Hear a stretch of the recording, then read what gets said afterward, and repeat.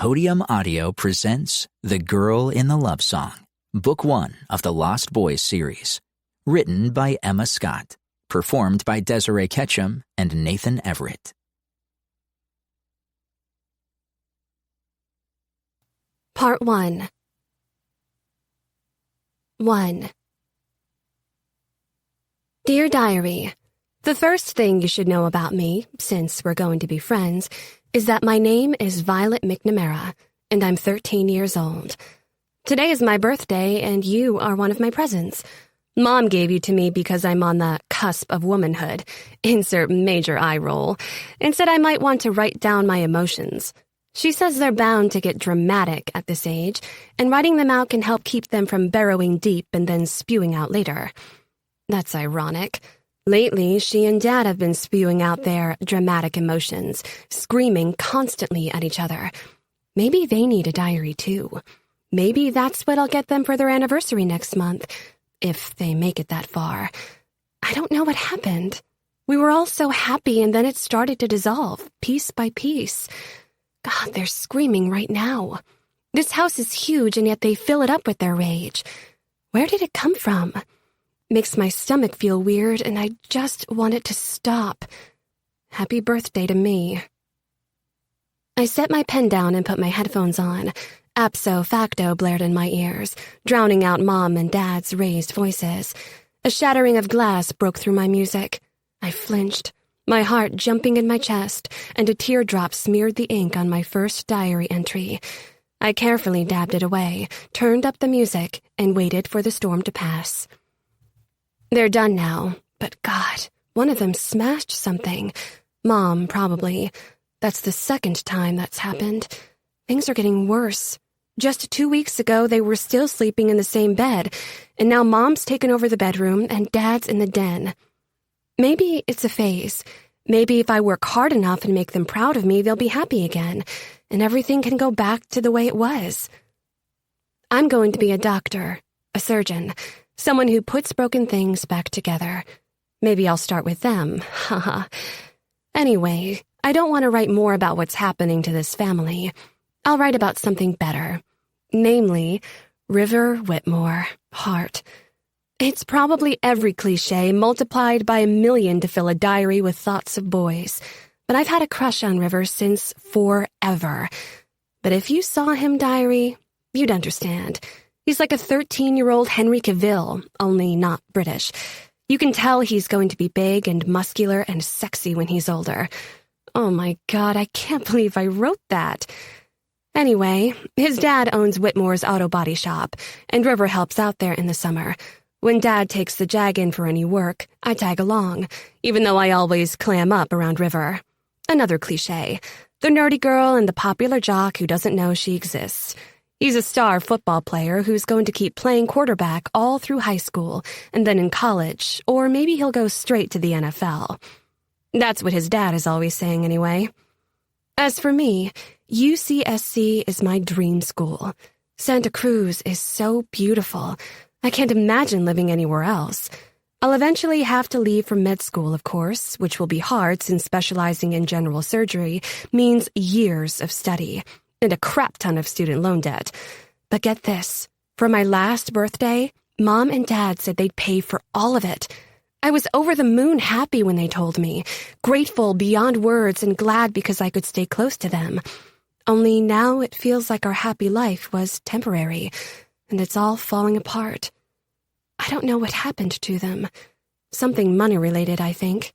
See, money can really suck. Anyway, My pen scratched at the paper as a sudden silence jarred me. There was a trellis on the wall outside my second-story bedroom, and a bunch of frogs that lived in the leafy vines had just gone quiet. Sometimes I'd imagine River Whitmore climbing the trellis to rescue me from my parents and their disintegrating marriage. But it would also make a perfect ladder for an intruder. I snapped off my desk lamp and sank back into the darkness of my room, breath held. Slowly, the frogs started up again. I pushed my glasses higher up on my nose and looked out my window, over the darkened pogonip forest of redwood and oak that bordered our backyard, then leaned over my desk and peered down. There was a kid, a boy. He looked about my age, though it was hard to tell only by the light of the moon hanging fatly in the sky. He had longish brown hair, and his shoulders were hunched into a dark jacket. The boy paced a small circle in frustration, as if he'd come to a dead end, my house, and didn't know where else to go. I glanced at my clock. It was nearly 10. Why is he out here, alone? The boy slumped against the wall beneath me, next to one of the coiled hoses hanging off its faucet. The frogs went quiet again as he slid down to sit on his butt. He drew his legs up, dangled his wrists off his bent knees, and hung his head. I wondered if he was going to sleep like that. I ran my tongue over my braces, thinking, should I call Dad? The police? But that would get the boy in trouble, and he looked like he was already having a crappy day. I lifted my window and warm June air wafted in. Wood scraped wood, and the boy's head shot up. Moonlight fell over his face, and I sucked in a little breath. He's beautiful. What a random, silly thought. Boys aren't beautiful. None that I knew. Not even River, who was more dashingly handsome. Before I could debate this issue with myself further, the boy scrambled to his feet, ready to run. "Wait! Don't go!" I called in a hissing whisper, shocking him and myself in the process. I don't know what prompted me to stop him or why. It just popped out, like I couldn't help myself, like it'd be a mistake to let him go. The boy stopped at the edge of the boundary where the path became forest.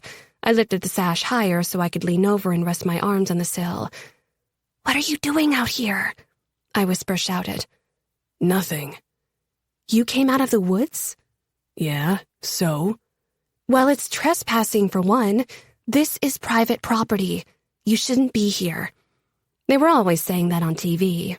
Sounded good then. The boy scowled. "You just told me not to go." "Because I wondered what the heck you were doing. It's late." "I was just taking a walk." "Where do you live?" "Nowhere. I don't know. Someone's going to hear us." "Nah, our neighbors are pretty far." I sucked on my braces again. "But this whispering sucks. I'll come down." "Why?" "To talk better," I said, and wondered if turning 13 had magically erased some of my shyness. Or maybe it's just this boy. "You don't know me," he said. "I could be dangerous." "Are you?" He thought for a second. "Maybe." I pursed my lips. "Are you going to hurt me if I come down there?" "No," he said, irritated. "But you shouldn't be taking chances." "Just stay put." I was in my pajamas, leggings with a slouchy UCSC sweatshirt over them. I grabbed my Converse shoes from the closet of my super neat room and slipped them over my socks. I stuck my head out the window again. The boy was still there. "Be right down." I sounded as if I climbed the trellis on the regular. I wasn't the sneaking out at night type of kid, but I was surprising myself right and left that night. I tucked my dark hair out of my way, climbed up onto my desk, and then stuck one foot out onto the ledge. "Don't," the boy said from below. "You're gonna fall." "I will not," I said, and carefully found my grip on the inside of the window ledge with my hands, while my right foot snaked out for a rung on the trellis. "How do you know it'll hold?" the boy called up. I had no idea if it would hold, but I'd already left the safety of the window ledge for the thinner, wooden crisscrosses of the trellis. I brushed vines out of my way and climbed slowly down, making sure to take my time to find each foothold. Then I plopped to the ground and dusted my hands together. "See? Stronger than it looks," I said. The boy glowered. "You could have been hurt." "Why do you care?" I don't. Just saying." He jammed his hands in his jacket pockets and flipped a lock of hair out of his eyes. He had beautiful eyes, blue like topaz.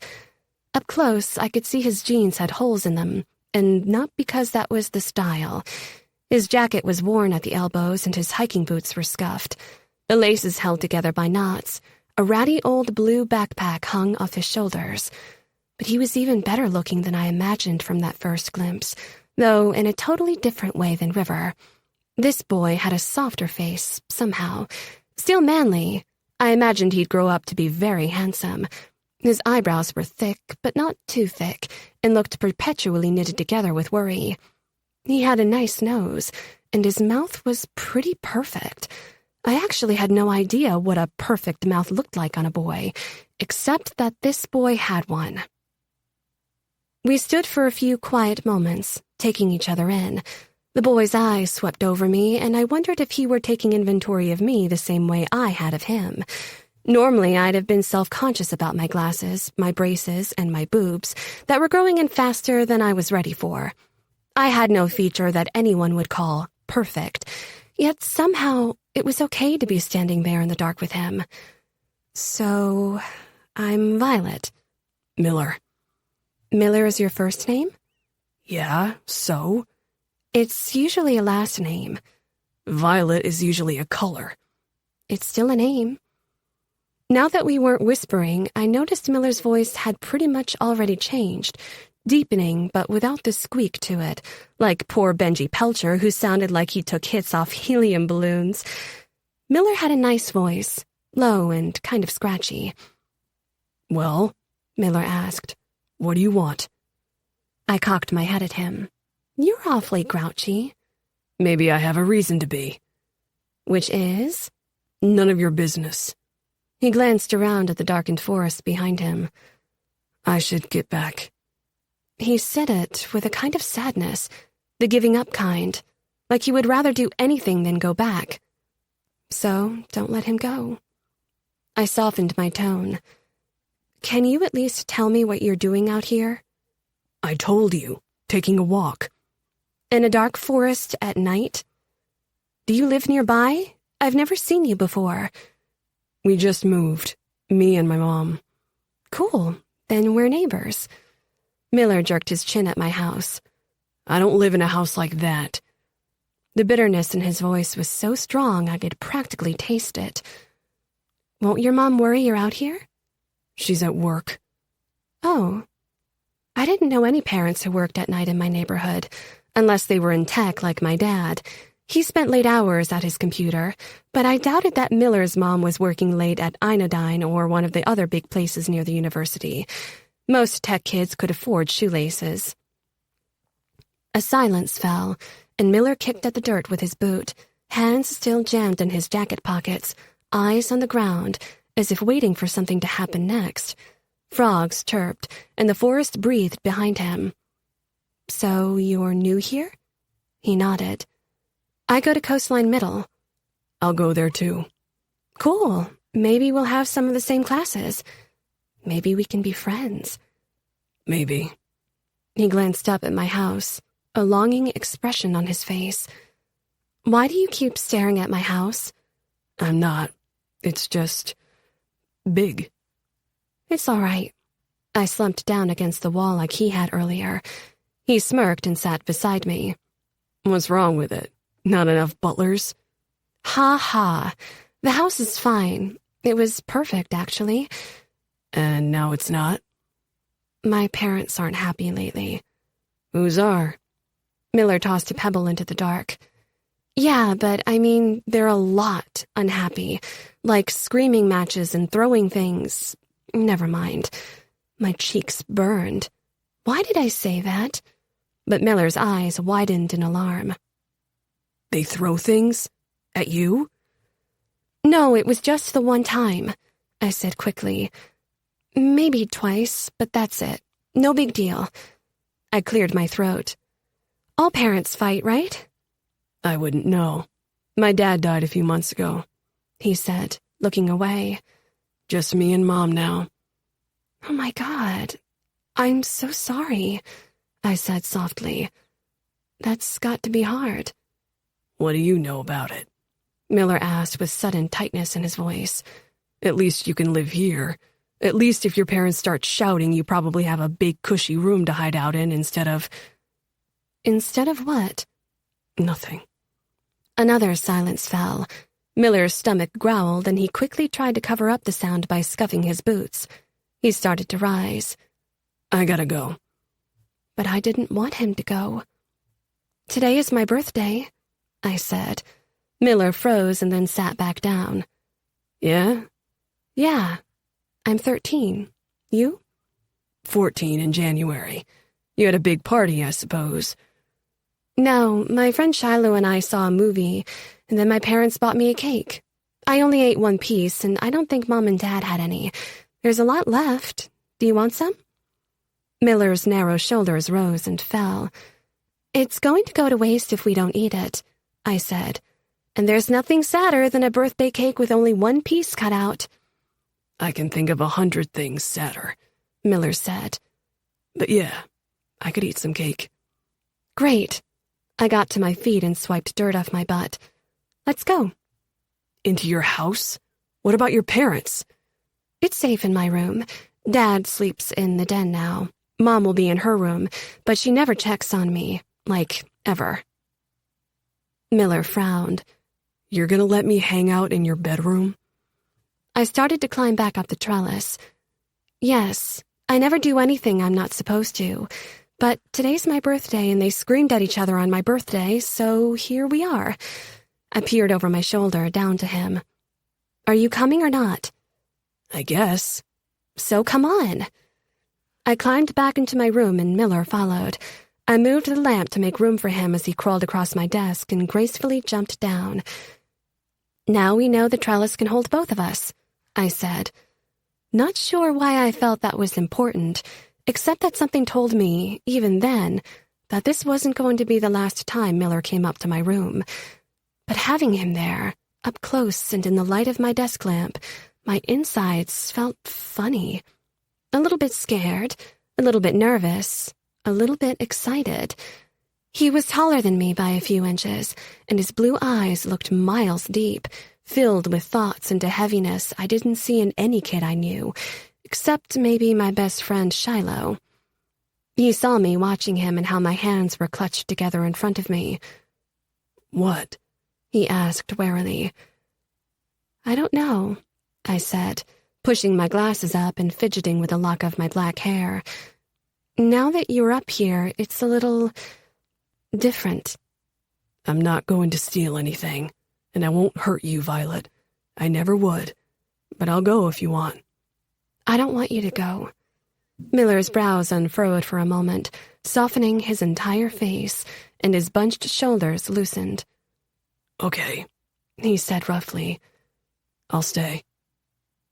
My heart squeezed with a little ache at how grateful he sounded, like he wasn't used to being wanted around, maybe. He looked away from me. I was probably staring to take in my impeccably neat room with its queen-sized bed and white ruffled comforter. Bookshelves took up the wall facing the window, and posters of Michelle Obama, Ruth Bader Ginsburg, and the soccer player Megan Rapinoe up on the walls. Don't all girls cover their walls with movies or rock stars? Yes, because all girls are exactly the same, I said with a grin. These are my inspirations. Michelle reminds me to stay classy, Ruth keeps me honest, and Megan pushes me to do my best. I play soccer, too. Cool. Miller's eyes widened, taking in my ensuite bathroom. You have your own bathroom? Wow. Okay. He gave his head a disbelieving shake. He looked almost mad. Okay, so, hang tight, I said. I'll go get the cake. I left Miller in my room and shut the door quietly behind me, then crept along the long hallway, passing guest rooms and bathrooms toward the staircase. My nervousness tried to creep back in. It's a little bit crazy to let a perfect stranger into our house. You know that, right? But I was a straight-A student, and teachers were always telling me how smart I was, how I had a knack for remembering facts, and the fact was, Miller had shown concern for my safety no less than 3 times in our short conversation. His grouchiness came from suspicion, like he couldn't figure out why I was being so nice to him. Because he's not used to people being nice to him, or bedrooms with attached bathrooms. In our huge granite and stainless steel kitchen, I took the birthday cake box out of the fridge. The sound of Miller's growling stomach echoed in my head, so I filled a Trader Joe's shopping bag with paper plates, a bag of tortilla chips, a jar of salsa, 2 cans of Coke, forks, and napkins. I slung the bag on my shoulder, carried the cake box with both hands, and snuck back upstairs. I fumbled my bedroom door open. Miller was gone. Crap. My shoulders slumped with disappointment that bit harder than I expected. Then I nearly dropped the cake box when Miller appeared from my walk-in closet. "Wasn't sure if it was you," he said. "I thought you bailed on me." "Still here." He eyed my grocery bag and his voice tightened. "What's all that?" "Food. I've been studying all night." "You study in the summer?" "Yes, I take high school prep classes. I'm going to be a doctor someday. A surgeon. That takes years of school and training, so I'm trying to get ahead." "Oh, cool." "So I was studying, and it made me hungrier than I realized. It's not much, just chips and salsa and soda, plus birthday cake. Not exactly Health Food Weekly snacks of choice." Miller said nothing, and I sensed that he was too smart to fall for my thinly disguised charity. His hunger must have overcome his pride, though, because he didn't argue, but let me set up our small picnic on the floor, shielded by the bed should a parental unit walk in.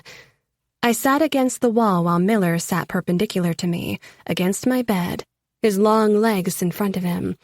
I laid out the food and we ate, and talked about some of the kids at school he'd meet.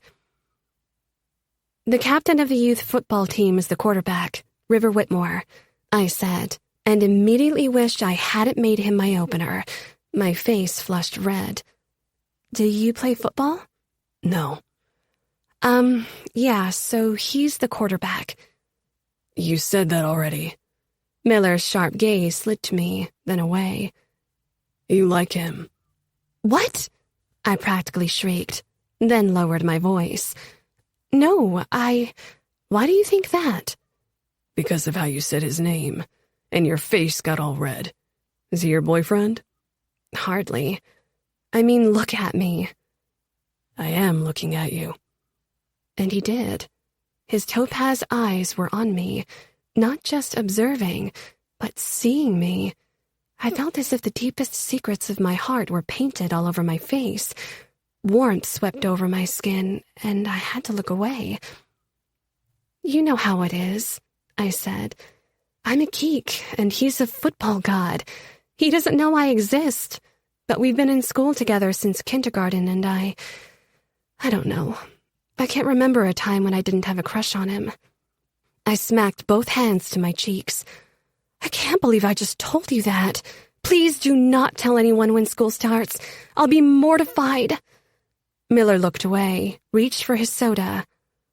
"I'll forget you even mentioned it." "Right, so anyway, you'll also meet Shiloh. She's super smart and sarcastic, and beautiful, too. She looks a lot like Zoe Kravitz. She's my best friend. My only friend." "I got none. You're doing all right." "Yeah, but you just moved here. I've lived here my whole life." I brushed a lock of hair behind my ear. "But you and me, we're friends now, right? Let's exchange phone numbers so we can text." I grabbed mine from off the bed. Holy crap, it'll be so cool to get a text and not automatically know it's Shiloh. "I don't have a cell phone," Miller said, brushing his hands off on his torn jeans, not looking at me. "Oh, wait, really?" I let my phone drop in my lap. "How do you survive?" "If you have to live without something, you just do." "I can't imagine it." He scowled. "I'll bet." "Hey." "Well, didn't you just say you couldn't imagine it?" "Yes, but that's not fair to—" "Fair?" Miller scoffed. "You have no idea about fair." "Why are you getting mad at me?" He opened his mouth and snapped it shut. "I'm not." I let a few seconds go, then glanced up at him. "It's okay. You can tell me stuff, if you want." "What kind of stuff?" "Any kind. Like where you live." "We just met," Miller said. "And you're a girl." "So?" "So, guys don't talk about stuff with girls. They talk with other guys." "Friends talk to each other, remember? And besides," I made a show of looking around and then peeked under the bed. "No guys here." He snorted a laugh. "God, you're a dork. But kind of brave, too." You think I'm brave? He nodded. My cheeks felt warm. No one's ever called me brave before. A small smile flickered over his lips as our eyes met. The air between us seemed to soften and grow still, kind of perfect, just sitting there with this boy on my birthday. Then my mom threw open her bedroom door from down the hall with a bang, and her footsteps thumped down the stairs. I flinched, and then Miller and I froze. A few minutes later, her voice rose and my father answered, both of them growing louder and louder until they were in a full-blown shouting match. I could feel Miller watching me, and my face burned. My stomach tightened into knots around all the food I'd just eaten, making me feel sick. "I can't believe it!" Mom screamed from below. "Another one, Vince? How many more?" Jesus Christ, it's after 10 at night. Get off my back, Lynn. Their words became indistinct. Mom probably chasing Dad deeper into the house, waving some papers at him like I'd seen her do. Humiliation burned right through the center of me. I drew my knees up and covered my ears, wishing they'd both drop dead. The green scent of pine needles and the spicy bite of salsa wafted over me. I peeked one eye open. Miller had moved to sit beside me. He didn't put his arm around me, but sat close enough that we were touching, shoulder to shoulder, making contact, letting me know he was there. I leaned over, tipping into him, and we listened until my parents' blow-up faded out. Mom's footsteps thumped back upstairs. Her door slammed. Below, the den door slammed too, and silence descended. "They fight a lot?" Miller asked in a quiet voice. I nodded against the worn material of his jacket.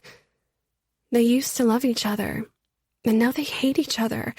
I feel like I was in a simulation of the perfect family, but there's a glitch in the programming. Why don't they just get divorced? I think there's some kind of money situation. They don't tell me anything, but I know they can't split up until it's fixed. My eyes stung.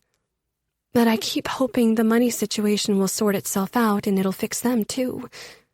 Miller said nothing, but I felt his shoulder press into me a little more. "We're friends, Violet," he said finally, looking straight ahead. "What?" "You asked, and yeah, we're friends."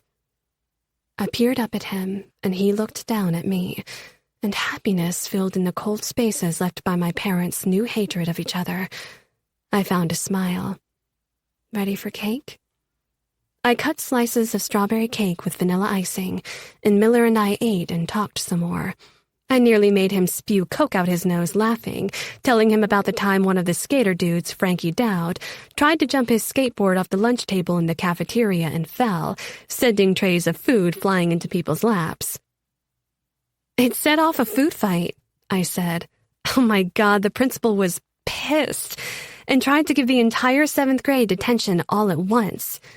Miller laughed harder. I loved his laugh. It sounded good in his scratchy voice, and his entire face lit up.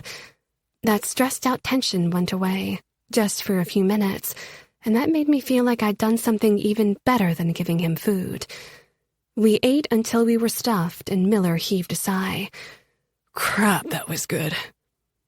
A thought seemed to occur to him, and that damn worry swept right back over him again. "I should go." "You don't have to." "Yeah, I do." He got to his feet and shouldered his backpack. "Thanks for the food and the cake." "Thanks for eating it with me so I don't feel so pathetic." "You're not pathetic," Miller said fiercely, then jammed his hands in his pockets. "Do you think maybe I can take another piece with me?" "Take the whole thing. I don't want it." "No," he said, his voice low. "I'm not taking your birthday cake. Just one piece. For my mom." "Oh, of course." I wrapped a piece of cake in napkins and handed it to him. "Miller?" "Don't," he said, putting the cake into his backpack. "How do you know what I was about to say?" "I know what you're going to ask, but don't bother. Tonight was a good night. I don't want to mess it up." "Telling me where you live would mess it up?" "Yeah, it would. Trust me. Might mess us up." "Us?" being friends," he said quickly. "You might not want to be friends with me." I doubt that, but okay. I won't bother you about it anymore. For now. "Thanks. And thanks for the cake." Sure, I said. He started toward the window and I bit my lip. See you tomorrow? "You want me to come back?" His blue eyes lit up for a quick second, then he offered a careless shrug. "Yeah, maybe." I rolled my eyes and clasped my hands in front of me. Ooh, maybe. So I'll just wait up all night for you, hoping and praying and pining for you to come back. He laughed a little. "You're so weird." And you're grouchy. We sort of fit, don't we? He nodded, his eyes dark in the dimness. "I'll see you tomorrow." He started to climb out the window. Hey, wait, I said, stopping him. I didn't ask your last name. Is it a first name? Ted? John? Oh, is your name Miller Henry? He smirked. "It's Stratton." Mine is McNamara. Nice to meet you, Miller Stratton. He smiled but turned his head away before I could see all of it. "Happy birthday, Violet." Oh my God, diary, that was nuts. I just snuck a boy in my room.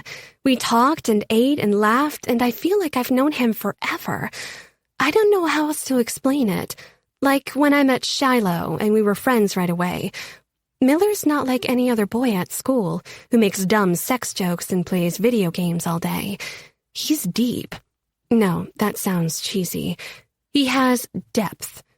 His grouchiness doesn't bother me either, and he didn't mind too much that I asked a million questions. Even so, he's still kind of a mystery. Like it could take years to get to know all of him, I think. He wouldn't tell me where he lived.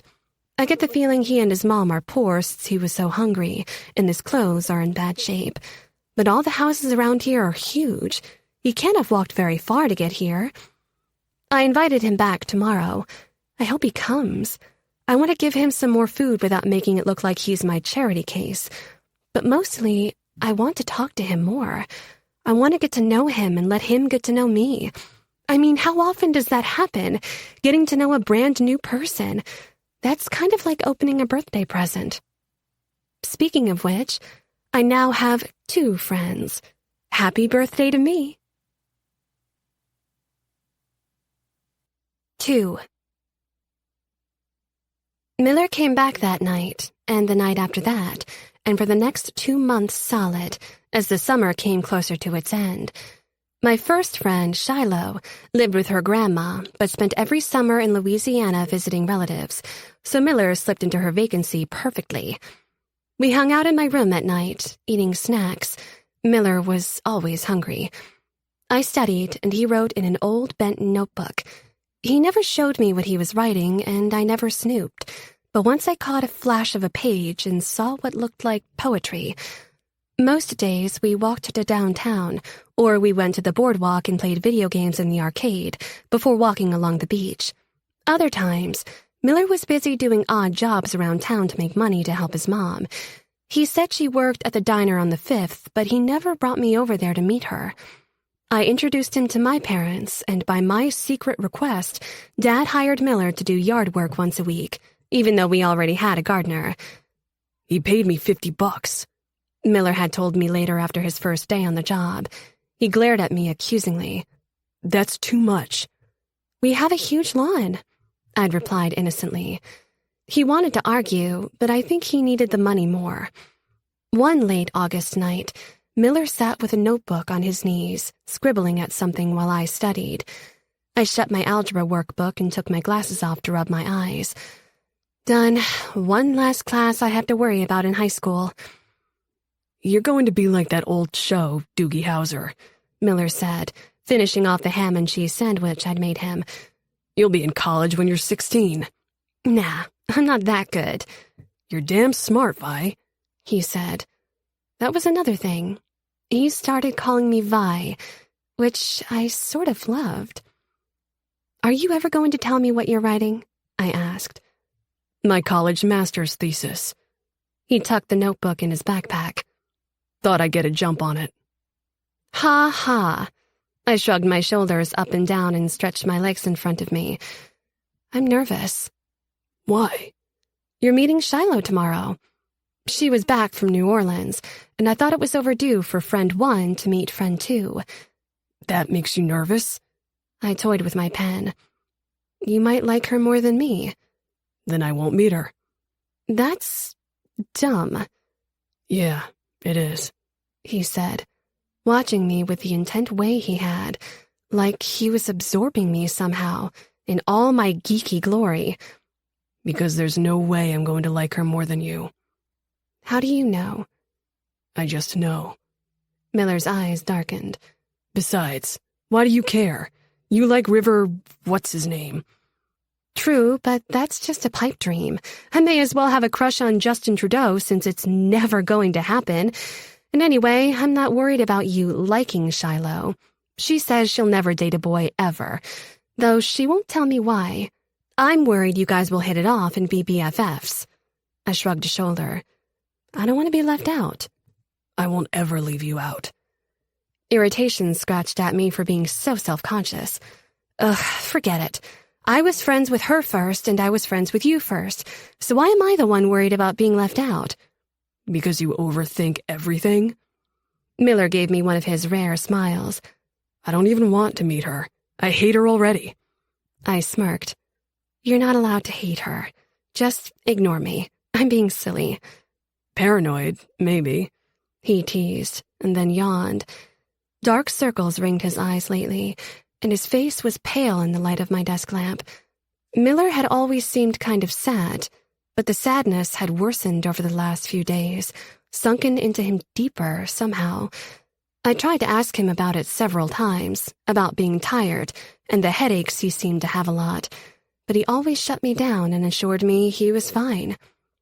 But it's obvious he's not fine. I bit my lip. Can I be honest? When are you not? You don't look so good. Are you okay? Don't mess around. Tell me for real. I'm fine. You look like you've lost weight. I'm fine, Dr. McNamara. It's just a headache. You keep saying that, but you're not getting better. Is it because school is almost starting? Are you nervous about that? Miller said nothing. I moved from my desk chair to sit beside him, but he jumped to his feet. I need to use your bathroom. He went and closed the door. I heard him pee and then run the faucet. That's another thing, I said when he came back out. You're always thirsty, always peeing. Jesus, Vi. It's true, so it makes me wonder. I swallowed hard. Do you not have plumbing at your house? Running water? Leave it alone. You can tell me, Miller. You know you can. I can't. You can, and I... Forget it. You wouldn't look at me the same way. He slung his ratty backpack on his shoulder. I gotta go. Fine, I said, pretending to be mad. I'll see you tomorrow. Vi, don't be like that, he said tiredly. There's not anything you can do, so don't worry about it. I said fine. You don't want to talk about it, so I won't. I made a big show of stretching and yawning. I'm going to bed. He studied me a moment longer, then nodded. Okay, see you tomorrow. Yep. Miller climbed out the window. When he was below my line of vision, I threw on my shoes and grabbed my sweatshirt, then peeked over the ledge. He had just reached the ground and was heading back to the woods. I counted to 10 in my head, then climbed out as quietly as I could and ducked into the woods after him. He was a dark, indistinct shape moving in the shadows, weaving between the looming trees, blocking out the moonlight. It was so dark I could hardly see where to put my feet. I nearly had to give up and turn around. Then Miller turned on the mini flashlight he kept strapped to his backpack, and I followed his light deeper into the woods. He took the access road that the park rangers had probably used a long time ago. It was overgrown now with greenery and potholes. Miller kept to the edge, heading northwest, deeper into the forest. I wondered if there were cabins this far in. The golf club was on the other side of the Pogonip. Maybe his mom worked there at night, and they had housing for their employees? Wrong. So wrong. Just off the old access road sat a station wagon, old, olive green with wood panels, rusted, dented. T-shirts were tucked into the windows to make curtains. A woman's T-shirt lay rumpled on the dash, along with fast food wrappers and empty drink cups. The car was sunken into the ground, like it hadn't moved in so long it was becoming part of the forest. My heart clenched as if I'd been punched in the chest. There was no destination this car would take them to. It was the destination. I peeked from behind a tree as Miller unlocked the back hatch on the station wagon. He dragged a cooler out onto the ground, opened it, grabbed a water bottle. He sank on the closed cooler and drank the entire bottle down. Then his shoulders slumped, defeated. My eyes filled with tears. I stepped out of the woods and onto the access road where the moonlight shone brightest. Hi. His head shot up in alarm. Then he hung his head again. Hello, Vi, he said dully. You're not surprised to see me? I'm more surprised you haven't followed me sooner. Have you? No, I said. I was in front of him now, the two of us standing in the dark and my voice cracking. Miller. Don't do that, he said, jabbing a finger at me. Don't fucking cry for me, Vi. Don't feel sorry for me. I can't help it. I care about you, and you never told me. Why would I? For help. You never asked for help. There is no help. What can you do? I shook my head helplessly. I don't know. Something. Anything. You give me food. That's enough. It's too much. No. I glanced around, trying to comprehend how two people's lives could fit in one car, how they had to cram their entire selves into that small space. How could Miller fit when he's so much? Where? I swallowed, tried again. Where do you shower? Friendship Park, at the clubhouse. That's for members only. I sneak in. You don't want to hear this, Vi. Yes, I do. Tears were streaming now. He's so brave. I didn't know what I meant by that, but it felt true. Brave that he lived this way, never complaining, never stealing, doing odd jobs to help his mom out. It's not because of drugs, if that's what you're thinking, Miller said darkly. My dad left and took all the money. You said he died. Because I wish he were dead. But he left and we were evicted from our apartment in Los Banos. My mom thought we'd get a fresh start here. Lots of jobs. But it's too expensive and the car fucking broke down, so we can't leave. But you got a job at a cafe, and at night... He shook his head, his blue eyes glittering in the dark. I waited. My breath held. Sometimes does stuff with men for money. How's that? Heard enough yet? Want to know what it's like to wash your hair in a Costco bathroom, or listen to your mom come back to this fucking car smelling like strange men and smiling at you with smeared lipstick, telling you everything's going to be okay? I sucked in a shaking breath. Where is she now? Where do you think? Will she be back tonight? I don't know. Sometimes they let her stay over at the motel to shower and stuff. If they do, she stays and sleeps in a real bed. I don't blame her. Then she'll go right to her job at the cafe in the morning. I wiped my nose. Leave her a note and get your stuff. Where am I going? With me, Miller. You're coming with me.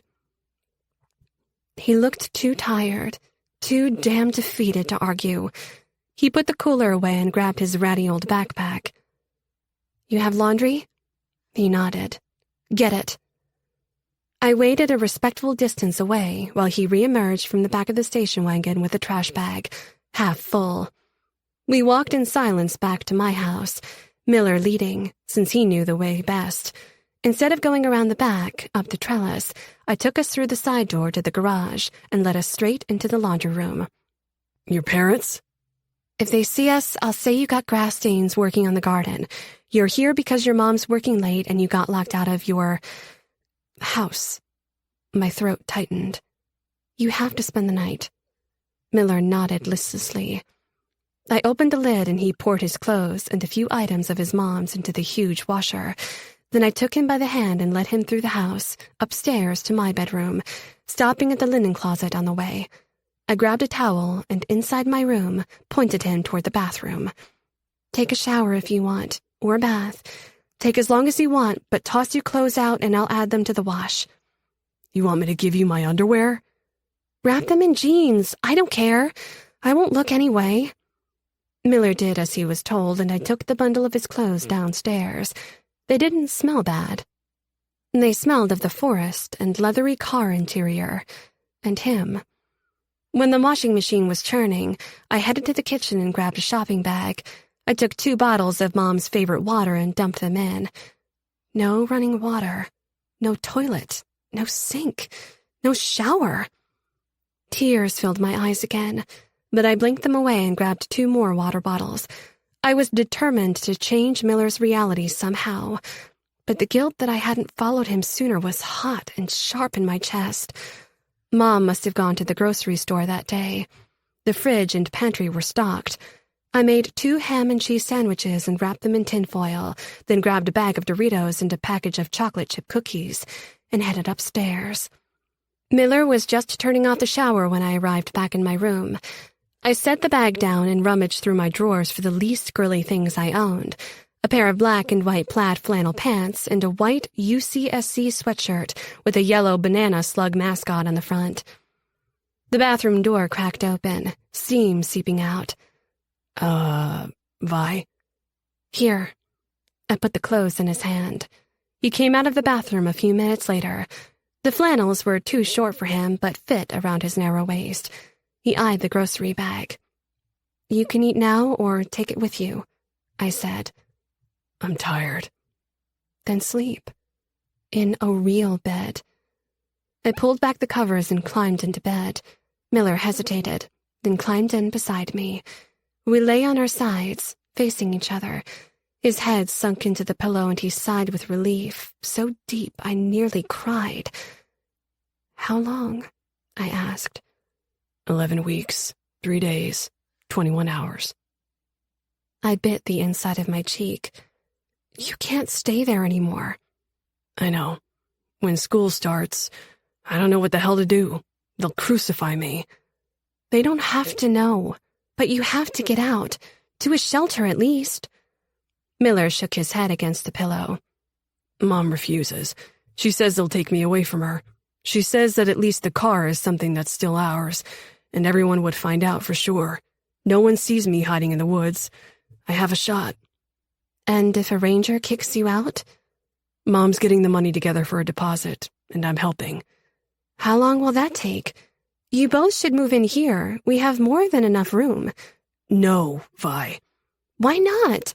Don't you think your mom would want to not do what she does?" "Yes," he said through gritted teeth. "But she doesn't trust anyone, and neither do I." "You can trust me, Miller." His hard expression softened, and he started to answer, but the timer on my phone went off. "That's the wash. Be right back." I hurried downstairs, past the den where I could hear the TV droning and see its bluish light spill out from under the door. Dad, still exiled out of the master bedroom to the fold-out couch, while Mom was ensconced in their king-sized bed. I stopped outside the den door. I could ask my dad for help, for advice. Then I thought about him waking Mom because Miller was in my room, my bed. They'd freak out, humiliating us both. In the morning, then. In the laundry room, I switched the clothes to the dryer, and when I came back up, Miller looked to be asleep. I propped my desk chair under the doorknob just in case my parents remembered I existed and turned out the light. I lay down beside him and pulled the covers up around us. My head nestled against my pillow, and he opened his eyes. "Vi," he whispered. "I'm here." "What am I going to do?" His voice was thick. My heart felt like it was cracking into 1,000 little pieces. "Sleep," I said, trying to sound brave, like he told me I was. "We'll figure it out." He shook his head. "I don't know. We've been in that car for weeks, but it feels like I was born there." Sometimes I just want the earth to open and swallow me up. I won't let it. I need you. You can't tell anyone. Swear to me you won't. Miller. Swear it or I'll leave right now and never come back. He seemed too exhausted to move, but I knew he'd haul himself up and crawl out my window if I didn't promise. I squeezed my eyes shut, hot tears leaking out. I swear. Thank you, Vi. I bit back a sob and snuggled up close to him and put my arms around him.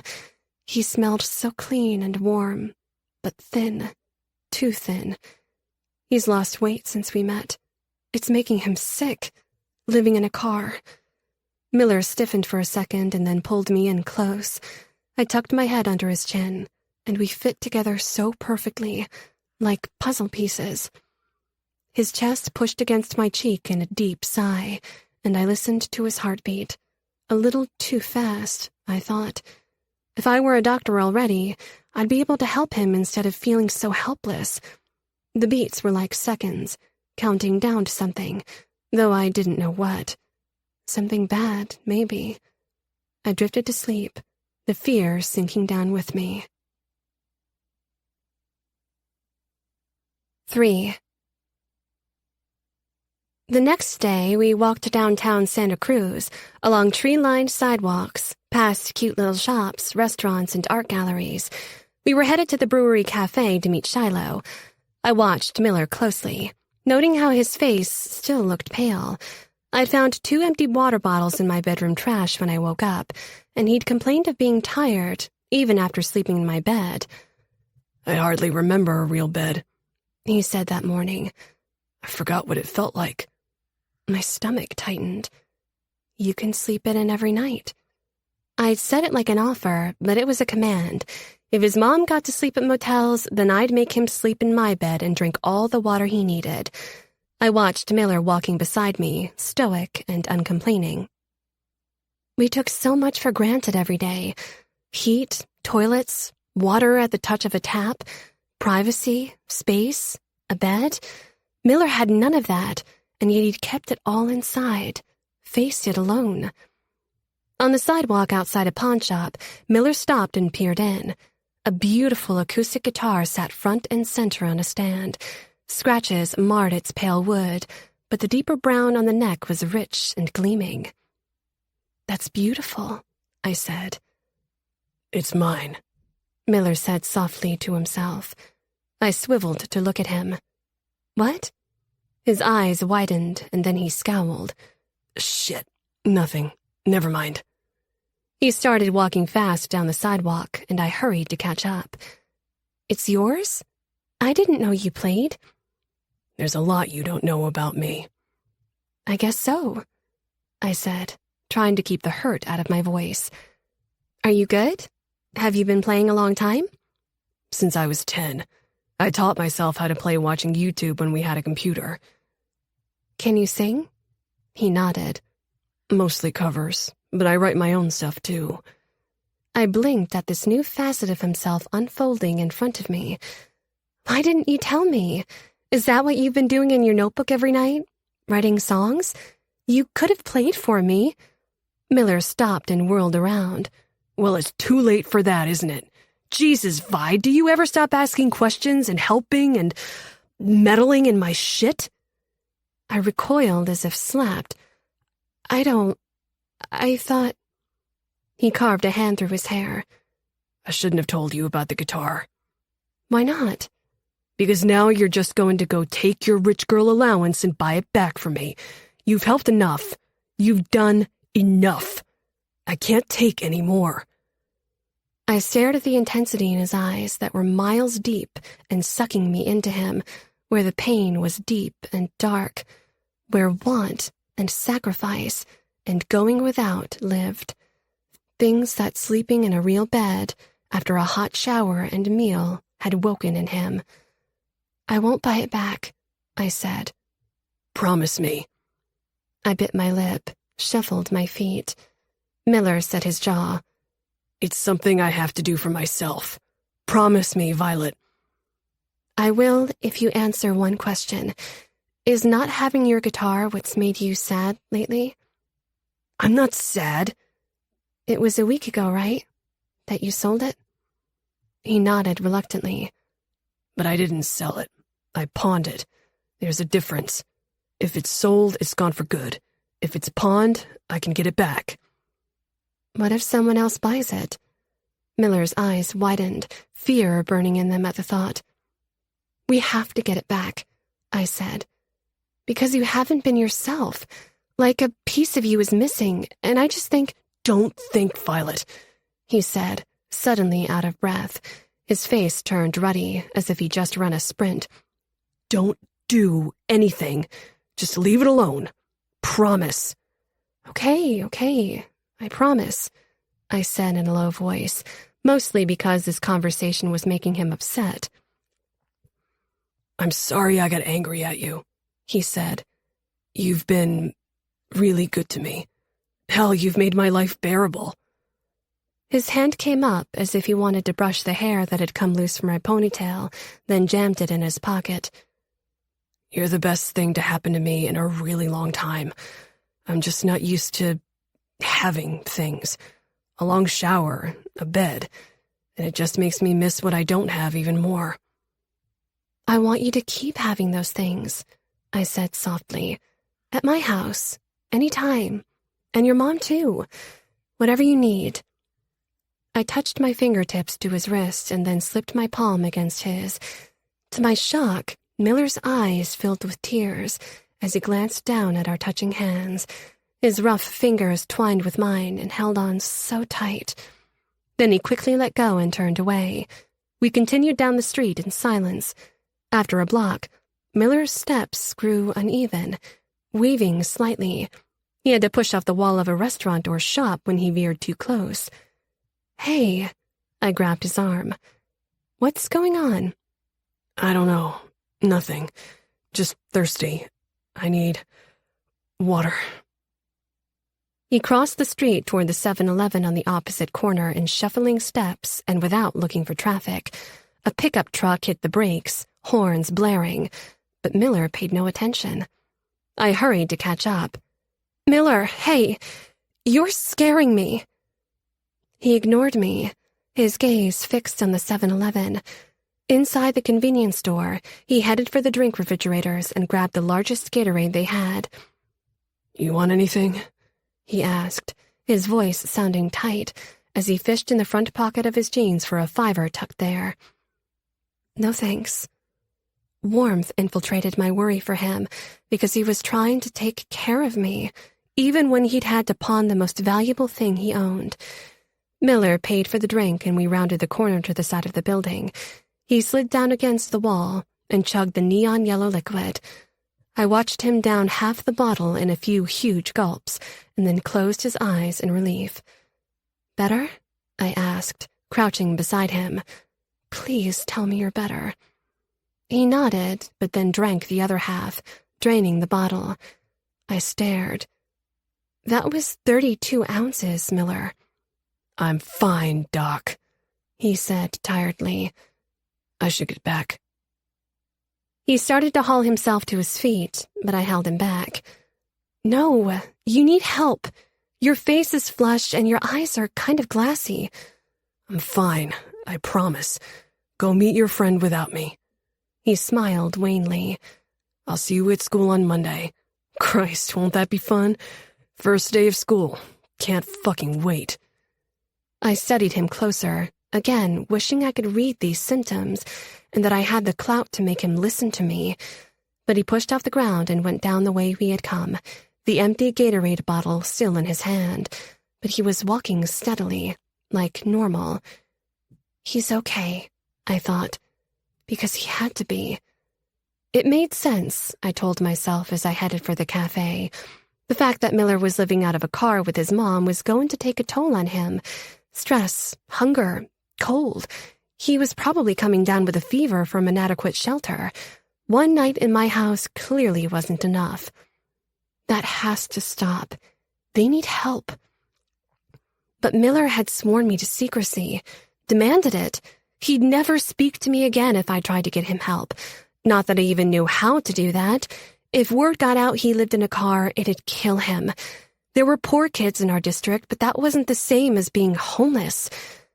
There has to be a way, I thought.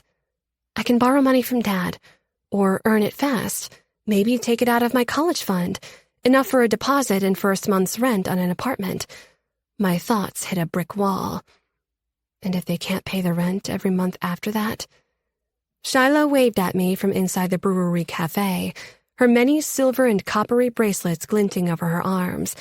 I replaced my worried frown with a smile. She couldn't know about Miller's situation either, even though I was dying to tell her. She'd say I had to tell someone else, immediately. But I'd promised Miller, and I always tried to keep my promises. But sometimes keeping a promise wasn't good or right. Sometimes it was the worst thing you could do. That night, I left my bedroom window open to hear Miller in case he showed up. All was quiet until 9 or so, and then it sounded like someone crashing through the woods. I looked down to see him stumbling and mumbling to himself, like he was drunk. Miller? He turned his face up, and a gasp stuck in my throat at how pale he was, ghostly white, confused, like he didn't know who I was. Oh, God, this is bad, so very bad. He mumbled something and fell to his knees. I climbed down the trellis as fast as I could, slipping once. My palms scraped the wood, then I hit the ground just as Miller turned on the faucet to our garden hose. He drank from it as if he were dying from thirst, as if he'd been in a desert for months. The scent of urine, his pants were dark with it, hit me, mingled with a fruity smell that didn't belong there. Miller, wait, please, stop. I reached to take the hose away from him. The way he needed it was terrifying, like a rabid animal, water flooding its mouth, choking him, spilling all over his face and shirt. He shoved me aside and kept at it until his eyes rolled up in his head to show the whites. Then his body went limp, and he collapsed to the ground hard, not moving. A strangled cry tore out of me. My heart crashed against my ribs. I tossed the hose aside and crawled to put my ear on Miller's chest, damp with water. He was still breathing, his heart still pumping, but faintly. Someone help! The night was dark and swallowed my scream. I rocked in helpless desperation, feeling around my pockets for a cell phone I was sure I'd left upstairs. It was in my back pocket. Oh, thank God. My hands trembled as I dialed 911. Hold on, Miller. Please, hold on. They say your entire life flashes before your eyes when you're about to die, but they don't tell you that it also flashes when someone you truly care about might die too. Like a movie on Fast Forward, I saw Miller's funeral the first day of school, and me crying all day, sitting in my room alone. It's now 2 a.m, and I just got back from the hospital. Yesterday, Miller drank a huge Gatorade like a frat boy chugging beer on a dare. Tonight, he passed out in my yard while sucking down water from our garden hose, as if he were trying to drown himself in it. I called 911, and then Mom was screeching down at me from my bedroom window, and Dad was running around from the backyard. The fire trucks showed up, EMTs, and everyone was asking me what was going on. All the while, Miller lay in my lap, hardly breathing, not moving, his face pale as death. They wouldn't let me go in the ambulance with him, and since I had no way to contact his mom, he rode alone. He was all alone. On the way to the hospital, my parents grilled me about why Miller was outside my bedroom window late at night, and did this happen frequently, and just what the hell was going on. And because my parents were parents, they started screaming at each other that no one had been paying attention, so now the lawn boy was sneaking into my room every night. Good. Let them fight like assholes, because at least they weren't asking me about Miller. But at the hospital, the cops asked. The doctors, a social worker.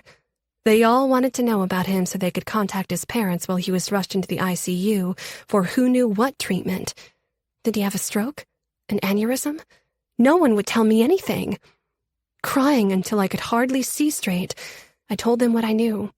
That Miller's mom, Lois Stratton worked at the 24-hour diner on the 5th during the day. I'd said she worked nights, too, but Miller hadn't told me where. That was mostly true, at least. Where did he live? Address? I cried harder as I told them he didn't have one. I didn't want to break my promise, but a part of me was relieved. Like maybe now someone would help them. I held a little bit of hope we could keep the kids at school from hearing about it, but one of the police officers was Mitch Dowd, Frankie's dad. He would tell Frankie, and Frankie would blab it everywhere, riding around on his skateboard like he was Paul Revere. In the waiting room, I silently told Miller I was sorry, but he could be mad at me all he wanted if only he'd wake up and be okay. After what felt like years of terrified waiting, they finally told us. Type 1, or juvenile diabetes. Miller's blood sugar levels nearly topped 600 milligrams, and the term diabetic hypersimolar syndrome was floated by one of the doctors. I'd heard of diabetes, of course, but had no idea what the rest meant, except that he'd nearly died. The doctors said Miller was stable. The police said they'd find his mom. There was nothing left to do but go home. In the car, my parents were too tired to do more than snipe at one another, and they sent me to bed with the promise that, we'll talk about this in the morning. But no sooner had I shut the door than they started up again, blaming each other for not knowing what was going on under their own roof. I hate them. I love Miller. I'm saying it now for the first time, writing it down in black and white, because it's absolutely true. I've never felt like this before. Like my body and all my senses are lit up, but I'm scared too. I'm sure he doesn't feel the same. Why would he? I'm the geeky, annoying girl who meddles in his business. He's always saying so. But we're friends. He's my best friend. My soulmate. If a soulmate is the person you can't live without. The person you'd do anything to keep safe and happy. That's what I knew for sure. I can't lose him again. And the more pressure you add to two people, the more crashed they became under the weight. Just look at my parents. They were best friends once too. I'm not going to mess things up by adding more to us, but I can take care of him and make sure he's safe. That's how I'll keep him forever. 4. That's when I knew I'd love her forever. The doctors left. They explained my diagnosis, and the weight of it sank into me, pressing me down. For the rest of my life, I'd have to watch what I ate and drink as if I were on Weight Watchers, constantly measuring and counting carbs and grams of sugar to keep my numbers stable. Exercise is good, they said, but I'd have to be careful about exerting myself, or I could go blind, lose a foot, or fall into a coma and die like Julia Roberts did in Mom's favorite movie. A ball and chain of rules and diets and restrictions, needles and pills that I'd have to carry across a tightrope without a net for the rest of my life. Then Violet stepped into my hospital room, dressed in a yellow t-shirt and jean shorts. Her shiny black hair is in a messy ponytail, and her dark blue eyes behind her glasses are filled with worry and care. For me. And in her hand was my guitar. My body weighed 1,000 pounds, but in that moment, a heavy burden lifted off of my soul. "You promised," I croaked. "I don't know what you're talking about," she said, trying to smile around shaky, watery words. She laid the guitar on my lap. "Do you even like guitars? I had no idea.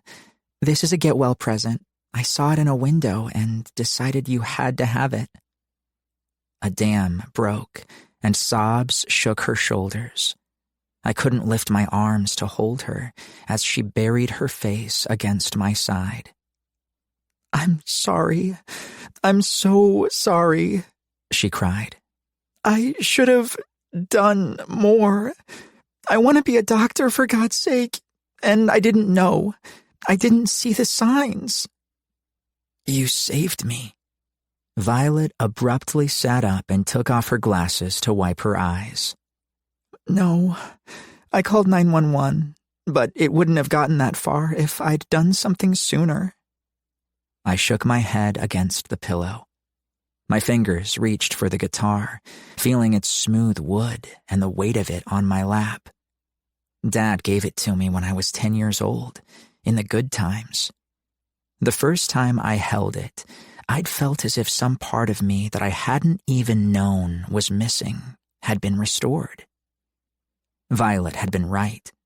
Pawning the guitar had been like tearing off a limb and handing it over to the sweaty guy behind the counter. I didn't think I'd ever hold it again. And now it was back. Now I could play for her all the songs I'd been writing in her room, with her sitting not a foot from me, oblivious to how perfect she was. "But I'm never going to be so ignorant again," Violet said, putting her glasses back on and sitting straight. "Type 1 diabetes means insulin shots and monitoring your glucose and keeping track of your diet. I'm going to study up on it. I'll learn how to do the shots and the finger pricks and how to read the monitors and make sure that you stay level. And I'm going to make sure you do it too, that you take care of yourself so that you don't ever..." Hiccuping sobs took over and the tears came again. "Vi, don't." "I was so scared, Miller," she whispered. "I'm sorry. It's not your fault." Guilt that she had to see me like that ripped through me, even as hope bloomed in my chest. Her tears, her anguish, they can only mean one thing. She loves me too. Then a nurse came to do a finger stick and showed me how to gather the drop of blood into a reader that measures the sugar levels. Vi watched closely, mentally taking notes. "Can I see it?" Vi asked when the nurse was done. "I'm going to be a doctor someday." "Throw it in the bin when you're finished." The nurse gave her the finger stick and left the room. Violet waited until she was gone and then punctured her own finger. "What are you doing?" She took my hand, pressed the ruby red drop of blood on her fingertip to mine. "Promise me," she said. "Promise me we'll always be friends. I can't lose you again. Not ever." Always be friends. I wanted to laugh and tell her how impossible that is, how I crossed a boundary the night we met, how all the broken pieces of my life come together when I'm with her, even for a little while, how we'd been hanging out for months, and every minute I tried to find the courage to tell her that this poor, homeless kid with nothing to offer would die for her. I swallowed hard, swallowed down what I want to say, because I'm 13, and I'm not supposed to love a girl like this, so soon, so completely.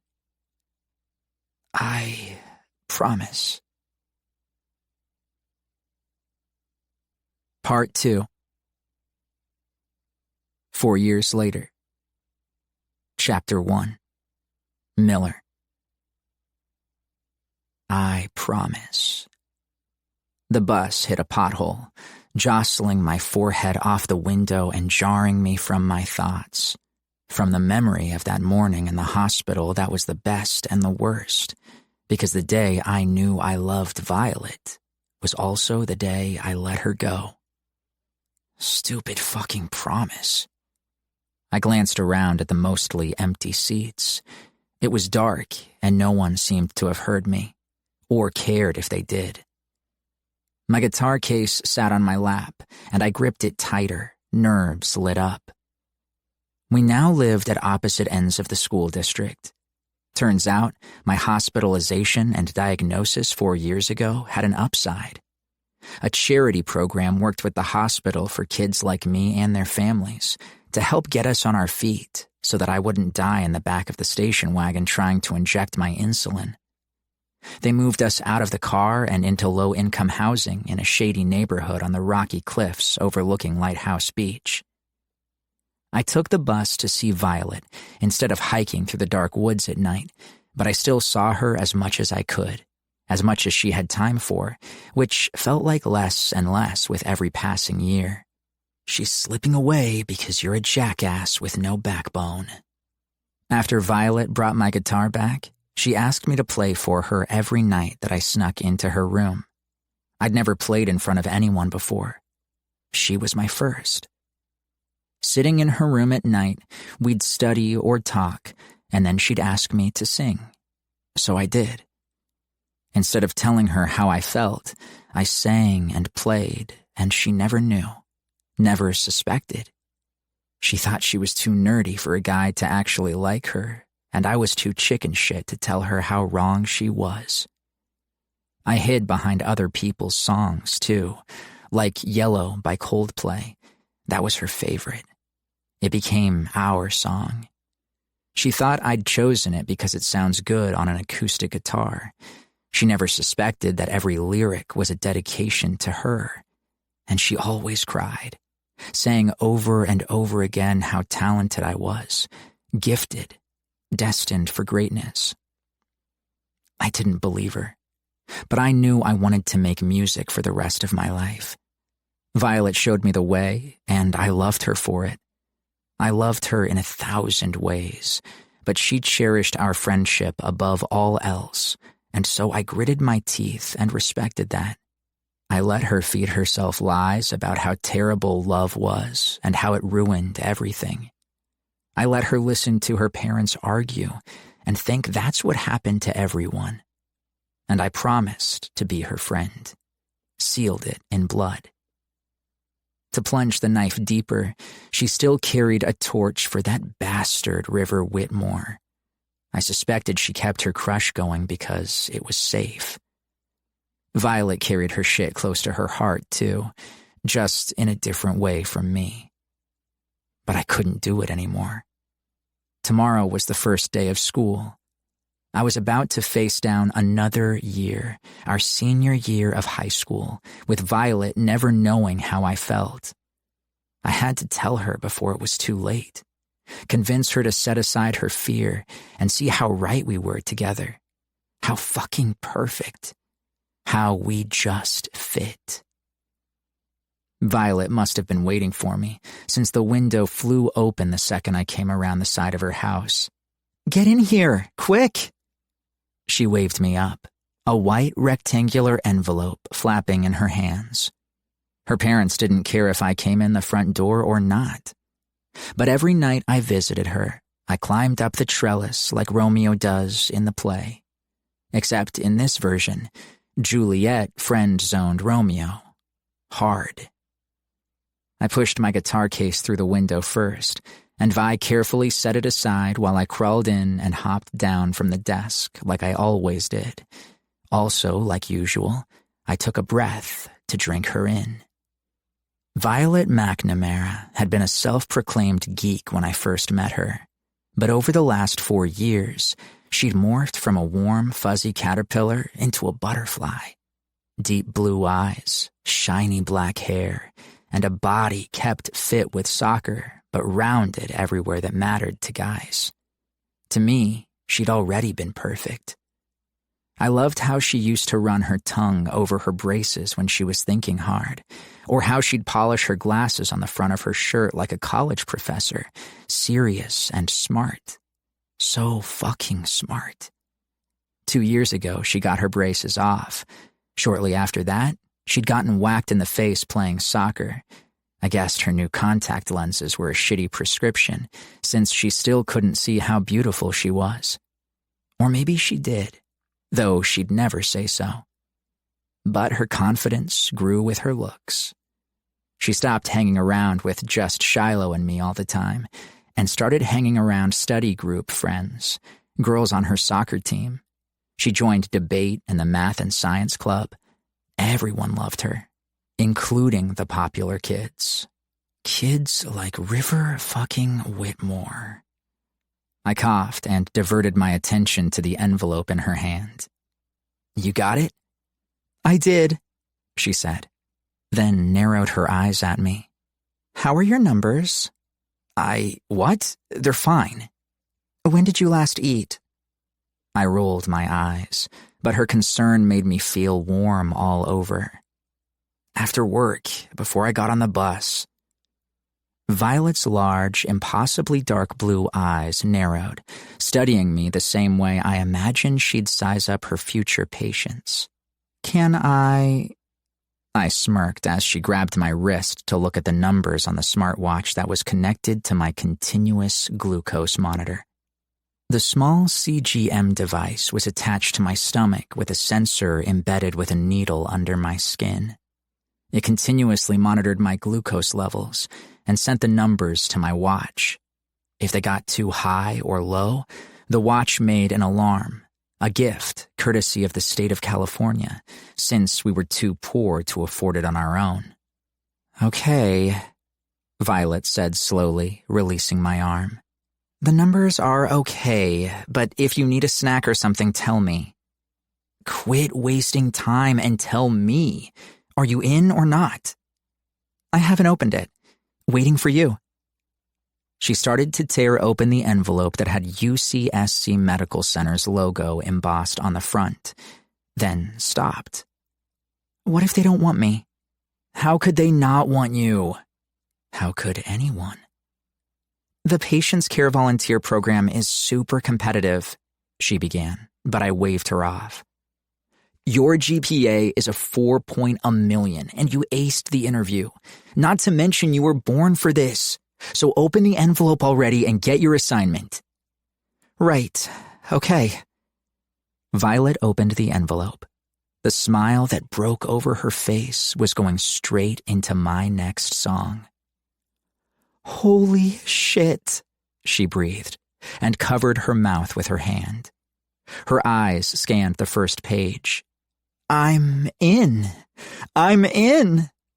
She threw her arms around my neck.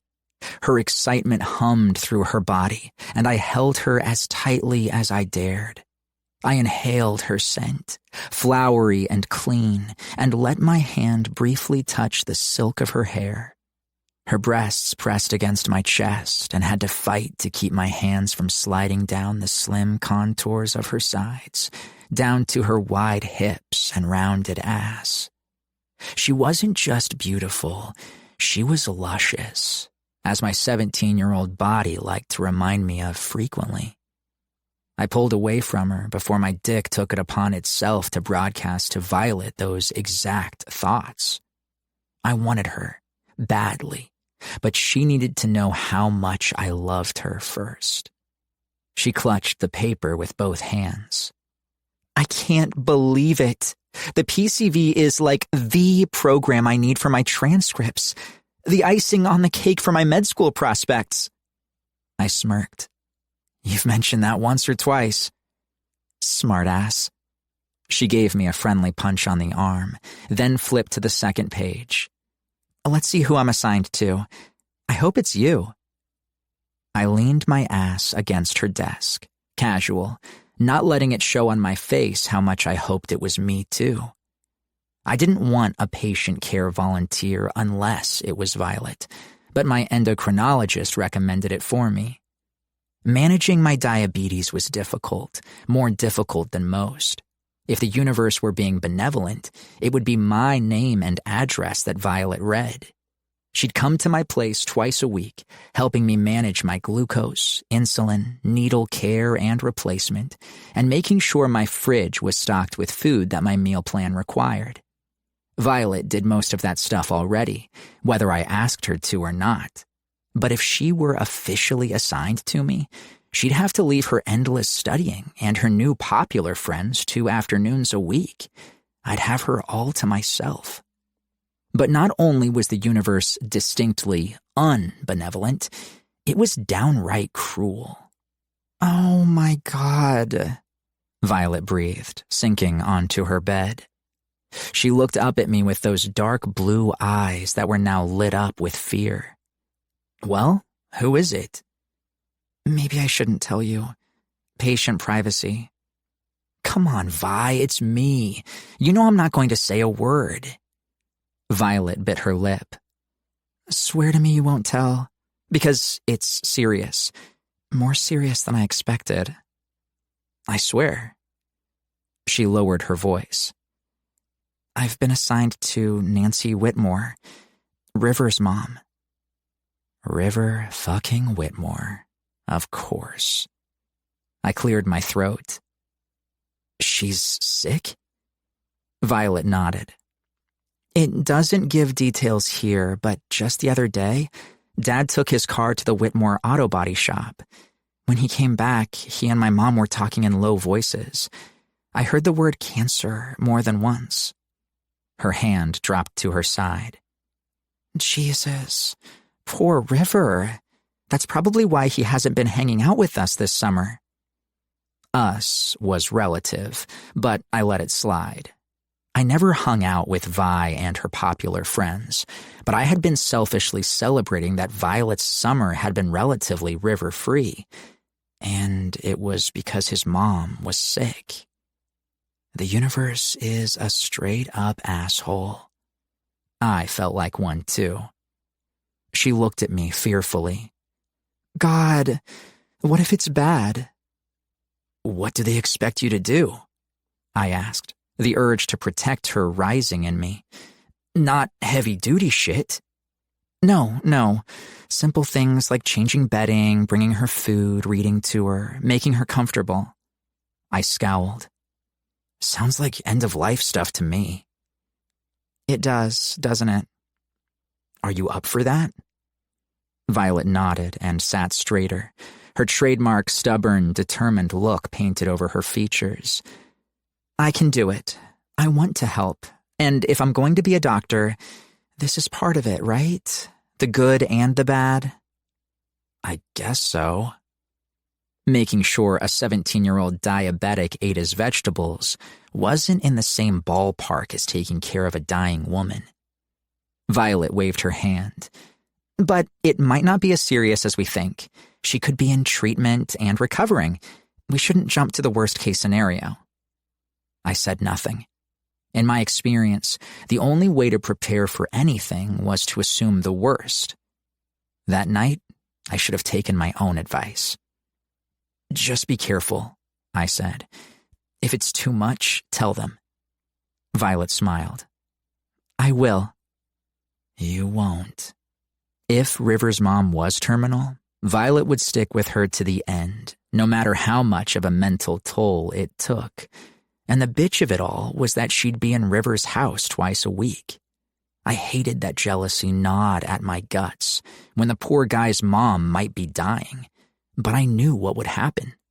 Violet would Florence Nightingale her way into being more enamored with River Whitmore, and he'd fall in love with her compassion and bravery. How could he not? It's what I did. Violet caught my dark expression. I'm sorry I wasn't assigned to you, but I'm glad you'll have someone helping. Don't give your PCV a hard time, okay? Who, me? I'm serious. I worry about you. Don't. Violet rolled her eyes. Like that's possible. She tilted her head and stood up, took a step closer. I could smell her perfume and the soap she used in the shower. You look a little pale right now, actually. Are you feeling low? Do you need a snack? I don't need a snack, I practically shouted, making her flinch. The song I'd come to sing for her felt stupid and incredibly selfish after the severity of her assignment. And how could I tell her what I felt while her thoughts were entirely filled with River? My hands clenched the side of the desk until my knuckles ached. Anger at the Whitmores for ruining my plan simultaneously battled with feeling like shit for the tragedy unfolding in their lives. So I did the mature thing and took it out on Violet. Miller? I'm fine, I bit out. I'm always the same. You're the one who's different. What the hell is going on with you anyway? Me? Violet sank back down on the bed. What do you mean? You've been distant. She blinked. When? Last week? This summer? All last year? Ever since you started hanging around Evelyn Gonzalez and her friends? Is that how it's going to be this year? We're not cool enough for you anymore? Jesus, my petulant bullshit had become a runaway train I couldn't stop. You know that's not true, Violet said. And who is we? Has Shiloh said something?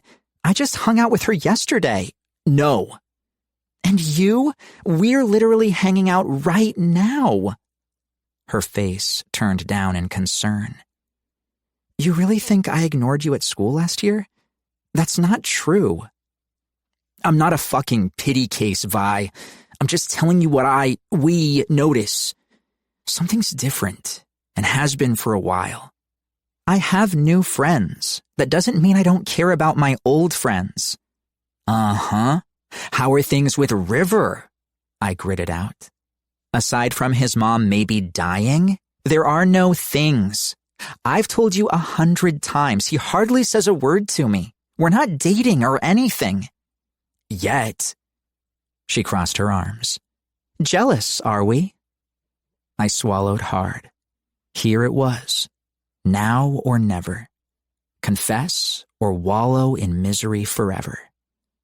But in the silence that stretched between us, Violet began to stare at me fearfully, scared that I might be on the verge of imploding our friendship, of breaking our blood vow.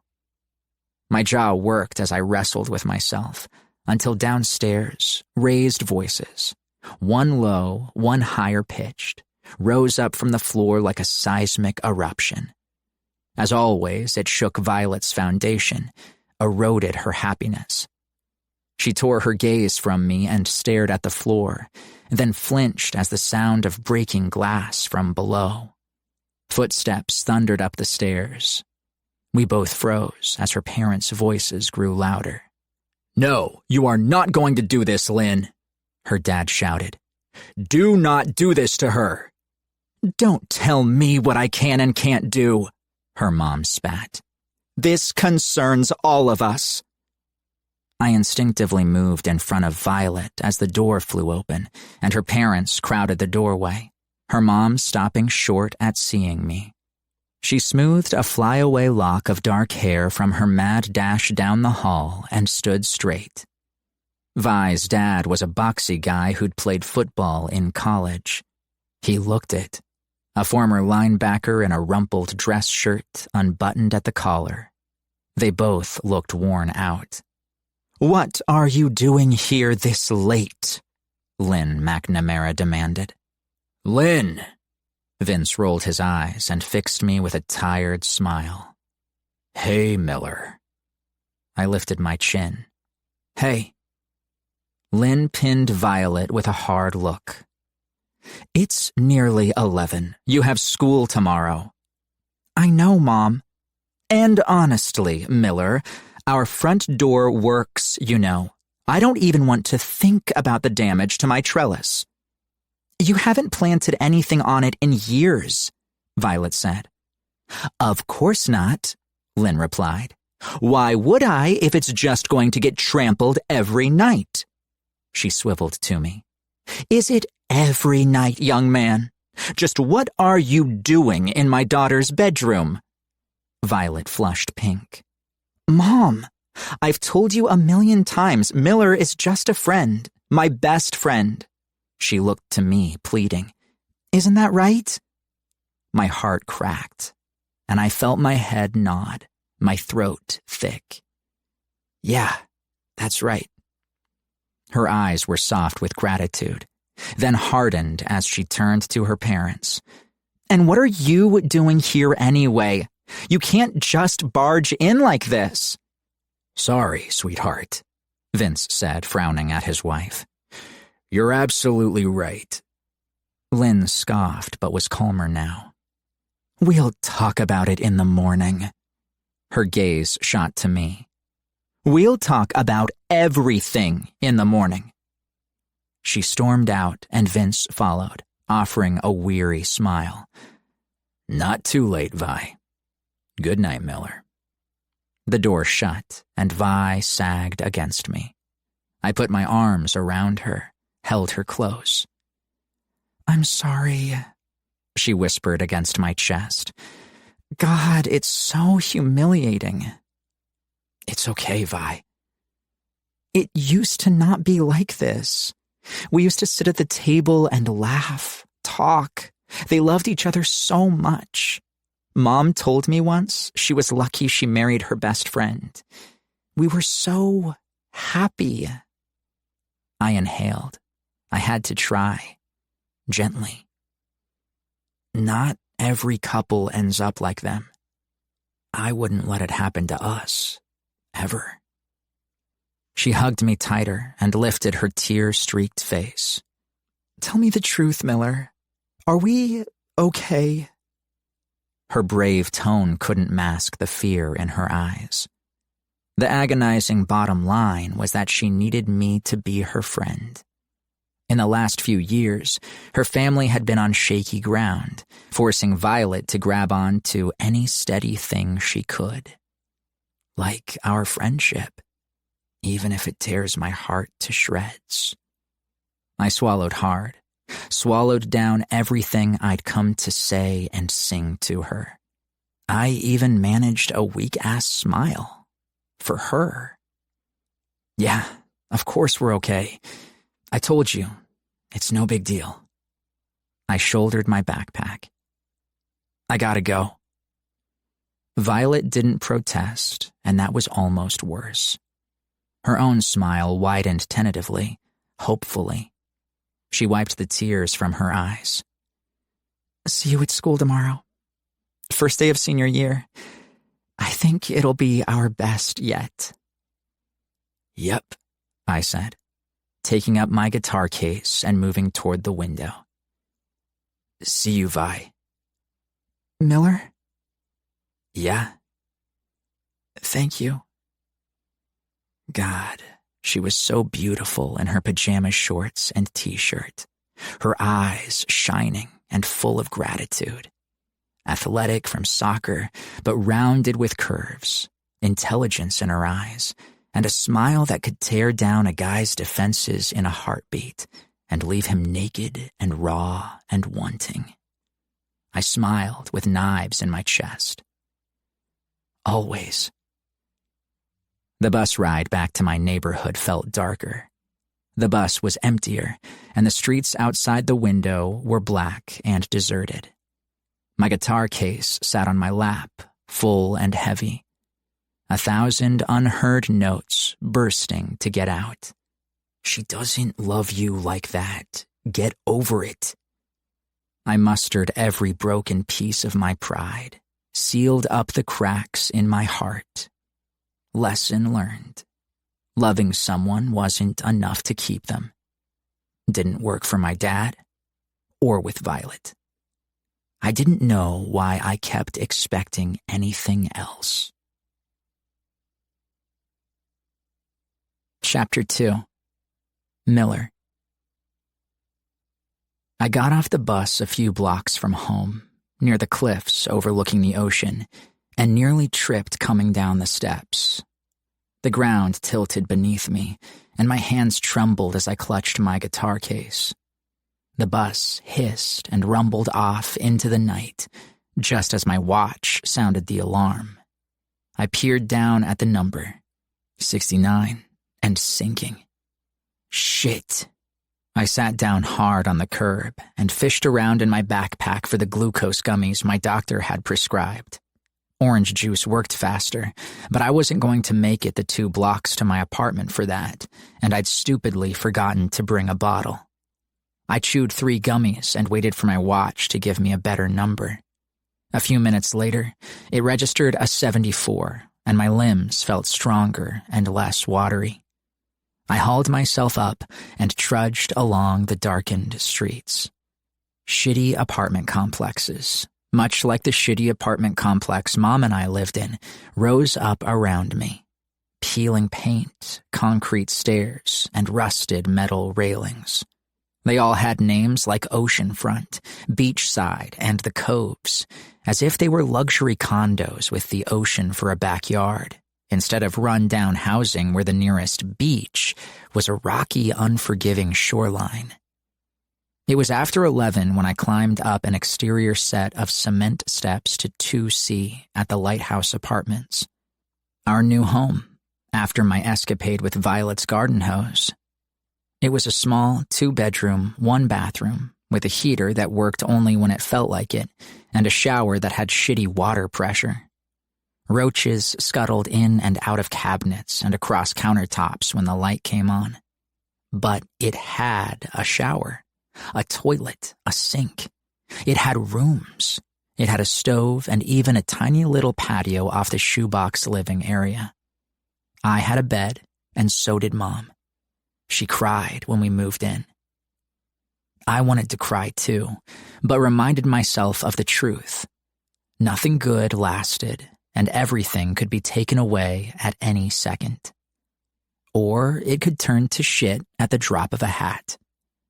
I turned the key into our place and found my mother sitting on the couch when she wasn't due to be home from her second job at the diner until midnight. Instead of her yellow uniform shirt, she was in sweats, and her dark hair was tied up in a loose ponytail. Her house uniform. I suspected she hadn't gone to work at all. The yellow light of our shabby floor lamp cast a warm, homey glow over the beer bottles, overflowing ashtrays, and fast food wrappers on the coffee table. A middle-aged guy I'd never seen before sat next to her. Warily, I shut the door, set my guitar case down. "Hey," I said flatly. "I don't believe we've met." "Jesus, Miller," Mom said with a tired laugh. She was only 41. She and Dad had me young, but she looked a decade older and was always tired. "This is Chet Highland. Chet, this is my son, Miller." Chet stared me down from across the living room, a meaty hand holding a beer, resting on the belly of his mostly white wife-beater. I'd stopped thinking of the tank as a wife-beater, but it fit Chet. Unshaven, dark hair unwashed, and jeans stained with grease or dirt. He watched me with beady eyes. He set off every internal alarm I had. The hair on the back of my neck stood up. Then a friendly smile burst over his face. "Good to meet you, Miller. Beer?" "No, thanks." My hands were shaking again, and my watch was showing a 70, still too low. I went to the kitchen, my skin breaking out in a cold sweat. "You're home late," Mom called from the couch. "I went to Vi's after work." "Miller works at the boardwalk," Mom said, and I heard the flick of a lighter and an inhale off a cigarette. "Ah, a carny, eh?" Chet chuckled. "He works at one of the biggest arcades down there," Mom said, managing a smile for me. "Just promoted to assistant manager." I opened the fridge, my trembling hands reaching for an orange juice. My meal plan required I keep a stockpile of certain foods and drinks at all times, and we had to do it on a threadbare budget. I wasn't as good as Vi about keeping my shit in order, but there were 5 bottles of juice this morning before work, and now there were only 3. I plucked one from the shelf and shut the door. "What the hell?" Mom frowned. "What the hell what?" I held up the juice. "I'm short, too." "I might have had a couple today," Chet said, his eyes never leaving mine. "Didn't know you were keeping count." I gave Mom a "what the fuck" glare.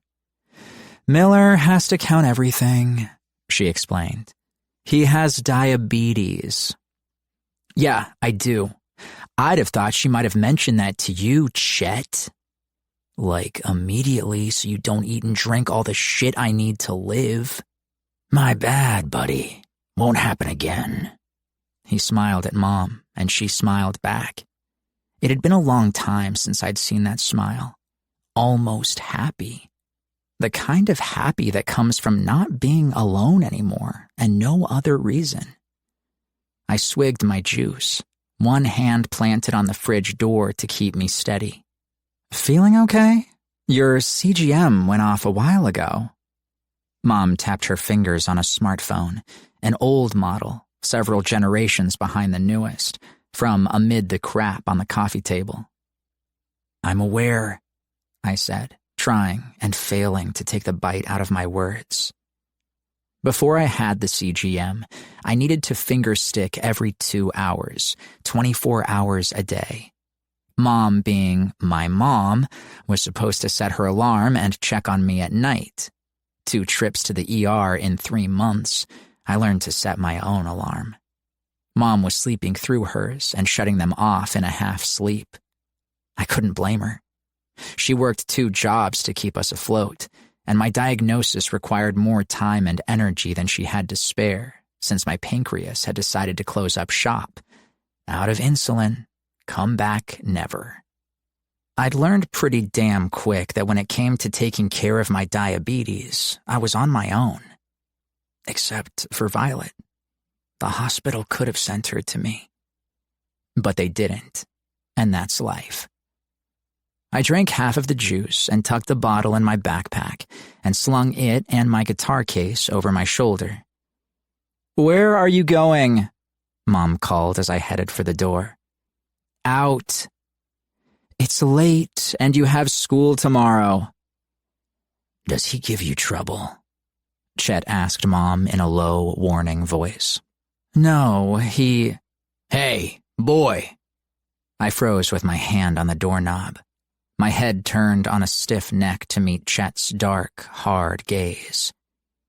"You give your mom a hard time, son?" His words, casually threatening, slid icily down my spine. I tilted my chin and somehow managed not to blink. "I'm not your son." A short silence fell where I could only hear the beat of my heart crashing against my chest. Mom waved the smoke away, as if she could dissipate the tension between us. "Nah, he's good. He's a good kid." Chet's eyes never moved from mine, as he said to me, and only me, "He'd better be."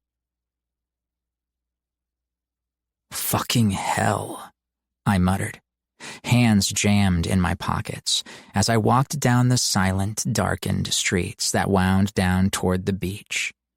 Over the last 4 years, Mom had guys come and go in various shades of loserness, but Chet felt like king loser and permanently fixed to our couch. That day was a shit day, and I wanted nothing more but to sleep. But now that Mom was having a sleepover with Chet fucking Highland, I took a walk instead. Even after Mom and I moved out of the car and to the apartment, I didn't stop roaming at night, walking to be alone, to escape. Sometimes I had the urge to walk all night and not stop. But without my meds, I'd wind up dead somewhere, and they wouldn't find me until the seagulls had picked my bones clean. "Cheery thought," I muttered, the wind whipping my words away. That night, I wandered the remote stretch of rocky beach fronted by high cliffs. I hunched deeper into my jacket. It was technically summer, but the Northern California coast didn't get the memo.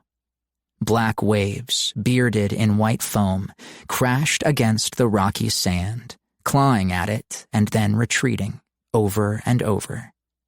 To the west, the glittering colored lights of the boardwalk looked garish and wild. Even a mile away, I could hear the last roller coaster of the night rattle up the track, followed by the happy screams of the riders as it plummeted. The Ferris wheel turned silently and slowly behind it. I turned my back on the color and light and trudged deeper amid the craggy, porous rocks that were black and jagged under the meager moonlight. The high tide forced me to stay close to the boulders, and soon enough, I was climbing more than walking. To my right, the cliffs loomed. On my left, the ocean reached for me in angry grabs, spraying me with cold water with every attempt. I'd never come this far before. Only when I stumbled, scraping my palm on a rough, salt-beaten rock to catch my balance, did I surrender. The water was starting to squelch around my boots, and if this stupid foray damaged my guitar, I'd never forgive myself.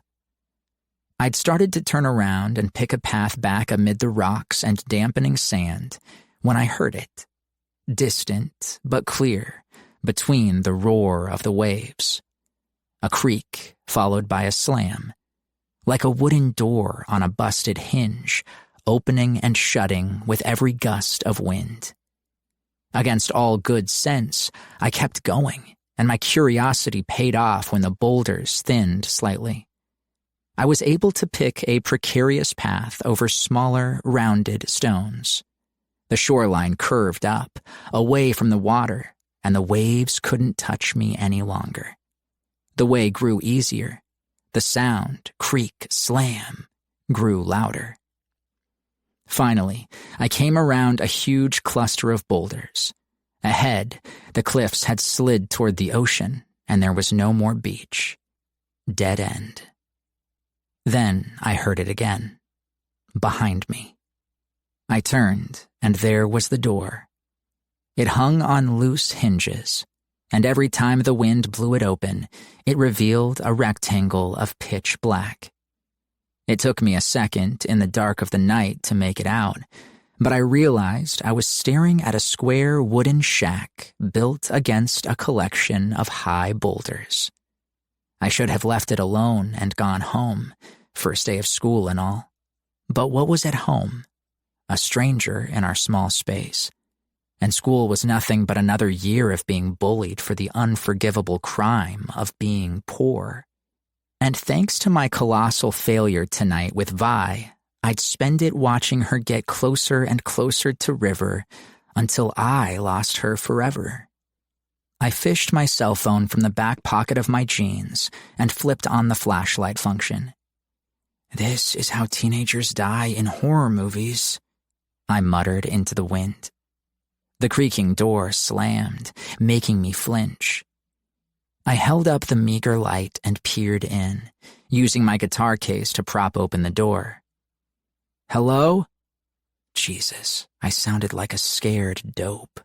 But if someone, or 2 or 10 someones lived here, I didn't want to be rude or murdered. The shack was empty, and bigger than I thought. My light wasn't strong enough. I had to illuminate parts of it at a time. Moonlight filtered in through cracks in the roof and through the one glassless window cut into the side, drifts of sand piled against it. I guessed the shack was about 200 square feet. Rickety, uneven wood planks made up the flooring. A tangle of poles still wound with fishing line, like white witch's hair, stood in one corner. A bucket, a bench, even a small table with a rusted scaling knife resting on it. I'd found a fisherman's shack, weather-beaten, salt-rusted, out of sight and forgotten and unused in months, if not years. It had its own small stretch of beach, and the ocean crashed a few hundred yards away, too far away to threaten. Mine. I sank down on the splintered but sturdy wooden bench. Suddenly, I was so fucking tired. I pillowed my head on my arm on the table, smelling wood and salt. My eyes fell shut at once. When my CGM's alarm went off, dawn's first light was filtering in the shack's lone window and streaming in from gaps in the planks like slivers of gold. I knew immediately where I was, as if I'd been coming here for years. Treasure. I found buried treasure. Just as I had 4 years ago, the night I'd stumbled out of the forest to see Violet McNamara's face peering down at me from her bedroom window. I popped a few gummies and finished off the bottle of orange juice. When I felt steadier, I stretched the cricks out of my bones for sleeping hunched over a table and grabbed my guitar case. Outside, the sun was just cresting the horizon to the east.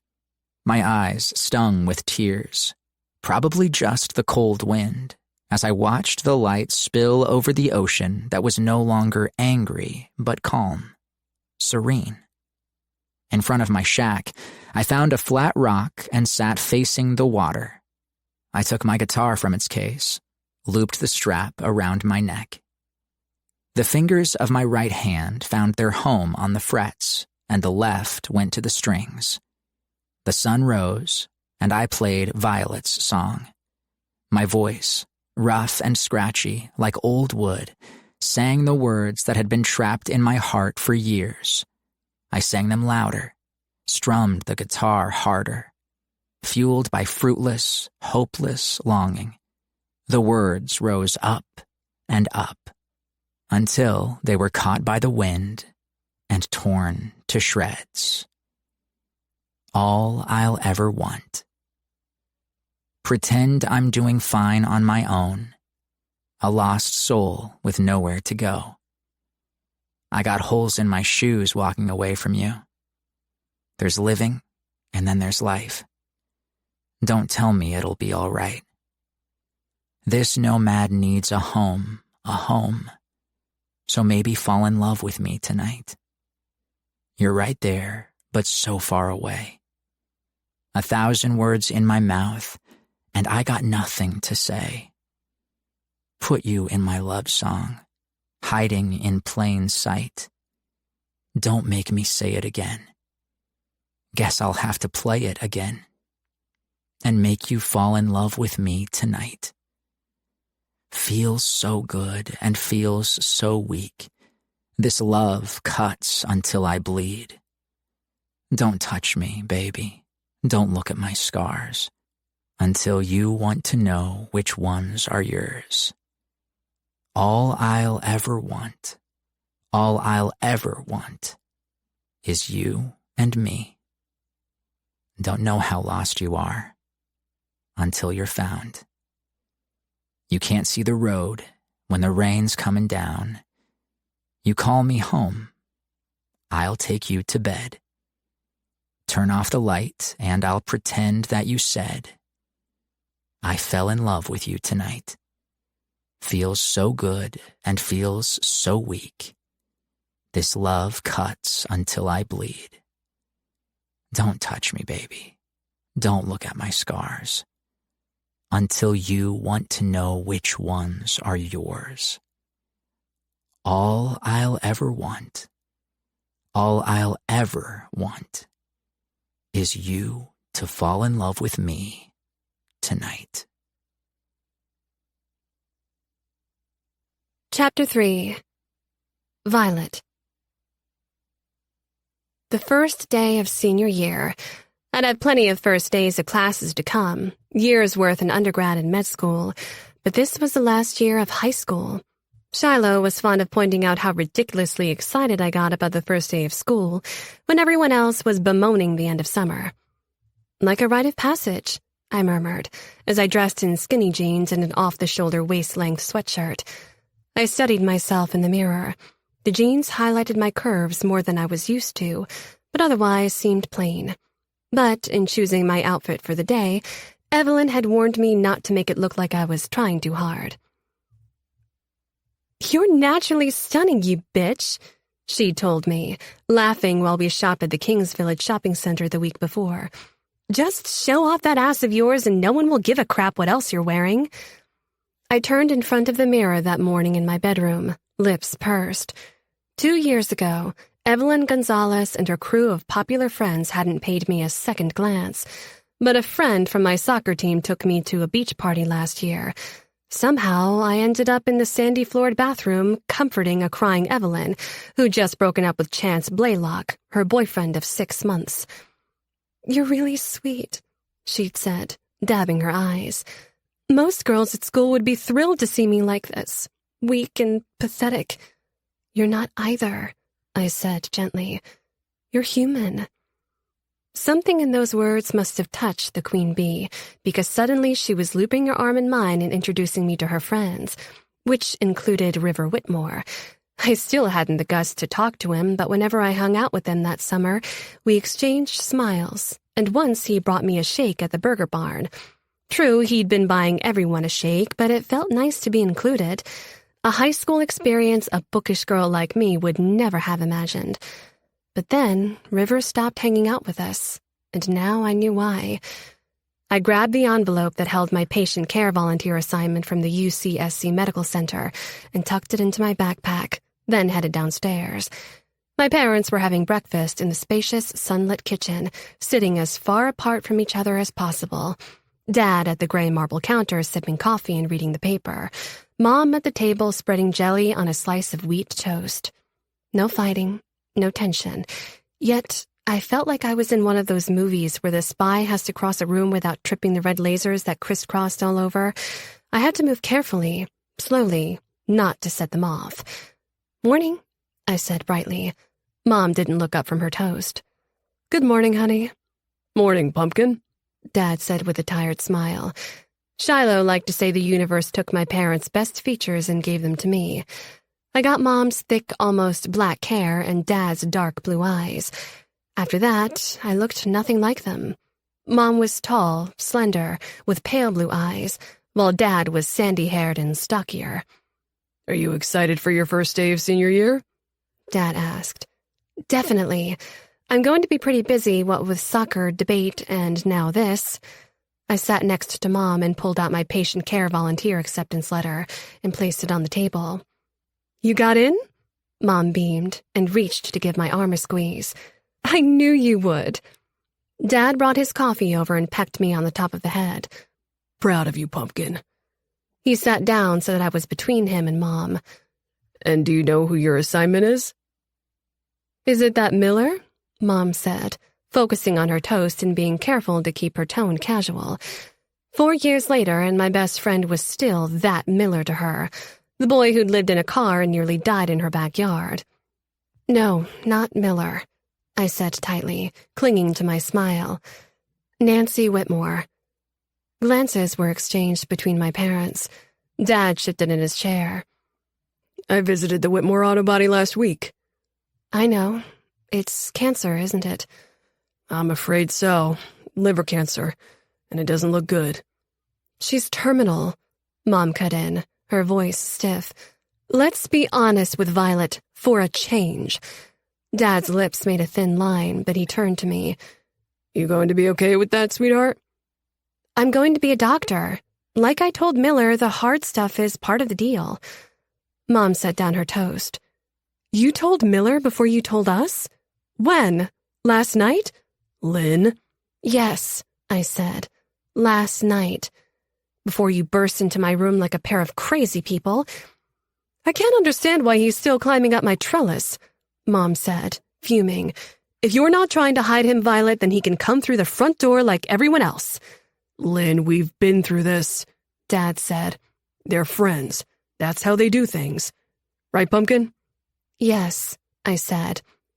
Not adding that the few times I'd had Miller come to the front door, Mom and Dad had either been in a rage or a cold front, humiliating for me and awkward for him. "And anyway," I said, "he has the same concerns you do about me working with Mrs. Whitmore, because he's a good person. The best." Mom let it drop, but the thoughts behind her eyes told me talk of that Miller wasn't over. "When do you start?" Dad asked. "This week. Tuesdays and Fridays." "That's fast. Well, I'm proud of you," Dad said. "You're going to make an excellent doctor, and this program will be the perfect finish to your college applications." "Thank you, Daddy." And on that note, Mom smoothed her napkin on her lap. "Seeing as that process is going to begin soon, it might be a good idea to look into a few scholarship opportunities." "For God's sake, Lynn!" "What? She's top of her class, a shoo-in for valedictorian. Why shouldn't she be rewarded for all her hard work?" I glanced between them. "Do I need to apply for scholarships?" "No," Dad said firmly, while Mom started to speak, then snapped her mouth shut. My stomach felt like it had suddenly turned to stone. My parents offering to pay for my entire college tuition, even through med school, had been the greatest, most precious gift of my life. Not only for the money, but because it meant that they believed in me. "Is everything okay?" I asked. "Everything is fine," Dad said, glaring at Mom. There's no need for you to apply for any scholarship. We promised we'd cover it, and we will. Isn't that right, Lynn? Mom met his gaze steadily. If you say so, Vince. I do say so, and I'm going to be late for work. Have a great first day, honey. He brushed his finger over the tip of my nose and left without another word. I turned to my mom, afraid to ask and afraid of the answer. Mom? She stirred her coffee. Don't ask me. Ask your father. He won't tell me. You guys never tell me anything. You just shout at each other, in front of my friends now, too. Mom sipped from her mug. My hands twisted under the table. Mom, please, I want to be a surgeon. Even with the college credits I've earned already, that's still 10 years of school, minimum. If it's too much, I get it. Things change. If there's an issue with my tuition, you can tell me. Tell me you and Dad are going to be okay. We'll talk about it later, Mom said, rising from her chair. You'll be late for school. Her fingers trailed over the envelope of my PCV assignment. You've been quite friendly with River Whitmore, haven't you? I hear you talking about him more and more, even more so than that Miller, which is why I was surprised to see him in your room last night. I thought he was out of the picture. I blinked at the abrupt change in topic. Miller will never be out of the picture, because we're best friends. I thought Shiloh was your best friend. She is. They both are. And River? You've had a crush on him for ages, and now you're hanging out with his crew. Yes, but I've made an appointment for you to see Dr. Crandall next Thursday. The gynecologist. Yes, since it's become clear to me that I can't keep track of which boys come to your room at night. Better safe than sorry. Good idea, I said, my face burning. I might lose track myself. Mom sighed. I'm just being realistic. You're 17 now, and I know how the world works. She pursed her lips. Should I have done it sooner? God, I wanted to sink into the floor. No, Mom, I haven't even been kissed. Going on birth control is overkill, don't you think? Oh, honey, she said, regret swimming in her eyes. You work so hard, and I know we haven't been around as much as we should. Not like we used to. She cupped my chin in her hand. I'm just trying to do the mom thing and take care of you, okay? I mustered a smile. Okay, thanks. She smiled back with pained amusement. You were supposed to say, no need, mother dear, I'm saving myself until marriage. Seeing as how I'll never get married, that's a little too long to wait. I hope that's not true, though God knows we haven't set the best example. I swallowed hard. You used to. You and Dad used to be so happy. She stiffened. Yes, well, things have come up. Mom? She blinked and patted my hand. I'll make that appointment. Have a great first day. Shiloh and I didn't have any classes together until history that afternoon.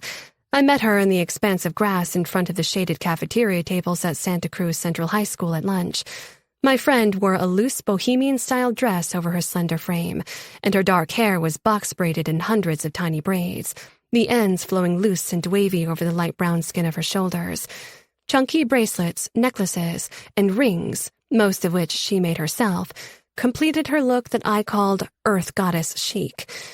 Everyone couldn't stop telling me how I'd blossomed in recent years, but Shiloh Barrera was a natural beauty largely because, like everything else, it came so naturally to her. I'd never met anyone as confident as Shiloh, comfortable in her own skin. Hey, you, I said, flopping next to her. We hugged, and I smelled sweet perfume that she made herself out of flowers from her grandma's garden. What's with you? She asked, studying me. You don't look like your usual first day of school self. Mom's putting me on birth control, and I'm beginning to suspect there's no money for my college. How was your morning? It took a lot to shock Shiloh. Now her eyes widened. Sorry, what? It's more of my parents' drama, forget it. How was Louisiana? Hot, she said. And do not go changing the subject after dropping little gems like birth control and... Really? No college fund? I thought that was a done deal. So did I. Dad denies it, but Mom suggested I look into scholarships. But what if it's worse than that? What if they're broke? Your dad still has his job, right? Your mom still drives the Jag. She gave my arm a squeeze. It's probably not as bad as you think. Maybe. But God, I wish they'd just be honest with me. I'm going to apply for merit-based scholarships anyway. They're competitive as hell, but I can't sit around and do nothing. And if there is a situation they're not telling me about, I should help out. I inhaled and exhaled easier. Making plans and following a course of action always made me feel better. I'll do what I have to do. Of course you will, Shiloh said. Now, let us revisit the birth control situation. What gave your mom the idea that you needed to get on the pill, you hussy? My parents busted into my room last night and I had Miller over. Did you two... No, I said, ignoring how Shiloh looked almost disappointed. You know the deal with us. My mom's paranoid because Miller comes over all the time and because I was assigned to the Whitmores as a patient care volunteer. I lowered my voice. River's mom is sick. I heard. She brushed her hands off her lap. Okay, tell me the real deal. You and Miller. You and River. What's going on with all of you? Miller and I are just friends. Does he know that? My head whipped to her. Of course he does. Why? Has he mentioned something to you? Shiloh looked at me for a long moment, then said, No, he hasn't. I eased a small sigh of relief. Good. Shiloh rolled her eyes. Because you're afraid of messing things up and you don't believe in real love anyway. I believe in love, but yes, I'd be afraid of messing things up with Miller. He's too special to just date or whatever and then have things go south. It'd ruin us. I shook my head. I nearly lost him once, Shy. I can't do it again. So Miller lives permanently in the friend zone, but River gets a free pass? I've had a crush on River since always. You know that. But he's the most popular guy in school in his senior year and on his way to a steroid career in the NFL. I'm completely busy studying and prepping for college. Neither one of us have time for anything serious. I mean, he's barely spoken to me. But yeah, we could date. That would be nice. You mean safe? Well, yes, I don't want to get to college with zero experiences. But if it turns out there's no college money, I'll have to work even harder than I am now. So you want to date River and have what kind of experiences? The kind that require birth control? Maybe. Shiloh's brown eyes widened. You'd let him punch your V-card? What? You think because I'm a dork who spends all her times in the library that I don't have the same sex drive as everyone else? I'm a geek, Shy, not a nun. And God, I haven't even been kissed yet. I'm ridiculously behind. It's not a race, Shiloh said. And anyway, you're not a geek anymore. You're going to be in the homecoming court and probably prom queen, especially if you start dating the future prom king. No way. Evelyn's got prom queen locked up. I wouldn't be so sure. Shiloh leaned back in the grass on her elbows. What if you fall in love with River, despite your best attempts to remain a casual slut? What if he falls in love with you? I laughed. If something happened with us, and that's a pretty big if, we'd be practical about it. I'm going to UCSC, which doesn't have a football team. River has to go somewhere else, like Alabama or Georgia. It would be stupid to get serious and then go our separate ways. Wow, you have it all figured out, don't you? I have big plans, Shy. Trashing my heart isn't one of them. We don't always have a say in what our hearts want, she said in a quiet tone I'd rarely heard her use. You know that, right? Didn't you tell me you loved Miller? My stomach inexplicably fluttered to hear her say that out loud. I do. You know, he's like a brother to me. The words tasted sour in my mouth, but I didn't take them back. Have you seen your brother lately? You're not the only one who's matured into a stone-cold hottie. She arched a brow at me. You haven't noticed? No, I mean, yes, but I don't think of him in that way. Shiloh stared at me a moment more and then shrugged. If you say so. More words to protest rose up, but she was right. I had noticed that Miller was no longer the skinny, underfed 13-year-old he'd been when we met. He'd grown taller, bigger, his shoulders broadening, his muscles defined. His handsome features had become more chiseled, more masculine, his jaw and cheekbones more angular. A shadow of stubble and his longish hair, paired with his usual flannel shirt and knit beanies, gave him a scruffy, alternative rocker vibe. It was very easy to picture him on stage at a festival, thousands of fans, girls, clamoring for him as he sang in that rough, soulful voice of his. "Hey," Shiloh nudged me gently from my thoughts, her voice uncharacteristically soft. "I get it. You're protecting something precious." I nodded. "I've seen what love gone rotten looks like. My parents were once best friends, too." She put her arm around me and gave me a hug. "I know." A short silence fell, and then I sucked in a breath. "Are we okay?" "Of course. Why?" "I don't know. Miller said some things last night, that I've been distant lately, hanging out with new friends instead of you two." "You're moving up the social food chain. Scratch that. You're casting a wider net. Everyone loves you." "I don't know about that." "I do. You're kind to everyone, and it resonates." "I guess." "Evelyn said there's a party at Chance Blaylock's this Saturday." "Nope, not my people." "Why not? You'll know me, and I'll get Miller to come." "I doubt that." She gave me an arch look. "Do you have the political capital to invite me to a party you're not throwing?" "It's a rager. No one knows how anyone gets there." "You, Dr. Violet McNamara, are going to a rager?" "It's an experience." I smiled and looked away, watching other students milling around the grass or talking and eating at the tables. Evelyn said Rivers specifically asked if I was coming. "Then I guess your master plan is working." She shielded her eyes with one hand and jerked her chin across the crowded cafeteria. "Hey, check it. Fresh blood." I followed her line of sight to a devastatingly handsome guy with hair that was probably blonde under the silver dye. He leaned his tall frame against a cement column at the edge of the cafeteria, surveying the scene with casual detachment. "That's Holden Parrish," I said. "Evelyn told me about him this morning." "Evelyn is the TMZ of this school. She should have her own channel." I smirked, though she wasn't wrong. She said he moved here from Seattle and he's mega rich. "You're mega rich." I inwardly flinched. I'm not so sure about that. "Holden is millionaire rich," I said. "Maybe billions. He certainly dresses the part." Holden leaned against the pole, hands tucked into an expensive-looking black peacoat. An emerald green and gold-patterned scarf was wrapped round his neck and tied in an elegant knot. His jeans were perfectly tailored to fit his lean physique, and thanks to endless hours hanging out with Evelyn Gonzalez, who had her own popular fashion YouTube channel, I knew a Balenciaga boot when I saw one. "Holden Parrish," Evelyn said, materializing beside me as if I'd conjured her. She stood over us, hands on the hips of her short denim skirt. A skin-tight black tank hugged her slender torso, highlighted her small, perfect boobs.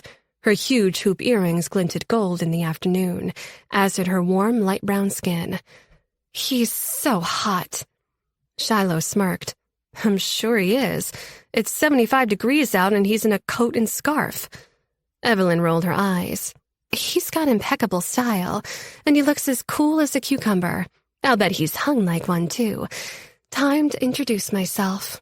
She held her hand to me. "Let's go." I let Evelyn pull me up, then looked to Shiloh. "Coming?" She waved us away. "Go. See you in history." "What is her problem, anyway?" Evelyn asked as we crossed the outdoor cafeteria. "I've been nothing but nice to her." "She does her own thing." "Well, she doesn't have to be a bitch about it." I started to defend Shiloh, but we'd arrived at Holden Parrish. He watched us approach, casually pulling a sleek package of cigarettes out of the pocket of his peacoat, with Jar and Black embossed on the front in gold. Evelyn flashed him her best smile and tossed her Ariana Grande ponytail over her shoulder. "I'm Evelyn. This is Violet. We thought we'd come over and say hi, since you're new and all." "Am I?" Holden heaved a sigh. "It's only noon, and it feels like I've been here for ages."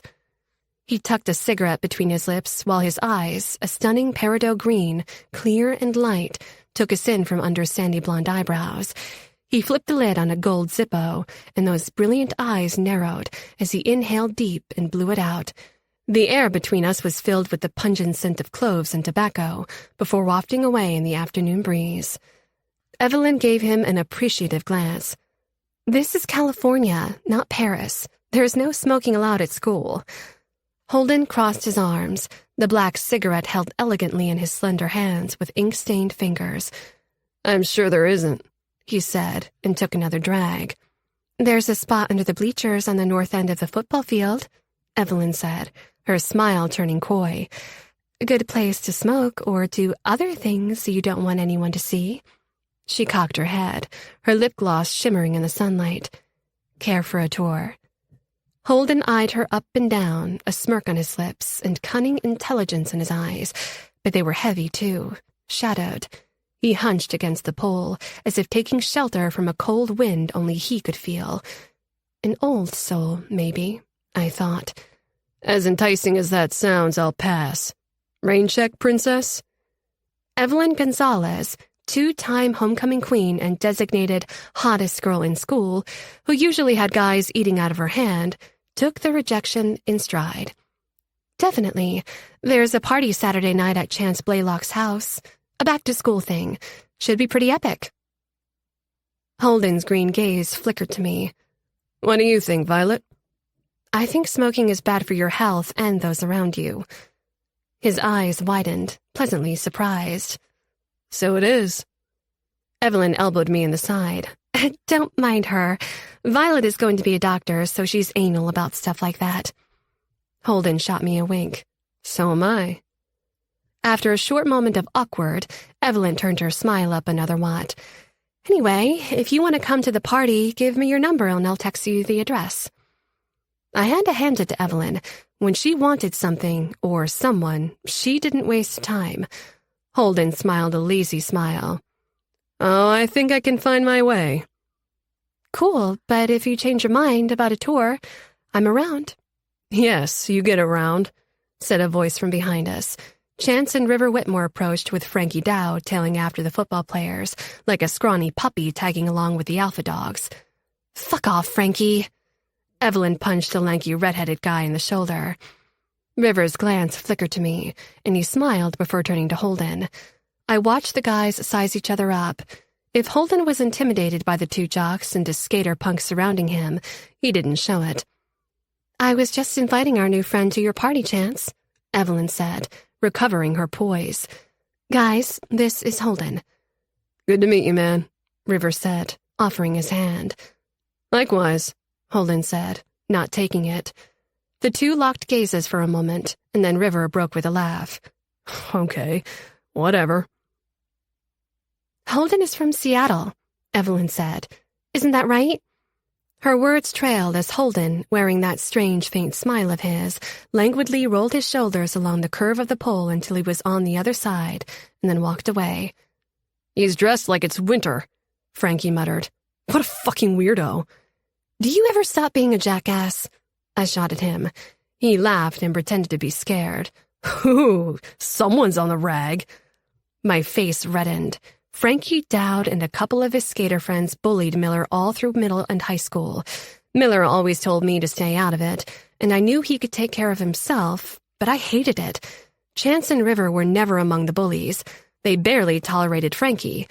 But we'd all gone to school together since forever, like one big dysfunctional family. River's gaze lingered where Holden had gone. Then he loomed over Frankie.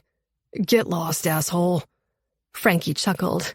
"Touchy, touchy, Whitmore. Later, my dudes." He flashed a peace sign and walked away backwards, as if the choice to leave had been his. River pulled his gaze to me. "You're coming to the party, right, Vi?" I nodded. God, he was cute. Tall, dark hair, blue eyes, built like the quarterback that he was. His shirt clung to the muscles that packed his arm and torso. My heart skipped a beat, and it never did that with Miller. Except that wasn't exactly true. My heart beat for Miller in a completely different way than it did with anyone else. when his numbers were off and he got sick, when I remembered that awful night when he'd nearly died in my arms, when I hugged him goodbye after hanging out, I could feel his own heartbeat in his chest, like it was talking to mine. I realized River was waiting for me to answer his question while I stood there like a dope, lost in thought over another guy. Yes, I'll be there." "Great. I'll see you then," he said, and strode off with his friend. "Yep, see you then." Evelyn was glaring at me, hands on her hips. "What? Do you have to be such a goody two-shoes? You chased Holden off." "Me? Hardly. And anyway, I get the feeling it would take a lot more than someone lecturing him about secondhand smoke to scare him. True, he looks like he's seen some shit. I wonder what his story is." She ran her tongue over her lower lip. "That's my kind of challenge." We crossed the grass again, and I spotted Miller sitting on a boulder just outside the crowd of cafeteria tables. He wore torn jeans, boots, and a faded vintage Sonic Youth t-shirt. A sack lunch sat in his lap, and he was rummaging in his backpack, probably for his insulin case. Evelyn followed my line of sight and sighed. "You're going to tell him about Chance's party, aren't you?" "Of course I am. Why? Do you think Frankie and those guys are still going to give him a hard time?" Evelyn shrugged. "Frankie's a moron with nothing better to do, but Miller looks like he can handle himself. Your little boy is all grown up, isn't he? Too bad." "Too bad what?" I asked, anger flaring. "Too bad he's poor? Why does that even matter?" "It's not that he's poor. It's the whole picture. He lived in a car. His mom prostituted herself. The whole thing puts something around him. A cloud?" "An aura," I said, crossing my arms. "Aura, yes. It radiates off him like a bad smell." "Evelyn, that's a horrible thing to say. He used to smell like the forest, and now he smells like the beach." "Don't get your panties in a twist. I know he's your friend, or your pet project with his diabetes stuff." "Yes, he's my friend, and you can't talk about him like that. Ever." Okay, I'm sorry. Forgive me?" She gave me a quick hug. "Go, invite him to the party if you want, and I'll call you later." She air-kissed my cheek and bounced away, ponytail swinging. I looked to where Miller sat. "He's not my pet project or a lost cause. He's brilliant. I only wish everyone at school could see what I saw when I looked at him. I saw the kid who'd lived in a car too, but it had made him more in my eyes, not less. More beautiful, stronger, braver, and he never complained, but instead channeled himself through his music. And it was high time that everyone at school knew it." Chapter 4. Miller. "Hi, you." I looked up to see Violet approach. My heart thudded dully, each beat like poking an old bruise. She was so beautiful, drenched in the late summer sun. It glinted in her black hair, pulling out threads of blue. Dark blue, like her eyes that were heavier today, despite the bright smile she put on for me. Something's wrong. She plopped down on the grass beside the rock I sat on. "Hey," I said, my insulin injection pen in hand. "Just about to shoot up. Figured I'd give the new kids something to talk about. First day of school and all." Vi smiled wanly. She knew I'd endured my share of stupid taunts, that I was a junkie who brazenly shot up in broad daylight. Fuck the assholes if they thought I'd hide out in a bathroom to take the medicine that was keeping me alive. I had to rotate injections all over my body so that no parts were oversaturated. Today, I rolled up the short sleeve of my t-shirt. "Wait, let me guess your dosage," Violet said. "For practice." She peered into my bag lunch. Ham sandwich, a few strawberries, bag of popcorn, bottle of water. "Looks like 40 grams of carbs, so 4 units of insulin." "Correct, Dr. M," I said, and injected myself with the pen. The pain stung, then mellowed into an ache as I pushed the meds under my skin. When I returned the pen to its case, Violet handed me my lunch, though I didn't dig in. I had to wait a few minutes for the insulin to get to work. "How's your first day going?" Vi asked. She narrowed her eyes at me, taking in my dark circles. "What's wrong? Are you okay?"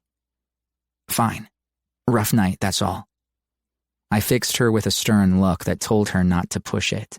I wasn't in the mood to talk about Mom's new boyfriend. "I was going to ask the same of you."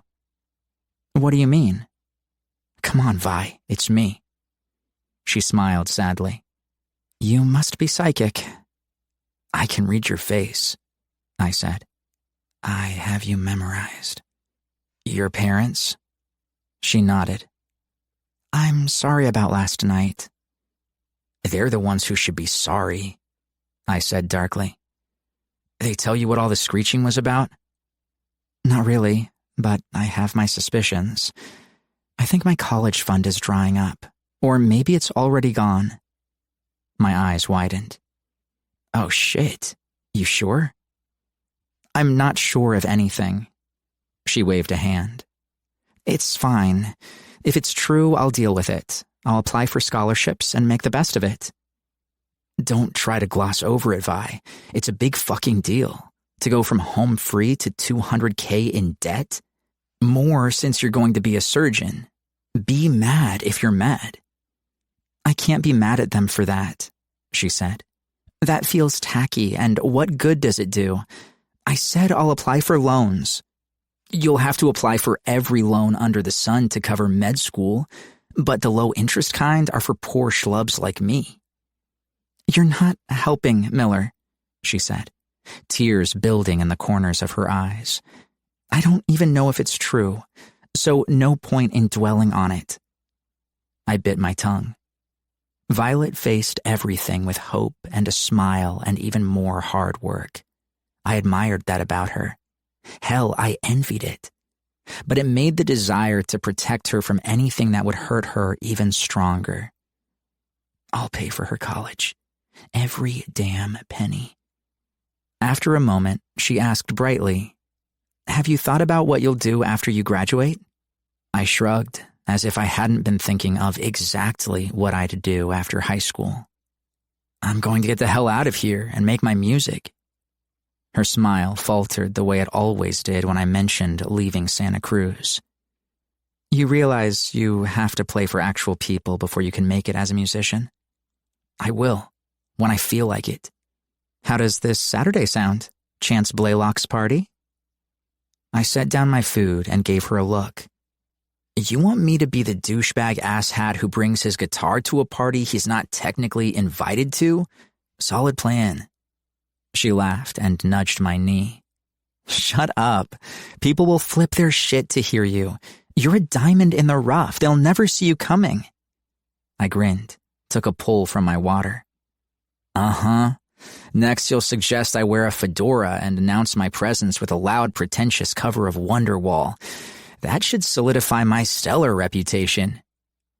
Vi's laughter rose, and then her voice turned soft. "If you let them hear you play, if they hear your voice, they'll love you. How could they not?"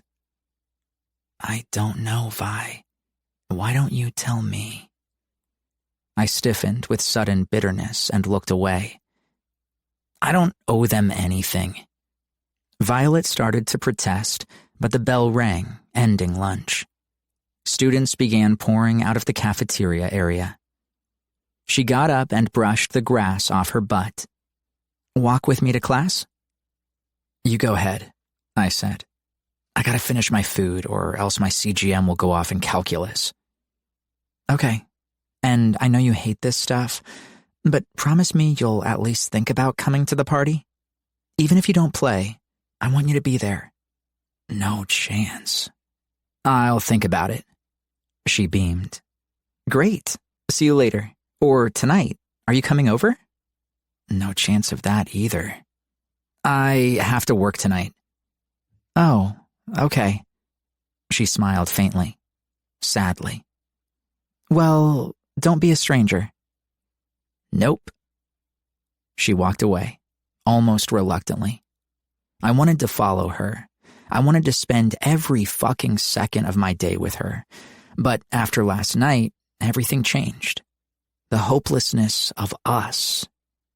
It's already too hard. The next few days of the new school year were blessedly uneventful, so far. I'd gotten into fights at least once a month since middle school. The rumors and whispers had been waiting for me when I got out of the hospital. Frankie Dowd and his gang of assholes had been waiting for me. Violet felt terrible that everyone knew I'd been living in a car. "But what was the alternative?" she'd said. "Let you die in my arms?" That didn't seem so terrible to me. The first time I came home with a split lip and swollen eye, Mom looked up from watching TV on her short break between her job at the dry cleaners and her job at the 24-hour diner up the street, and then went back to the TV again. "Fight back, Miller. Fight back, or I don't want to hear about it again." So I fought back, even though I risked smashing my fingers and losing the dexterity I needed to play the guitar, my ticket out of this shit life. A life that had, thanks to Chet fucking Highland, just gotten shittier. As I feared, he'd become a permanent fixture on our couch and in Mom's bed. I had to sleep with a pillow crammed over my head to block out the squeaking bed springs. Worse, Mom seemed to have ditched her second job to hang out with Chet, who was a drain on our already delicate household economy and contributed nothing. Despite his promise, he didn't stop pilfering from my meal plan, and Mom seemed helpless about how to replace it all. Beer became the top import in our apartment, with cigarettes a close second. "How long's he going to be here?" I whispered to Mom on the morning of the 4th day of school. I'd snuck into her room as she got ready for her dry cleaning job, while Chet watched The Price is Right in the living room. "As long as I want him to be," she said. "Don't give him a hard time, Miller." "Jesus, Mom, he's a fucking leech. Does he even have a job? Does he—" Mom moved in close, her brown eyes hard as they bore into mine. "Don't give him a hard time, Miller," she repeated, her smoky breath hissing and wavering. "Do you hear? Don't do it." "But Mom, I'm tired, honey. Just so tired." She smiled wanly and gave my arm a squeeze. "You'll be late for school." I went out without another word. In the living room, Chet watched me prepare my food and meds for the day. "Off to school, son?" he asked with a hard smile. He threw that word out to bait me, casting a line to see if I would bite. I tilted my chin up. "Yeah, and then to my job. You know what a job is, right? One of those places you go to earn money, which is then used to do things like pay bills and buy food." "Smart guy, aren't you? You got a smart mouth on you." He smirked. "What happened? Your daddy didn't teach you any manners before he took off?" I felt something in me. That human internal mechanism that kept driving us onward, despite everything, begin to crack and falter. Rage and humiliation flooded me. I thought about what Violet had said about our senior year being our best yet. Bullshit. It's all bullshit. Chet chuckled darkly. "I can see why he left." "Fuck you." I heard a gasp from the hallway. Mom, staring and shaking her head at me. I stared back, silently begging her to get rid of this guy before he embedded himself any deeper, like a thorn that burrowed too far beneath the surface to tear out. Mom's mouth open and then shut. I went for the door. "You better watch that smart mouth of yours, son," Chet called after me, his voice chasing me into the early morning fog. Yes, indeed. Better watch it. I usually took the bus to school, but I walked through the gray morning, letting the chilly air cool my skin.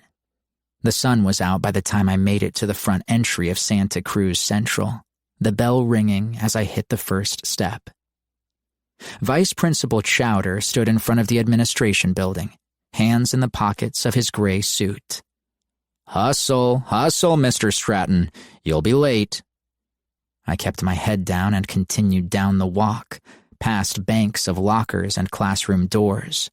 My first class, English, was at the end of the open campus on a grassy hill, overlooking the band and science rooms. Class had already begun. Ms. Sanders gave me a stern look but didn't cease her lecture on The Great Gatsby, which we'd been expected to read over the summer. The only available desk was next to Frankie Dowd. Because of course it is.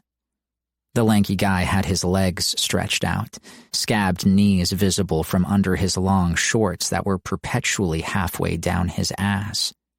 He flipped his head to get a lock of russet hair out of his eyes and smirked at me. "Why are you late, Stratton?" he whispered. "Car wouldn't start?" "Fuck off." He laughed with his tongue poking out, like a deranged hyena. I made an easy fist, no pain or bruises. I figured by the end of this shitty fucking day, that wouldn't be possible. "Frankie," Ms. Sanders called, "since you're so chatty, perhaps you can answer something for me. Fitzgerald makes numerous references to dust in this novel, ash-gray men and dust coating everything from cars to actual characters. What do you think it symbolizes?" I think it means stuff is old or whatever." A few students laughed, and Frankie triumphantly fist-bumped a friend. Ms. Sanders pursed her lips. "Let's try a little bit harder next time, eh?" She looked to me. "Miller, care to give it a shot?" Some heads in the class turned to look at me with curiosity. Frankie with derision. I've never fit in here, not in 4 years. I was still the kid who'd lived in a car and nearly died after pissing his pants in the McNamara's backyard. "He writes that dust settles over everything," I said, "because it does. It settles over the whole fucking town, the school. It even gets in your home. You can't get rid of it." Ms. Sanders nodded, ignoring my F-bomb and the snickers that had followed it. "And what do you think it means?" "That there's no hope." They cornered me during PE on the way to my locker. Despite all my calculations and precautions, my numbers were low after running laps. I was still wearing my gym clothes, white t-shirt and yellow shorts like a dork. My locker was 10 feet away when Frankie and 2 of his buddies rounded the corner. "Goddamn everything," I muttered, my hands shaking and my watch beeping furiously. "Well, what do we have here? Does Coach Mason know you're ditching PE to go shoot up, Stratton?" Frankie asked, moving in front of me to block the path. His 2 friends, Mikey Grimaldi and Tad Brenner, hung behind me. "Fuck off, Dowd," I said, and started to push past him. He shoved me back and I stumbled. "Your mom still turning tricks?" Frankie asked, and snickering laughter came at me from all sides. "I don't know," I seethed, my heart now crashing and my hands shaking so badly I had to tuck them into my arms. "Why don't you ask your dad?" Frankie's eyes flared for a moment. Then he laughed. "You're right. He'd know, since part of his job is to get hookers off the street."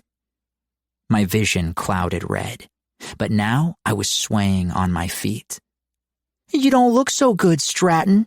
Gonna piss yourself again?" My watch beeped incessantly, and my leg muscles were starting to feel like sand. I tried to push past him once more, knowing it was futile. Usually, in a fight with Frankie Dowd, I gave as good as I got, but right now, I could hardly stand. Get the fuck out of my way." "I'm good right here," Frankie said, crossing his arms. "Kinda curious about what's going to happen next." His friends shifted and glanced around. "Hey, Frankie, he really doesn't look so good," Mikey said. Tad nodded. "Yeah, and he's got that alarm." "Nah, he's all right, aren't you, Stratton?" Frankie clamped a hand around my neck. "You still wearing that little machine stuck in your guts? What would happen if someone took it out, just to get a better look?" "Dude," Mikey said. "That's sick, man," Tad added, though neither moved to help me. I mustered what strength I could, balled my hand into a fist, and swung it upward, striking Frankie under his chin. His jaw snapped shut with a clack, and he fell away from me, sputtering and cursing. "You futher!" He spat a wad of red. "I fucking bit my tongue!" He came at me a second later, readying a blow I didn't have the strength to dodge. Suddenly, a rough hand shoved me aside and a fist struck out, whacking Frankie full in the nose with an audible crunch of bone and cartilage. Except for Frankie, who was gasping and cursing, the group went silent, staring at the big, dark-haired guy who'd appeared out of nowhere. He wore torn jeans, scuffed combat boots, and towered over all of us by a good 3 inches. His faded t-shirt revealed tattoos inking his biceps and one forearm. He looked like an escaped convict instead of a high school student. Maybe he is. One of Frankie's dad's arrests is here for some payback. But I could see the youth in the guy, buried under muscle, tats, and the flat gray eyes that stared coldly at Frankie. Power coiled and hummed in him, ready to rumble. Vice Principal Chowder had a sixth sense about trouble on his campus. He materialized like a ghost behind us. "What's all this?" "Father broke my nose," Frankie said, his voice nasally and muffled behind his hand. Chowder pursed his lips disdainfully at the blood seeping through Frankie's fingers. "Go see the nurse, Dowd." He fixed his gaze on the new guy. "Mr. Wentz, my office. The rest of you get back to class." My beeping watch finally drew his attention. He sized me up and down. "Are you all right?" "Oh, sure. Never better." I pushed myself off the pole I'd been sagging against and managed to make it to my locker and raise my blood sugar before falling into a fucking diabetic coma, wondering where in the hell that guy came from. I didn't have to wonder long. Gossip spread quickly that a new kid had clocked Frankie in the face. By the end of the day, I'd learned that Ronan Wentz moved here from Wisconsin 2 weeks ago. He had ditched the first few days of school and was now suspended. I ditched the rest of my classes too, to wait for him to get out of Chowder's office. "You didn't have to do that for me," I said, falling in step beside him as he headed down the front walk of the school. "I didn't do it for you," Ronan replied. His voice was low and deep, his gaze on the road in front of him. "Then why?" He shrugged in his worn-out jean jacket with the fake lamb's wool on the inside. He dressed like me, in distressed clothes, because they were in distress and not ripped on purpose like the current fashion. I didn't understand why rich kids wanted to dress like poor kids if they were just going to bag on poor kids for being poor. But that's high school for you. We continued down the street together. He was headed toward my neighborhood that I guessed might be his neighborhood too. Ronan's glance flicked to me and back. "Is it true you lived in a car?" My skin burned, and I looked away. "You've been on campus for all of 10 minutes, and you heard that already? A new record. Yes, a long time ago. No one seems to be able to forget it." "Then make them forget." "How?" He shrugged again. "The guy you punched, his dad's a cop. Ronan's lips curled in a smile that was mostly a snarl. Fuck them both. What do you have against cops? He said nothing, and we kept walking. We arrived in my neighborhood of run-down cement boxes with rusted wrought iron over every window. Ronan stopped and stared at one corner apartment on the second floor. A TV could be heard blaring through the torn screen. That you? He nodded. I'm a block down. He didn't move, and I had a feeling come over me. A strange, out-of-body kind of reaction. One usually reserved for when a song lyric falls into place so fucking perfectly, it was as if it didn't come from me, but from somewhere else. Show him the shack. You need to get home? I asked him. Home? He snorted the word. No. I nodded, understanding passed between us like telepathy. Follow me. Found it 4 days ago, I said. Been coming here every night since, after work. Yeah. Ronan turned in a circle. His bulk practically filled the entire fisherman's shack. Where's work? The arcade, down at the boardwalk. Ronan nodded and sat on the bench. You can see the ocean, he said, his words almost soft, coming out on a gruff voice. Yeah, it's nice. A good place to just get the fuck away from everyone. Precisely. You looked sick earlier. He jerked his head at my wrist. What's with the watch? That part of it? It's an alarm. My blood sugars were low. I lifted my shirt to show him the CGM. I have diabetes. Ronan nodded, and then a sudden smile spread over his lips that he covered with his hand. Something funny? I asked, ignoring the pang in my heart that maybe I had Ronan judged all wrong.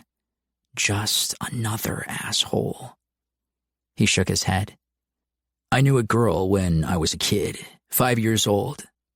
Laughter started shaking his shoulders, coming over him like a fit of coughing, uncontrollable and seeming to take him by surprise, as if it had been ages, years even, since he'd last laughed. Her aunt had diabetes. The kid called it diabetides. I stared for a second, and then his laughter infected me until we were both bent over, chortling like idiots. No one corrected her? I wheezed. Ronan shook his head. Would you? Hell no. Another round of laughter roared through the shack like a storm, then subsided with gasping breaths and chuckles. Shit, hadn't thought of that in years, Ronan said after a minute. That's a winner, I said, wiping my eyes. Titties. Sounds like something my mom's new boyfriend would call it, on purpose. Even the casual mention of Chet killed the remnants of laughter. Ronan glanced up. He's one of those? Yeah, one of those. He nodded. They won't fuck with you anymore. I blinked in confusion until I realized he meant Frankie Dowd and company. I raised a brow. You going to be my bodyguard or something? Forget it. I can take care of myself. Because you made such a convincing case that afternoon? Ronan said nothing, waiting. Christ, I needed my hands to play, to make something of my music, to earn a shit ton of money so I could give the world a healthy middle finger for being so fucking merciless. Violet was always telling me I was good at reading people. What I saw lurking under the flat, gray depths of Ronan Wentz's eyes made me sad. Pain, danger, violence. The world had been merciless to him, too. Something in him was broken. I could be his friend by letting him fight when he needed to fight. Okay, I said into the quiet. though I doubted he'd wait for my permission anyway. But Ronan seemed satisfied and turned his gaze back to the water. I shouldered my backpack. "I gotta get to work. Stay as long as you want," I added, but I didn't need to. It was Ronan's place now, too. Chapter 5. Violet. Friday morning, I dressed for school in flower-patterned leggings and a long white blouse and slipped out of an empty house. Both my parents had gone to work earlier. Dad to his job at the tech giant Inodyne, Mom to her job as a communication manager for the city. They were both putting more hours in, either to avoid each other or because our financial situation, whatever that might be, required it. Or both. At school, a table had been set up on the central quad. A paper tablecloth was draped over it with "Vote for your homecoming court" in gold and blue paint. Balloons in the same colors were tied to weights and flanked the sides. Evelyn, Caitlin Walls, and Julia Howard surrounded me as I headed to my locker. "Uh-oh," I said with a laugh. "Am I in trouble? Was today the day we were all supposed to wear pink?" Caitlin and Julia laughed while Evelyn rolled her eyes. "I swear you have that whole movie memorized." "Memorized? I'm living it," I said with a grin. "Except you guys are sweet." I leaned in to peer at a necklace Caitlin was wearing, a little gold locket in the shape of a heart. "That's beautiful, Kate." She put her hand to the charm, touched. "Oh, thank you. My grandmother gave it to me. We have 10 minutes until the bell," Evelyn interjected with a nod at the quad. "Time to vote." We veered from the lockers to the table. 2 students sitting between the balloons clusters took our names to ensure we only voted once and handed us clipboards. The ballot listed nominees for king, queen, prince, and princess, and their accomplishments and contributions to the school. Evelyn was a nominee. Her fashion vlog, with more than 25K subscribers, was lauded for her entrepreneurial spirit. Julia and Caitlin were nominated too, and to my shock, so was I, over a fat paragraph of all my extracurriculars and accomplishments. "Holy crap," I said, a strange little thrill shooting through me. "How did this happen?" Julia smiled at me. "No idea." "Me either," said Caitlin. "Make sure you all vote yourself in for princess," Evelyn said, who knew she had homecoming queen locked up. "I want at least one of you in that parade with me." Julia and Caitlin exchanged glances and turned their backs to fill in their ballots, then folded them and stuffed them in the slot. "I'm not voting for myself," I said. "That feels weird. It's an honor just to be nominated." I laughed. "Isn't that what they say? But I'll happily vote for you guys." I bubbled in Evelyn for queen and River Whitmore for king. Easy. Anyone else was a waste of a vote. For princess, I filled in both Caitlin and Julia, letting fate decide. For prince, I wanted to write in Miller, but I knew he'd think it was a joke or that I was making fun of him. "There," I said, and stuffed it in the slot. "I've done my civic duty. Am I free now?" "Slow down," Evelyn said. "Just hang here until the bell." "Why?" "It's good visibility to linger at the voting table," Julia said, tapping her temple. "Strategy," I smirked. "Puts us in the mind of the electorate?" "Exactly." A little zing of being nominated lingered, but hanging around the table felt like trying too hard. "Oh, shit, I almost forgot," Evelyn said. "Did you guys hear? We have another new guy in senior class, Ronan Wentz." I knew that name. My history teacher had called roll yesterday, but he'd been a no-show. "Apparently, Ronan is a juvenile delinquent, in and out of jail." "Really?" "I heard he killed his parents and fled the state." "Get serious, Kate." I liked my new friends.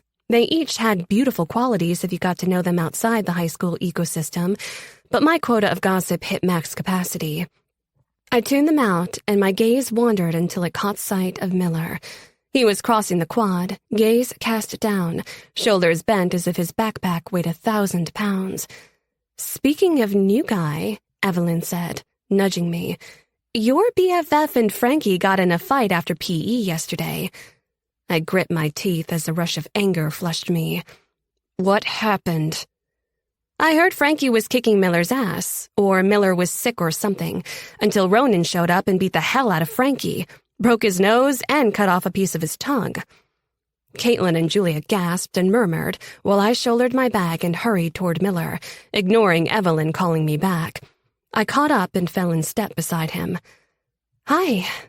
"Hey," he said dully. I scanned him for any sign of the fight with Frankie, but his knuckles looked good, and his face was as handsome as ever. Maybe Evelyn heard wrong. I glanced up from my scrutiny to see Miller's blue-eyed gaze taking in every part of my face, and then he looked away. He jerked his thumb at the voting table. "You did your civic duty?" "Ha! That's exactly what I called it." I tried for a smile. He didn't smile back. "I mean, it's silly, but kind of fun." "What a waste," Miller muttered darkly. "Why do you say that?" "I can think of 100 programs that could use the money the school spends renting convertibles for jocks and princesses to tool around the track for 20 minutes after the football game." "It's tradition, and homecoming is fundraised like anything else. It's not taking money away from—" "Right," Miller spat. "Mr. Hodges has to have a bake sale every year to keep the music department running and barely keeps his job. But by all means, let's fund a popularity contest for tradition." I stopped walking and put my hand on his arm. "Hey, I know you hate this stuff, but—" "But you don't." I shrugged a shoulder. "I'm nominated, which is totally nuts." "Ah, now it all makes sense." "Hey, that's not fair." "A year ago, you wouldn't have been caught dead voting for that shit. Guess it's different if you're in the running, eh?" I flinched, crossed my arms. "You're being a real dick right now." He fumed, frustrated. "Aren't you supposed to start with Nancy Whitmore today?" "Yeah, so?" "Isn't that 1,000,000 times more important?" "Of course it is, but that—" I waved my hand at the homecoming table. "That's just fun. It's high school, it's experiences, and I want them. I need them. My every waking hour is taken up with studying and extracurriculars. My home life is imploding. And if Nancy's really sick, like terminal, I'll take any distraction I can that isn't complete shit. Okay?" "Fine. Whatever." We stood in a terrible, tense silence that broke my heart because it wasn't us. So much stress was etched into Miller's handsome face, and I saw new worries suffused in his eyes that already held their fair share. "I heard about what happened with Frankie yesterday," I ventured. "I'm sure you did." "Are you okay?" "I'm fine. Made a new friend." "That new guy, Ronan? I have him in history. In theory, he hasn't shown up." "He's suspended," Miller said. "I heard he broke Frankie's nose." "You heard right. I wasn't feeling up to the job." My hand on his arm tightened. "Were your numbers low? Again? Maybe you should talk to your endocrinologist. Or what about your PCV? How is that working out?" "It's not." "What does that mean?" He gently extracted his arm from my grip. "Stop worrying about me, Vi. Please. Just stop." "I can't. I can never stop caring about you. You're my best friend." The bell rang and he stared at me through it, then looked away. "I gotta get to class." "Miller, talk to me. Please." The fight went out of him. His shoulders dropped. His deep, gravelly voice sounded even rougher. "My mom has a new boyfriend." Oh. My heart sank at the subtext embedded in those words. Is he bad? "Remains to be seen how bad, but yeah. The PCV, Marco, came over the other day. Chet made a complete ass of himself. It was fucking humiliating, so I told the guy not to come back." "Miller, no. You need the help."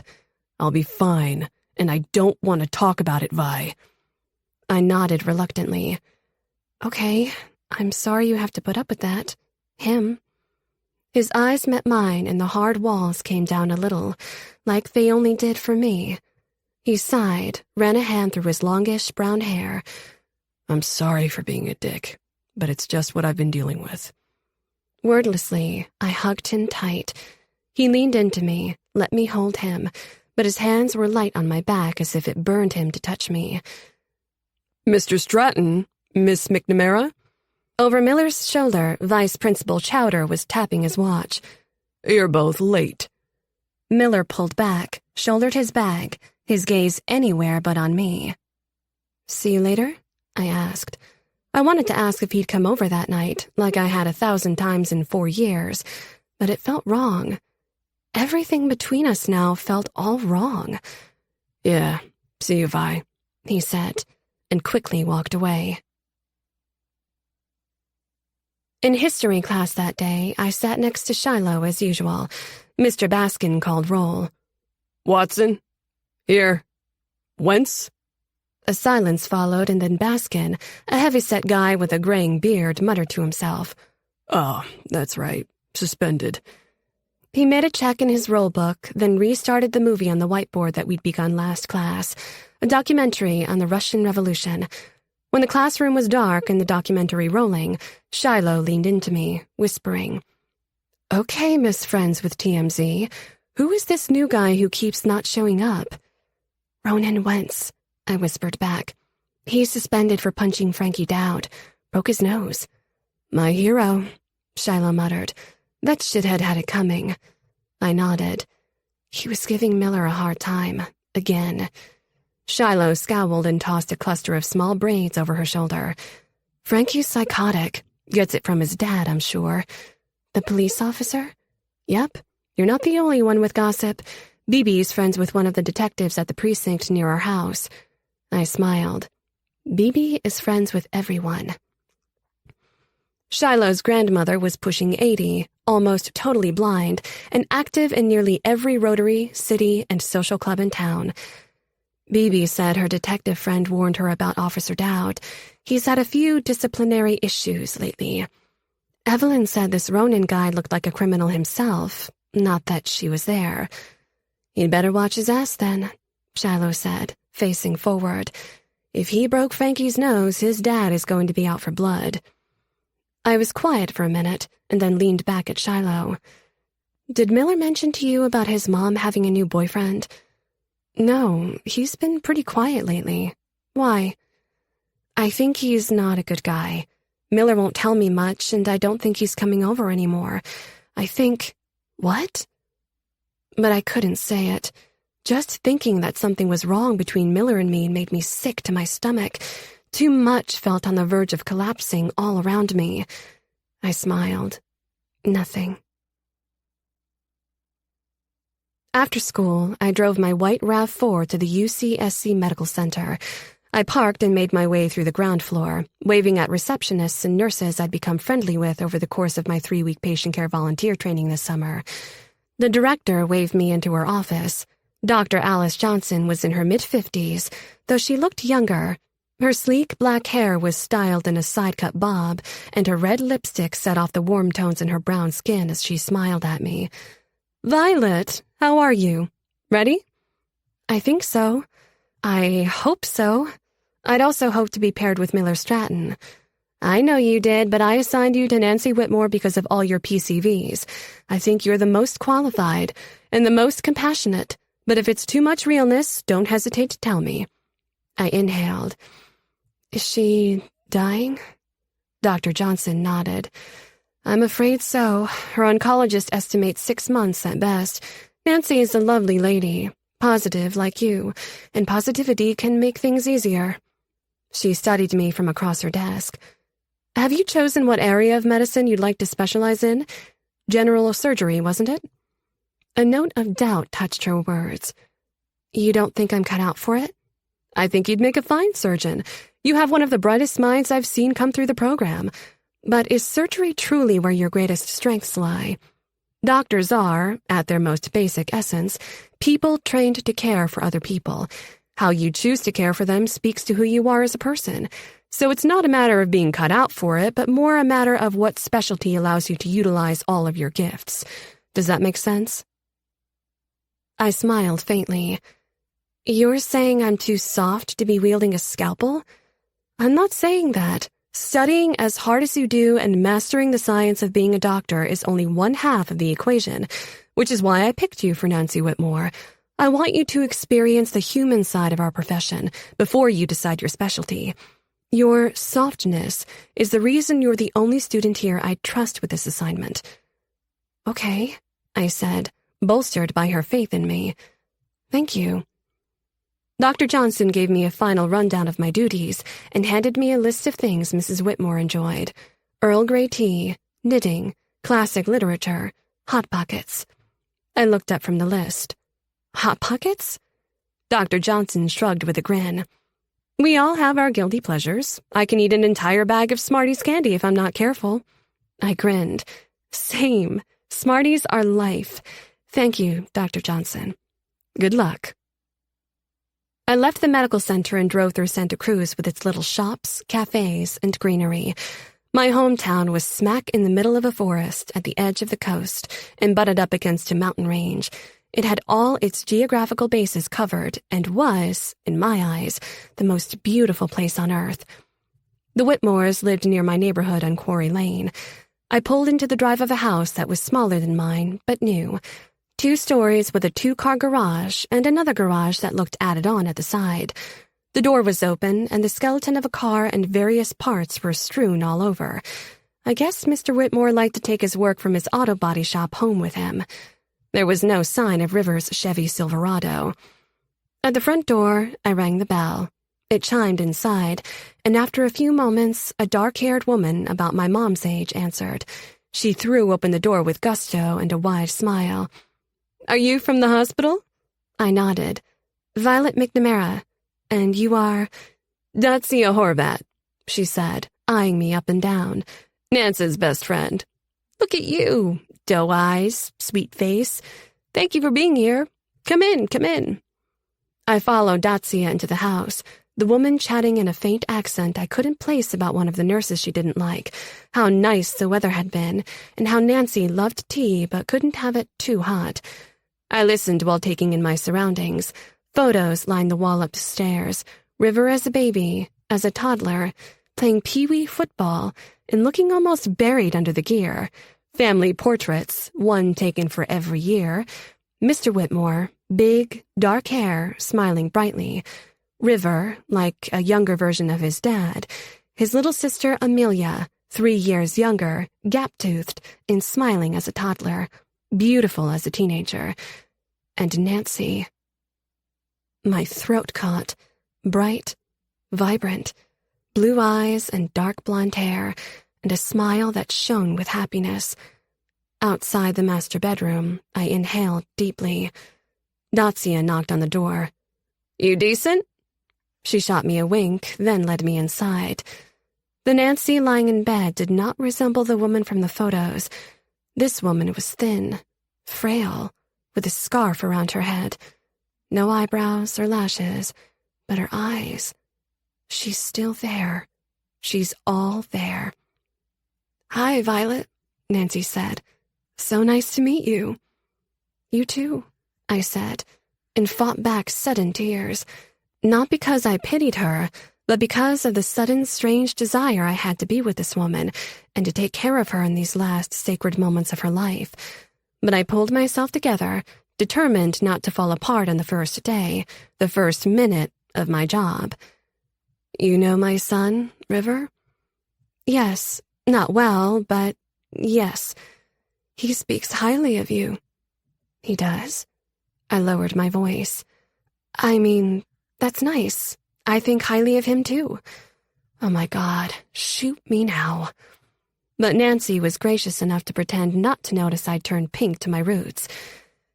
"He's so busy with football practice and games these days, I don't see him much." Sadness infiltrated the room like a fog. Dacia pulled the blanket higher over her friend and patted her leg. "He's a popular kid, that's all. Busy, busy, busy. Isn't that right, Violet?" "He is. Everyone loves him." Nancy smiled kindly, tiredly. "Thank you for saying so. I'm afraid I don't have much for you today. Dacia is in town for a few days and has been hovering over me like a mother hen." "I stole your job, didn't I?" Dacia flounced into a chair beside the bed and took up a pile of yarn.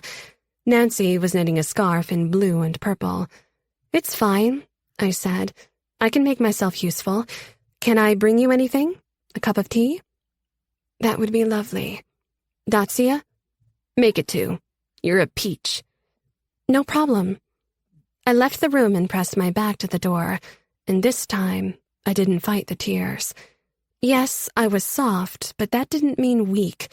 Being a doctor wasn't about having zero emotions. It was about channeling them toward the patient to give the best care possible. I wasn't giving up on being a surgeon, but in those first few moments with Nancy, I felt a little of what Dr. Johnson must have seen in me.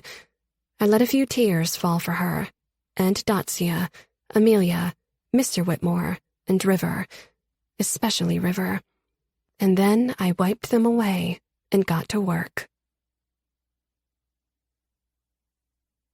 Chapter 6. Miller. Saturday, I worked from 10 a.m. until 4 p.m. at the arcade. It was the largest on the boardwalk, a short walk to the rides, coaster, and Ferris wheel that loomed over the beach. As I walked home, the sounds of explosions, gunshots, and tokens dropping into slots rang in my head. Sometimes the waka waka sounds of Pac-Man kept me up at night, conjuring flashes of the little yellow disc, endlessly running from ghosts that grew faster and faster, inevitably cornering him. I hated that fucking game. Outside my apartment complex, I stopped, inhaled, and mustered the will to climb the cement stairs. Inside, Chet was in his usual spot, his ass glued to our couch, his eyes trained on our TV, his mouth crammed with our food. Cigarette smoke hung heavy in the air. The fact that a diabetic, or anyone really, shouldn't be living around secondhand smoke didn't seem to faze good old Chet. "How is the arcade?" he asked. "Making change and trading tickets for plastic shit they're just going to throw out in a day. You're doing God's work, aren't you?" "It's work," I muttered. "Where's Mom?" "Shopping for groceries. We can't afford groceries since she quit the diner." Chet sneered. "Oh, you think your mom's gotta work 2 jobs to keep a roof over your head while you play video games all day?" "I have school and I have a job," I said, gritting my teeth. "And just what the hell do you do?" "If you must know, Mr. Smartass, I got injured. I get disability and a nice workman's comp check. That's why your mom doesn't have to work 2 jobs. I'm taking care of her, and your sorry ass." Jesus, that was even worse. Not only did Mom want him around, she needed him too. Not for the first time, I contemplated dropping out of school to get a better job. My dreams of getting out of this place and playing my music were blackening at the edges. If things got worse, they'd go up in flames altogether. "The words you're looking for is thank you," Chet said, breaking me out of my thoughts. I ignored him and went to my room, a tiny square that had space enough for a twin-sized bed, dresser, and a small table and chair shoved under the one small window. It was a mess of clothes all over the floor and papers all over the desk, but I'd always kept my guitar safely stowed under my bed in its case. The case was now on top of my bed's dark green plaid bedspread, open and empty. Disemboweled but for a few pages of scribbled songs spewing out like innards. I hurried back to the living room, stomach twisted in knots. "What the hell?" My words trailed as Chet reached to his feet, retrieved my guitar from the floor behind the coffee table, and sat it on his knees. In 2 strides, I was looming over him, the table between us. "What do you think you're doing?" Chet hefted the neck with one hand, a cigarette clutched between his fingers, his other meaty fingers strumming the strings. "Nice instrument. Your daddy give this to you?" "Give it to me," I said, my hand outstretched, shaking. Unperturbed, he played a discordant note. Ash tumbled along the guitar face and into the sound hole. Nice. Too nice, maybe. Give it to me, I said, spitting the words between my teeth. Chet met my gaze while he slowly held the guitar outstretched. I snatched it back by the neck. Stay the fuck out of my room. He chuckled. Touchy, touchy. I strode back to my bedroom, returned my guitar to its case, and carried it back out. I had to make a pit stop at the refrigerator where I jammed a few snacks and a bottle of juice into my backpack. Chet's lazy gaze was on me the entire time, like ants crawling over my skin. You write a lot of flowery shit, don't you? Chet observed. I slammed the fridge door. What did you say? I read your songs, Bobby Dylan. You think you're in love? He snorted. This girl you write for, you think she's going to fall for you once she sees all this? He gestured at the shabby apartment, then chuckled again. It'd have to be one hell of a song. Rage boiled in me, a red haze that clouded my vision. Then it burned out just as fast, leaving me hollowed out. He was right. Violet's care for me had never wavered, not even when, especially not when, I'd been living in a fucking car. But it was one thing to be friends with a charity case, another to kiss and fuck and walk around the school holding hands with one. Chet muttered something else, but I barely heard it. I went out, shutting the door behind me, my feet taking me to the beach, to the shack. Ronan was already there. He'd gathered up driftwood and charred bits of other people's bonfires to build his own in the small stretch of beach in front of the shack. He set the last log, creating a wooden teepee, straightened, and whipped a lock of dark hair out of his eyes. He jerked his chin at my guitar case. You play? I nodded and sat down on a small boulder, resting the case across my knees. I caught Chet fucking with it. I'll have to bring it everywhere from now on. Here, to school. Fucking asshole. Ronan opened a small banged-up cooler and pulled out 2 bottles of beer. He handed me one and sat on another low rock. Thanks, I said, and scanned the label. It's just beer, Ronan said. Water, barley, hops. I need to know the carb count for my diabetes. Oh, right, Ronan said, taking a pull off his. That sucks. Tell me about it. I made some mental calculations. Cut me off at 2. What happens if you have more than 2? Depends. 2 could spike my sugars. More than that might drop them. Ronan's dark eyes widened. Are you saying you can never get drunk?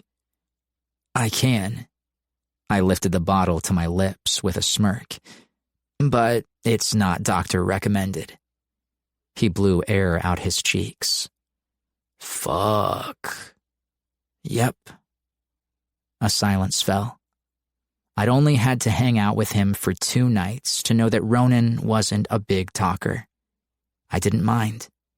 The quiet between us was comfortable. I could think and breathe around him without any bullshit.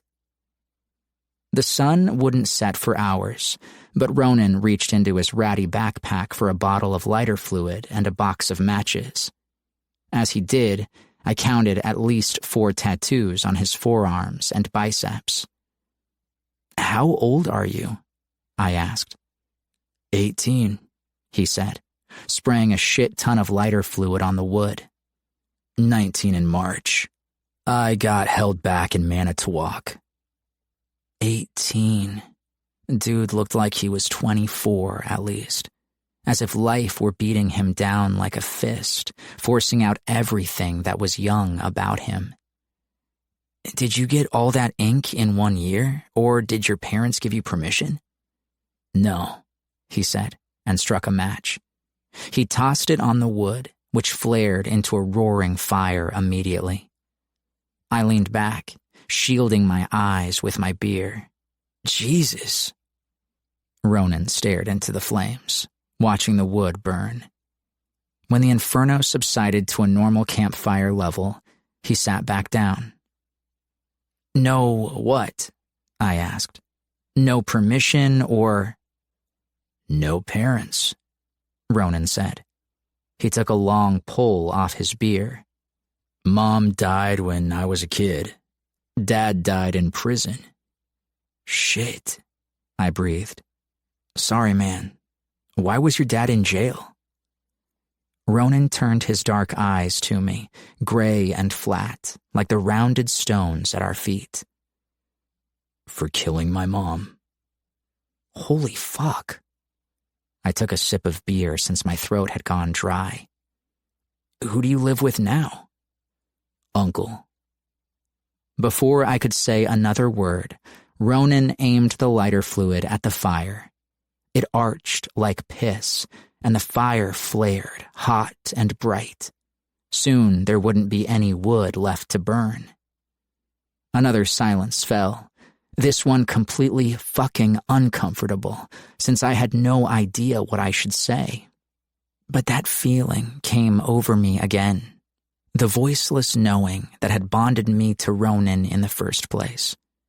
He didn't need or want me to say anything, so I didn't. Pretty soon, the silence felt good again. The sun began to sink into the ocean, setting it on fire, while the sky turned as deep a blue as Violet's eyes. When Ronan went foraging for more wood, I got out my guitar and plucked a few chords. Ronan came back with his arms full of kindling. It's about time. Self-consciously, I messed with the frets, tuning it. I don't play much for people. Why not? I shrugged. Don't know. Besides, you don't want to hear the shit I've been writing.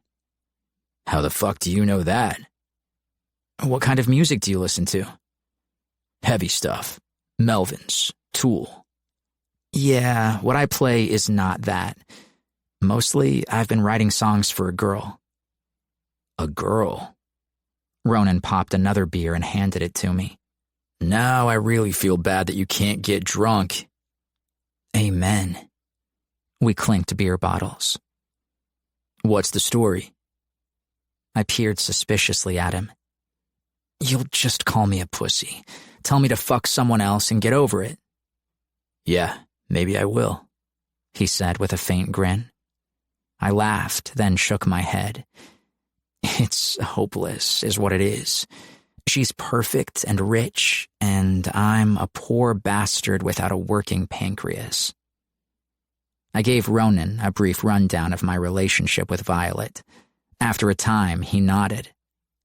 Yep, you need to fuck someone else and get over it. We shared a laugh, watching the flames. Then Ronan's voice grew low. Nah, that's bullshit, he said. You need to tell her. She's hell-bent on us being friends. She thinks it'd ruin us if we tried to be more. So, tell her anyway. I can't. She'd shoot me down and things would never be the same. Though I guess they're pretty fucked already. Ronan nodded. So don't talk to her. Just, I don't know, kiss her. No way. Why the hell not? Fucking boundaries for one thing. She's told me how she feels explicitly. Friends. I have to honor that. Ronan snorted and drained his beer. I leaned forward over my knees. What can I do? I told you we swore a blood oath. When you were kids, does she suspect you like her? I don't like her. I love her with every goddamn piece of my soul. Ronan's thick eyebrows went up, waiting. Not exactly, I admitted. Where is she now? I don't know. I gave the sand at my feet a little kick. There's a party tonight. She'll be there. So go to the party and tell her. I just said, you gotta fight, man, Ronan said, his deep voice rising, his eyes flared in anger. You fight, because if you don't, it'll be too late, and too late is fucking death. He looked away quickly, his hands balling into fists, memories that had nothing to do with me coursing through him like blood. I waited until they let him go, then said into the twilight, she needs me to be her friend. She needs me. So you're her pack mule. You carry all her shit and try to make life easier on her because you care about her. What about you? Ronan swung his head my way, his eyes asking the question beneath the question. Do you want to be needed, or do you want to be loved? Maybe the beer was making me tipsy, or maybe it was just the plain, simple truth of it all. Violet's home life might be crumbling beneath her, but mine was fucking on fire. If I didn't salvage something good, there'd be nothing left. I stood up, brushed the sand from my ass, and took up my guitar case. You want to come? I asked. I mean, it's probably going to be a bunch of drunk jocks playing beer pong to shitty house music. Ronan got to his feet, too, and kicked sand over the fire. I'm coming. I told you. I got your back. I started to smile as something like happiness tried to fill in my cracks. Suspicion got there first. Why? You don't annoy the living shit out of me. Good enough? His tone was harsh, but I saw a tinge of warmth in his slate-gray eyes. The happiness came back. Good enough. Chapter 7. Violet. Chance Blaylock's huge 2-story on Ocean Avenue was blaring Eminem's Godzilla over 100 laughing conversations. I felt the bass even out on the street as Evelyn and I headed up the walk, muttering a curse. I was at war with my tight mini dress, a constant push and pull between tugging it down and hauling it up to better cover my boobs. Will you relax? Evelyn said, looking stunning in black leggings and a black bustier-style top. You are fire. River is going to lose his shit when he sees you. I feel half naked. She smirked. Exactly. In my past life, I'd never worn more than jeans and sweatshirts to social events. This was my first house party, and I felt like an imposter, or a spy from the other side, come to see how the cool kids do it. They're going to see right through me. Then I chastised myself for being silly and remembered what David Foster Wallace once said. You'll worry less about what people think about you when you realize how seldom they do. Inside, the house was dark, with only small lamps lit here and there, and a string of lights over a sound system. Bodies filled the rooms, talking, dancing, making out, most with a red solo cup in hand. The music and people filled every corner of the house, upstairs and down. Evelyn took hold of my hand. Kitchen, we need to get our drank on. We squeezed through the crowd and arrived in a spacious, brightly lit kitchen that seemed blinding after the dark of the rest of the house. The kitchen overlooked the expansive backyard, where the party had spilled out onto the patio around the pool. More colored lights were strung on the garlands, and people huddled in groups on lounge chairs, the glowing embers of joints passing from hand to hand. A bunch of football players had set up camp around the keg next to a huge island of gray marble that was covered in bottles, empty solos, and a salad bowl filled with cherry red punch. River was among them. Hey, boys. This is Violet's first house party. Evelyn pressed a solo cup of beer in my hand and looked meaningfully at River. Be gentle. I rolled my eyes as my face flushed red. Thanks for that. Shh, here he comes. Evelyn sidestepped away as River came around the island in jeans, a white t-shirt, and a plaid button-down, open and rolled up at the sleeves. The shirt revealed every cut line of his chest, but his forearms were downright mesmerizing. Hey, he said. My gaze shot up to a chiseled face that looked cut from granite, a light shadow over his square jaw. Hi. River's faint smile had just the right amount of casual amusement and confidence I expected from the captain of the football team, a guy who was probably going to end up winning the Heisman and being drafted to the NFL in a few short years. But his eyes darted here and there, as if he was aware we had an audience, or nervous to be talking to me.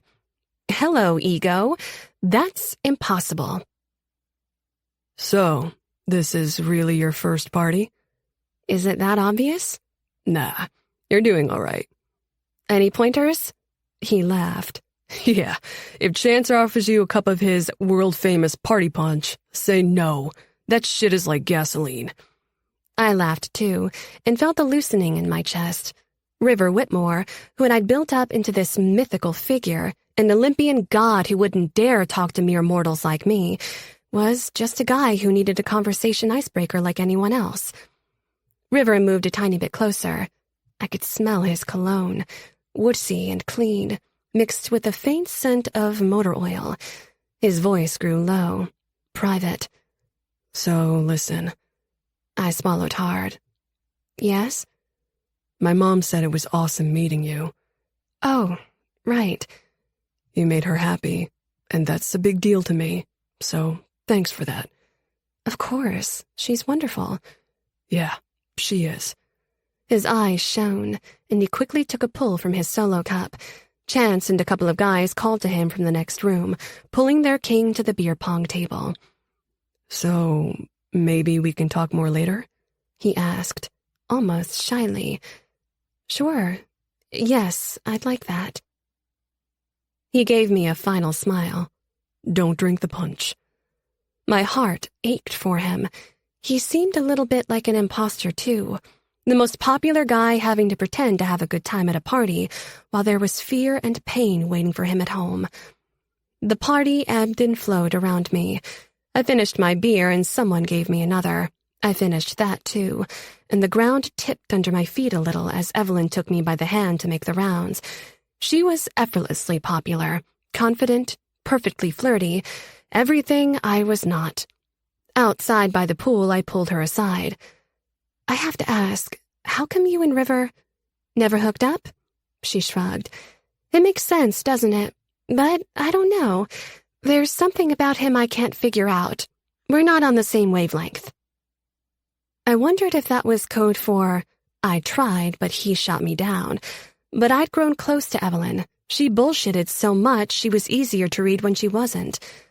But hey, my loss is your gain, she said. You guys looked pretty cozy in the kitchen earlier. He's sweet. Sweet. Uh-huh. Did he ask you to homecoming yet? No, but he's going through some heavy stuff. Truth, the poor boy needs a distraction, don't you think? And a little nudge? What's that mean? Leave it to me. Her mischievous smile collapsed as she spied something over my shoulder. God, your lost boy is here. I swung around to see Miller sitting on a lounger, his guitar case at his feet, talking with a big, dark-haired guy who sat on a deck chair beside him. Ooh, it looks like he brought his bodyguard, Evelyn said. That's Ronan, I'll bet, the guy who broke Frankie's nose. She took in the new guy appreciatively. God, look at those arms. Yummy. Loving the ink, too, but not my scene. He looks like he just broke out of jail. Miller met my eye and I waved. He didn't wave back, but said something to Ronan, who nodded. Then Miller left his guitar and approached. Uh-oh, Evelyn said. Now is not the time to let River see you with another guy. That's silly. It's just Miller. The words tasted funny in my mouth. It's just Miller. Like saying it's just air. Always there, but essential to live. Hey, he said, giving Evelyn a nod. I'm so glad you came, I said, hugging him. His scent was so different from River's. Cigarette smoke he carried from home mixed with the cleaner sense of bonfire smoke and the salt of the ocean. Tension hummed in him, vibrating in his body like a current. I stepped back. Are you okay? Yeah, fine. Would you like something to drink? He took in my skimpy dress for the first time and scowled. Or a coat, maybe? I scoffed. Yes to a drink. You can keep the lecture. No lecture. I just didn't realize this was a costume party. What's that supposed to mean? It means you never needed to dress like this before. I don't need to dress like this now, I shot back. I choose to. And why do you care what I wear anyway? I don't. That's the point. He carved a hand through his longish hair, frustrated. Shit. Sorry. Never mind. Can we go somewhere quiet? I need to talk to you. I could use that drink first. Just water. I'm a bit wobbly. We pushed our way back through the crowds to the kitchen. Curious stares followed us, but no one gave Miller a hard time. He poured me a cup of water from a Brita on the counter, then got himself a beer from the keg. He downed the whole thing, then sucked in a steadying breath. Is everything okay? I asked. Did Shiloh come with you? Just Ronan. Listen. At that moment, the beer pong game broke up and the guys flooded back into the kitchen, a gaggle of girls following after. Evelyn, Julia, and Caitlin among them. More curious glances landed on Miller, but River's eyes and smile were only for me. I smiled back, then looked away, acutely conscious of Miller standing beside me. Evelyn smiled like a Cheshire cat. Oh, goody. Everyone's here. The snap of a Zippo lighter caught her attention. I take it back, she purred. Now everyone is here. The scent of clove cigarettes suddenly permeated the kitchen, and we all turned to see Holden Parrish leaning in the corner between the hooded stove and the stainless steel dishwasher. His sudden appearance was so startling, it was as if he'd been conjured in a puff of his own smoke. He was dressed in all black, a silk button-down shirt, dark jeans, and sleek black Oxfords. Despite the late summer night, he wore a black pea coat, unbuttoned, the collar turned up. A blood-red scarf was slung around his neck and dripped down either side of his torso. Tall, slender, elegant, with his striking eyes and silver hair, Holden reminded me a little of Spike from Buffy the Vampire Slayer. Vampires have to be invited in, I whispered to Miller with a beer-induced giggle. If he starts feeding on us, blame Evelyn. She sidled up to Holden, linked her arm in his, taking possession. Everyone, you remember Holden Parrish? Chance, his face flushed with beer, frowned. Smoking's outside, dude. A lazy smile spread over Holden's lips. You sure about that? Your living room smells like a Snoop Dogg concert. He tucked the clove cigarette into the corner of his mouth, squinting against the smoke, and handed Chance a small paper bag. A token of gratitude for having me at your little shindig. Chance pulled out a bottle of Patron Silver, and a grin split his face. Dude, thanks. Perfect, Evelyn said, still attached to Holden as if he were her own personal party favor. Line up the shots, boys, because it's time to play 7 Minutes in Heaven. Cheers and woots went around, and the shitty, cheap vodka punch was replaced with the expensive tequila. Holden poured the first 2 shots.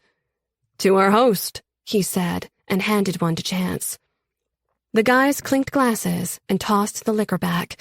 Chance shook his head, blowing air out his cheeks, eyes watering. Holden took his smoothly, as if it were water, but the booze seemed to animate him, instantly warming up his cold front. He took command of the kitchen like a circus ringmaster. Step right up, ladies and gents, and let's make some beautiful memories. I need to talk to you, Miller said in my ear, under another round of cheers. She's busy, Evelyn said. She detached herself from Holden long enough to press a solo cup with an inch of tequila into my hand. And it's a party. Drink now, talk later. After we play. She doesn't need to drink that, Miller said. And she can speak for herself, I said, glaring at him. What has gotten into you tonight? You just said you needed water. Maybe I changed my mind. Maybe I don't want you to get date raped by a jock in a closet. My eyes flared. Evelyn gaped. The hell? Are you for real? But Miller ignored her, his blue topaz eyes boring into mine. I'd never seen this side of him. He'd always been intense, but never toward me. Not like this. Protective. Possessive, even. I can take care of myself, I stammered. Miller said nothing, but took the cup out of my hand, his gaze never leaving mine. He tossed back the shot, chucked the empty on the floor, then turned and walked out of the kitchen. I started after him. Miller, wait. Let him go, Evelyn said, pulling me back. He's totally out of line. River is a good guy. I know, but Miller can't be drinking like that. She rolled her eyes. He can take care of himself. River's going to play my game. Do you see where I'm going with this? You, him, a dark closet for 7 minutes? I looked after where Miller had returned to the backyard, and then Evelyn's words sank into my beer-dampened thoughts. My first kiss. It might happen. Tonight. My heart stuttered, and my cheeks felt warm. Evelyn watched my face. Now she gets it. She offered me her tequila. Drink. I pushed the shot away. That'll make me sick, and if I'm going to kiss River tonight, I don't want to be drunk for it. I want to be present in the moment, to remember it and savor it. Oh my God, you're like Snow White, pure as the driven snow or some shit. It'll happen, trust me. I nodded, because Miller was wrong about River. Just because he mistrusts everyone doesn't mean I have to. How are you going to make sure that River and I end up in the closet together? Evelyn smiled. Because I make stuff happen. A bunch of us, 5 guys and 5 girls, cleared space in the living room. Music still blared over the sound system, but the dancing had subsided, and we had a small audience. I sat in a circle between Evelyn and Caitlin. River, Chance Holden, who was everyone's new favorite person, sat across from us. 2 other football players, Dante Weatherly and Isaiah Martin, rounded out the guys, while Julia and another girl I barely knew made up the rest. Miller had taken a seat with Ronan and a small group of people in the corner of the living room by the front window. He had his guitar in his lap and was watching me, an unreadable expression on his face. But his eyes, they look almost sad. Then he looked away, turning his attention to Amber Blake, a pretty girl with long blonde hair. Evelyn called her a granola girl. Her nickname for environmentalist pot-smoking vegans she thought made up a good percentage of Santa Cruz's young people. Amber and Miller's heads were so close together they were nearly touching, maybe only to be heard over the music. Maybe not. I guess he's not so sad after all. Yes, this game is old and cheesy, but not the way I run it, Evelyn said, tearing strips of paper lengthwise. If your name is picked, you go in. Then we pick someone who joins you in the dark. She grinned slyly. I'll leave it up to you to decide how to figure out who. When time's up, you leave. But that person stays in the closet and another name is picked. You get it? Like a chain. If you're not picked to go in, you drink. The group voiced their approval. This is a woke version of 7 Minutes in Heaven, Evelyn continued, writing our names on the strips of paper. That means I don't give a fuck if you're a guy and get paired with another guy, or a girl with a girl. You go in and get to know each other. She grinned again. How well you get to know each other is up to you. Someone have a timer? Yes, my queen, Holden said, and jerked his arm from his sleeve to reveal a Philip Patek watch. I recognized the crazy expensive brand since my dad had one too. Evelyn unfolded a piece of paper. Up first, Violet McNamara. She leaned into me. I got you, girl. I sucked in a breath and let it out slowly. Out of the corner of my eye, I found Miller watching me again, his expression stony, his mouth a grim line. Suddenly, I felt as if I was getting up in front of a firing squad. Guilt assailed me, and I froze for a second, trying to sort through a strange tangle of emotion. Then Evelyn nudged me, and I headed to the closet. Inside, I felt my way along a wall of Mr. and Mrs. Blaylock's collection of spare towels, sheets, and fabric softener, and sat down on the carpet. A few tense, nerve-wracking moments later, the door opened and a huge shape filled the dimness. The scent of woodsy cologne filled the space as Rivers shut the door, cutting the party noise in half. Violet? I'm over here. It's dark as shit. Rivers' bulky shadow made its way across from me, and he sat against the opposite wall. A silence fell. This is a crazy party, huh? I said, as our 7 minutes began to tick down. That Holden is a strange guy. Yeah. River coughed. He's fucking weird. Reminds me of that vampire, Lestat. Oh my God, I said almost the exact same thing. Different vampire. I didn't know you read Anne Rice. I don't. Saw the movie. I mean, my mom watched it once. I remember some of it, I guess. Okay. Another silence fell, and the awkwardness between us grew. I wanted to ask how he was holding up with his mom being ill, but he probably needed the party to escape for a little bit, so I defaulted to sports. How are football practices going? Good. Long. You play a sport too, right? Soccer. We don't start until spring. Cool. More silence. This conversation was like an engine that wouldn't turn over. So, Violet. So, River. Homecoming dance is in a few weeks. My heart took off. Finally. Yes. Are you going with anyone? Nope, I blurted, and then pinched myself in the arm, marveling that after months of hanging out with Evelyn, not one of her flirting skills had rubbed off on me. Cool.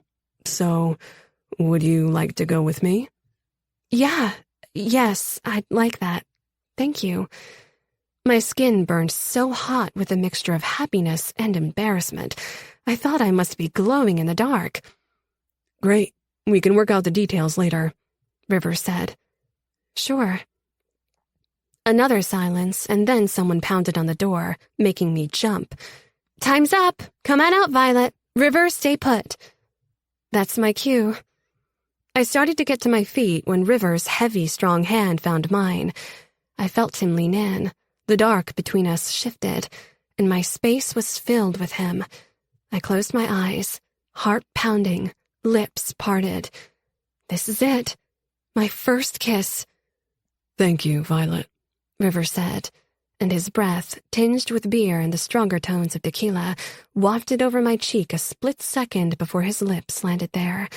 A thrill skimmed down my neck, making my skin shiver pleasantly, until I realized that kiss on the cheek wasn't an appetizer. It was the main course.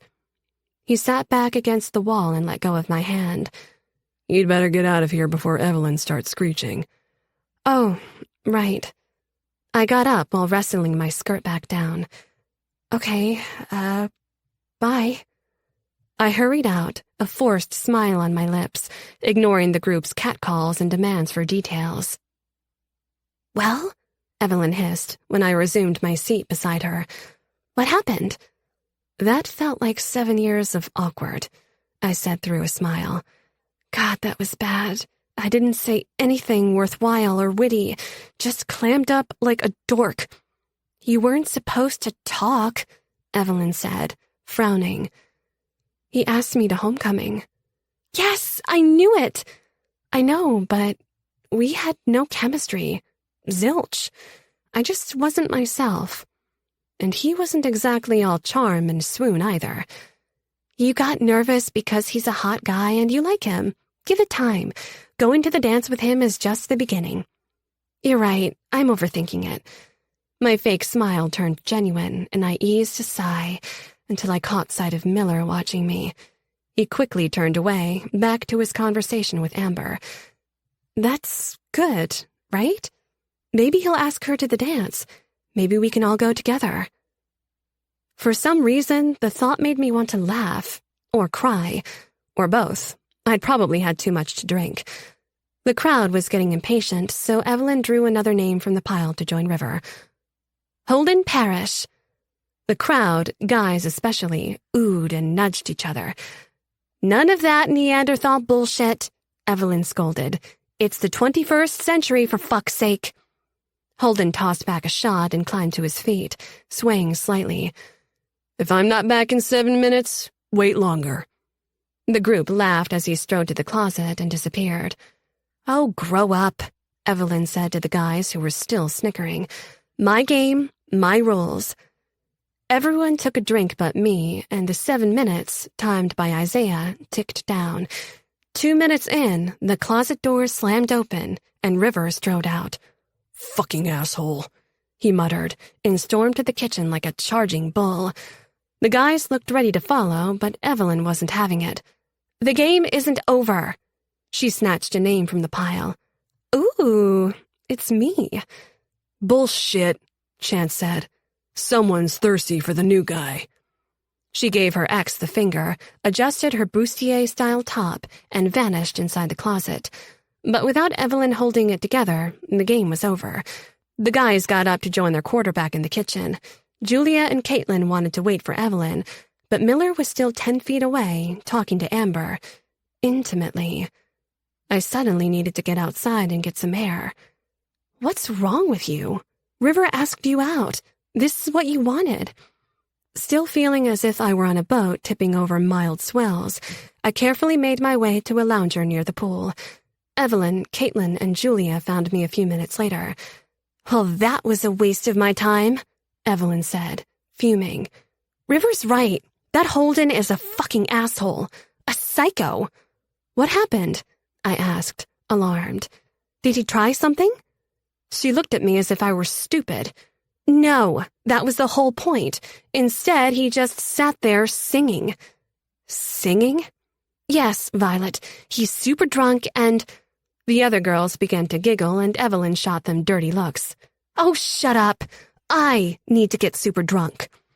She flounced off, and Julia and Caitlin burst out laughing. Why, you missed it. Evie stormed out of the closet, and Holden went down on one knee in front of everyone, serenading her with that Sean and Camilla song, Senorita. I frowned. But that's a sexy song. Caitlin shook her head. She didn't find it sexy that he sang it to her. I love it when you call me Senorita. It was pretty epic. That guy is crazy. Julia nodded. Rich, but crazy. A pity. I managed to smile and stood up. Will you tell Evelyn I left? I think I'm done. I'm calling an Uber. Already? It's only 10 o'clock. Yeah, From inside the house, shouts could be heard, and the sudden smashing of glass. The house music suddenly went silent, and Holden Parrish's voice rang out loud and clear. Everyone shut the fuck up!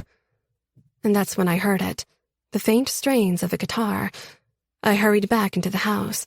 The Blaylocks' dining room overlooked the living room. Holden was standing on top of the dining room table. The smashed remains of the Patron bottle lay strewn at his feet, shards glittering and scratching the polished mahogany. He barked at anyone still talking to shut up, lording over a room that had grew silent under his command. For Miller, my best friend was playing his guitar and singing, Yellow. Our song. Others rushed in from the kitchen behind me, Chance demanding to know what the fuck happened to the dining room table. I hardly noticed, neither did anyone else. Miller's voice, scratchy and low and perfect, filled the darkened room, the understated strains of his guitar moving under it. His tone and pitch were haunting, melodic, everything on display.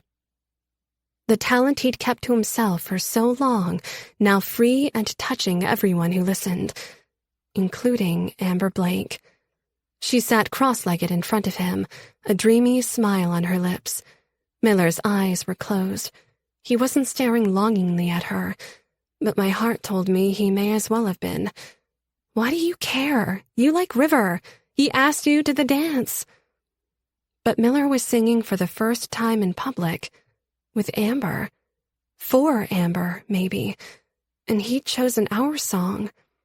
My heart flooded with both joy and pain, like being feverish and chilled at the same time.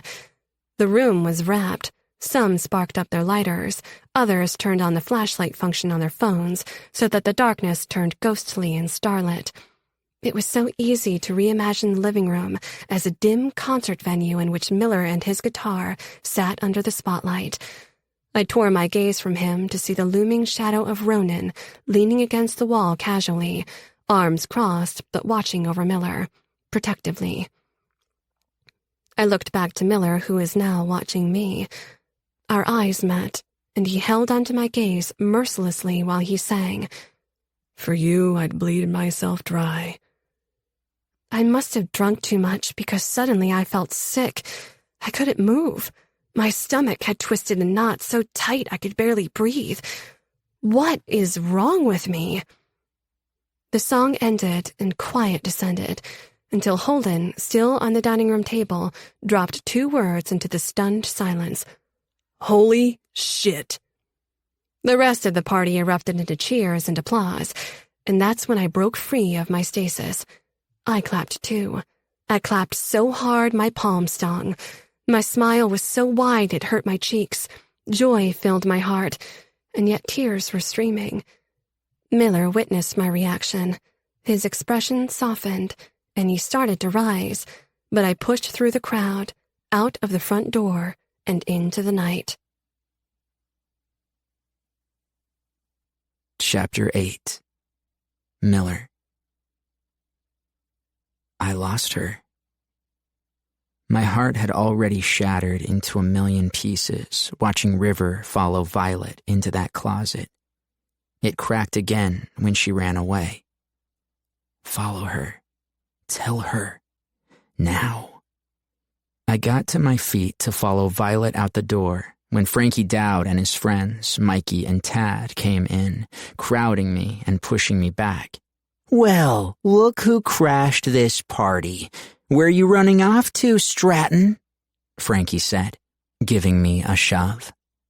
His nose was bandaged under white gauze and tape. Dark circles ringed both eyes. "Back off, asshole," I snarled. Amber's hand was on my arm, and she murmured soft words to come back and sit with her. I shook her off. Frankie sneered. "Or what? You gonna have your convict bodyguard cold cock me again?" Ronan loomed behind me, arms crossed, boots planted. Frankie's eyes widened in fear to see Ronan. Then he snarled. "You're fucking dead, dude. You have no idea who I am." "I know who you are." Ronan's voice sounded like it was coming from the ground. "I know exactly who you are." Tension tied the 5 of us together in tight bands that were ready to snap, and Violet was getting farther away. "Dude, what the fuck are you doing?"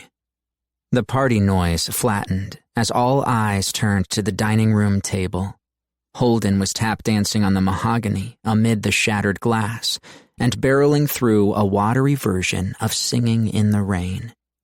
He was drunk off his rocker, but managed to keep out of Chance's reach as the big guy tried to get him down. The room was lit, cheering and laughing, cell phones out. "My parents are going to fucking kill me," Chance raged. "Someone get over here and help me get this prick off the table." Holden laughed and danced out of the way of Chance's swiping hand. River emerged from the kitchen.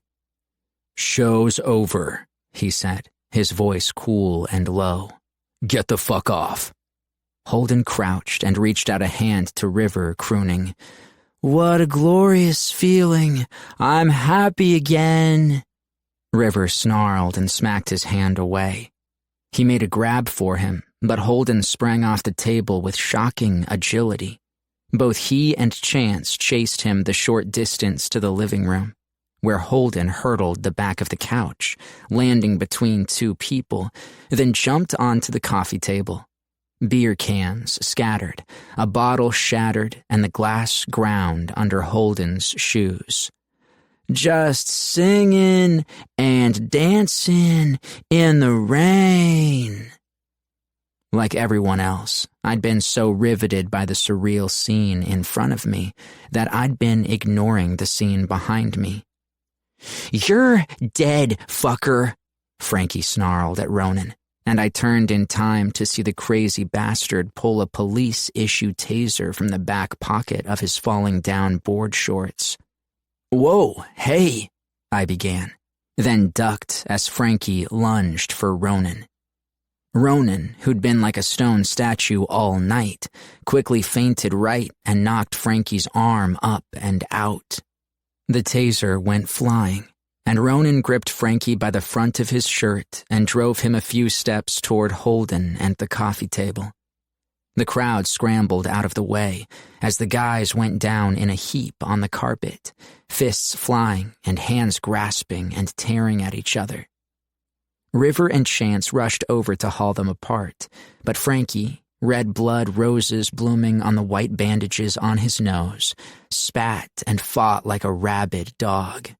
"Fuck this guy," he screamed, wrestling out of Chance's grasp. "You are so dead." He grabbed the broken beer bottle off the coffee table at Holden's feet and brandished the jagged end at Ronan. "I'm going to kill you, motherfucker." More shouts from River and Chance, but Frankie swung the bottle to ward them off. Amber gripped my arm, and I shielded her from the chaos as best I could while I tried to pull Ronan back, but he was as immovable as stone. The crowd hushed as Frankie took a few swipes at Ronan, and we all gasped as one of them drew blood across his forearm. Ronan glanced down at the red line opened on his skin, then back to Frankie. "That was a mistake." His hands balled into fists, and I felt the tension in him coil, ready to spring. He was going to get cut worse, maybe even stabbed, but not until he beat the shit out of Frankie. Or kill him. Then Holden jumped down from the coffee table into the middle of the fray. He stepped between the two guys, ripped his shirt open from under his coat, and bared the left side of his chest to Frankie. "Right here," he seethed, his voice low and cold and empty. He tapped his chest over his heart. "Put it right here. Go on. Do it. Do it." The crowd hushed. Everyone stared. No one moved. Frankie breathed through his nose like a bull, eyes wide with shock. The bottle in his hand trembled. Slowly, I pushed forward and took hold of Holden's arm. "Hey man, come on. Hey." Holden backed up while River took the bottle out of Frankie's hand.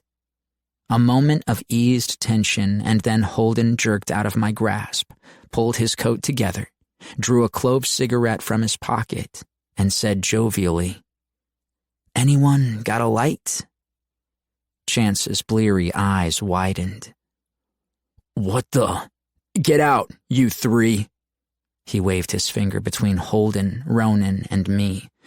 "Get the fuck out of my house!" Holden turned to me with a mock expression of shock. "Rude, right?" An incredulous laugh escaped me, and then another, until a full-fledged outburst was building in me. The tequila I'd stupidly drunk did me no favors. I didn't need to look at my watch to know my numbers were sinking, making me feel underwater. Or maybe it's just this crazy-ass night. "Get out!" Chance bellowed. He lunged, and Holden and I, laughing like loons, made a run for it. We turned at the door to see Ronan level Frankie with a final glare, and then he strode in long-legged paces after us. "You're dead, Wentz," Frankie screamed after us. "You're fucking dead." We tore down the front steps and onto the expansive front lawn. I tripped, or maybe my strength was failing me, but I hit the grass hard, gasping for breath, but still laughing. Holden went down beside me, and we lay on our backs, staring at the night sky. "I don't believe we've officially met. Holden Parrish. Miller Stratton." We shook hands, and Holden jerked his chin at Ronan, looming over us. "And who's the brute squad?" I laughed harder. "Ronan Wentz." Holden jerked his hand straight up. "A pleasure." Ronan crossed his arms. "Crazy bastards." Another round of laughter rolled through us. "How did you do that?" Holden asked me, wiping his eyes. "Do what?" "Play and sing like you did. Like a fucking miracle." Warmth bloomed in my chest. "Nah, everyone's heard that song. It's 1,000,000 years old." Holden shrugged, staring at the sky. "They've heard the song, but you put your heart and soul out there. That's not something people hear every day." He was wrong. I didn't put my heart on a slab for them, but for Violet, and then I shoved it in her face. The tears in her eyes. It was our song, and I gave it away. The front door banged open. "I said, get the fuck off my property!" Chance stormed down the walk. River, the fucking asshole who probably gave Violet her first kiss in the closet that night, followed after, his expression dark and solemn, calm and sober compared to Chance's enraged drunk. "Fuck you." My laughter died, and I hauled myself off the lawn. Holden scrambled to his feet and drew Chance's attention by climbing onto a Range Rover parked in the drive. The car alarm blared down the darkened street, lights flashing. Amber hurried out of the house, my guitar case in her hand. "Here," she said, handing it to me. Her eyes were cornflower blue, light where Violet's were dark. Her hair was the sun, when Violet's was jet black. Her lips thin, while Violet's were full and ripe to be kissed. River got her kiss. He'll get all her firsts. "Miller?" "Oh, hey," I said, taking the case from her. "Strange fucking night." "You played beautifully. Just incredible." "Yeah, thanks." I hadn't the first clue what to say to her. It wasn't her I wanted to be talking to. Holden raced past me, laughing. "Time to go." "Time to go," I repeated to Amber, the laughter starting to creep back in. See you later?" She smiled. "I hope so." The sound of police sirens wailed in the distance as Holden led Ronan and me toward a black sedan parked across the street. A uniformed driver sat in the front seat. "Good evening, James," Holden said as we climbed in the back. "Would you be so kind as to remove my friends and me from the immediate area?" James nodded, and the car sped down the darkened avenue. "Home, sir?" "Fuck no," Holden said. He looked to us. "Thoughts, gentlemen?" I exchanged glances with Ronan, who nodded once. "My place," I said, and told James the address. At the Lighthouse Apartments, James parked the sedan in a visitor spot, and we climbed out. "Cozy," Holden said, eyeing the complex. "After party at Chez Stratton?" "Not quite." I nodded at James in the sedan. "How long will he wait?" "As long as I need him to." Holden lit a clove cigarette and waved away the smoke and our curious stares. "Fear not. James is being well compensated for his time." "Okay, let's go." Ronan and I led the way down the beach, over the roughest rock and lashing surf. If Holden was upset that his expensive clothes were getting wet and caked with sand, he didn't complain. At the fisherman's shack, he glanced around, peering in the darkened space. Not bad. Could use a few upgrades. In front of the shack, Ronan lit a bonfire. The vast black ocean touched the shore in white foam 30 yards away, while a million stars wheeled above. I sat down heavily on the rock and pulled out a few gummies. CBD? Holden said. Sharing is caring, Stratton. Not CBD. Glucose. I have diabetes. A genuine look of concern flashed over his green eyes. You okay? Yeah, thanks. I glanced at him sideways. What did you do to piss off River Whitmore? I pissed off a lot of people tonight. You'll have to be more specific. The quarterback. When you were playing that 7 minutes game. Ah, yes. Holden cleared his throat, then shrugged, his eyes on the ocean. Don't remember. You sure? You sound disappointed. I was hoping you kicked him in the nuts. Do tell. The weight of the night and all that had happened and not happened weighed on me, pressing me down, making me tired. Not tonight. Fair enough. Ronan offered us beers from the cooler he'd stashed in the shack. Holden took one. I waved it off. Still feeling low, I said, and pulled an OJ out of my backpack. It's nice here, Holden said after a minute. Really fucking nice. Like I can just breathe. I nodded. Same, Ronan said.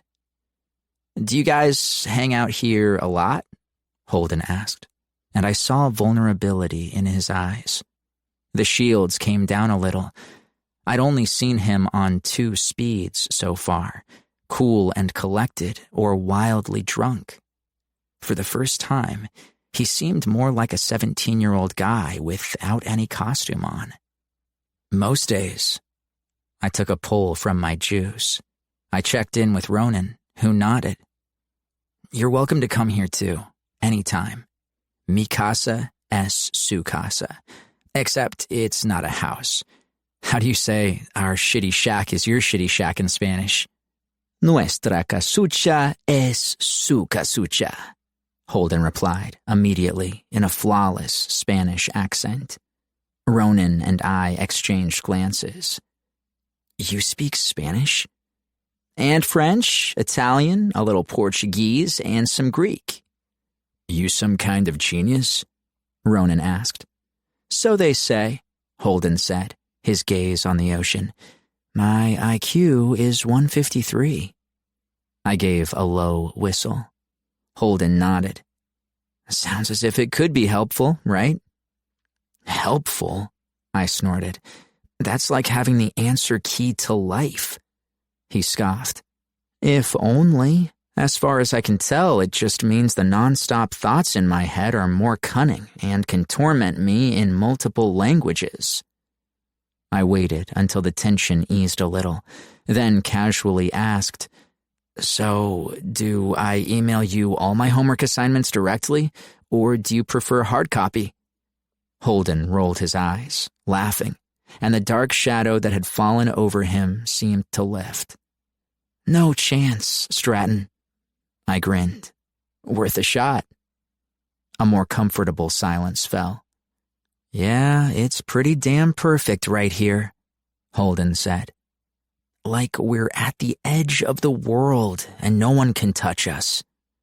Yep, I said, and Ronan nodded. Holden inhaled and then exhaled. I'm gay, he said. I just want to get that out there, in case it wasn't obvious. Is that going to be a problem? I frowned. No, why would it? Ask my father. He looked to Ronan. How about you? Ronan took a pull off his beer. No, I'm not gay. A beat passed, and then the laughter came roaring back.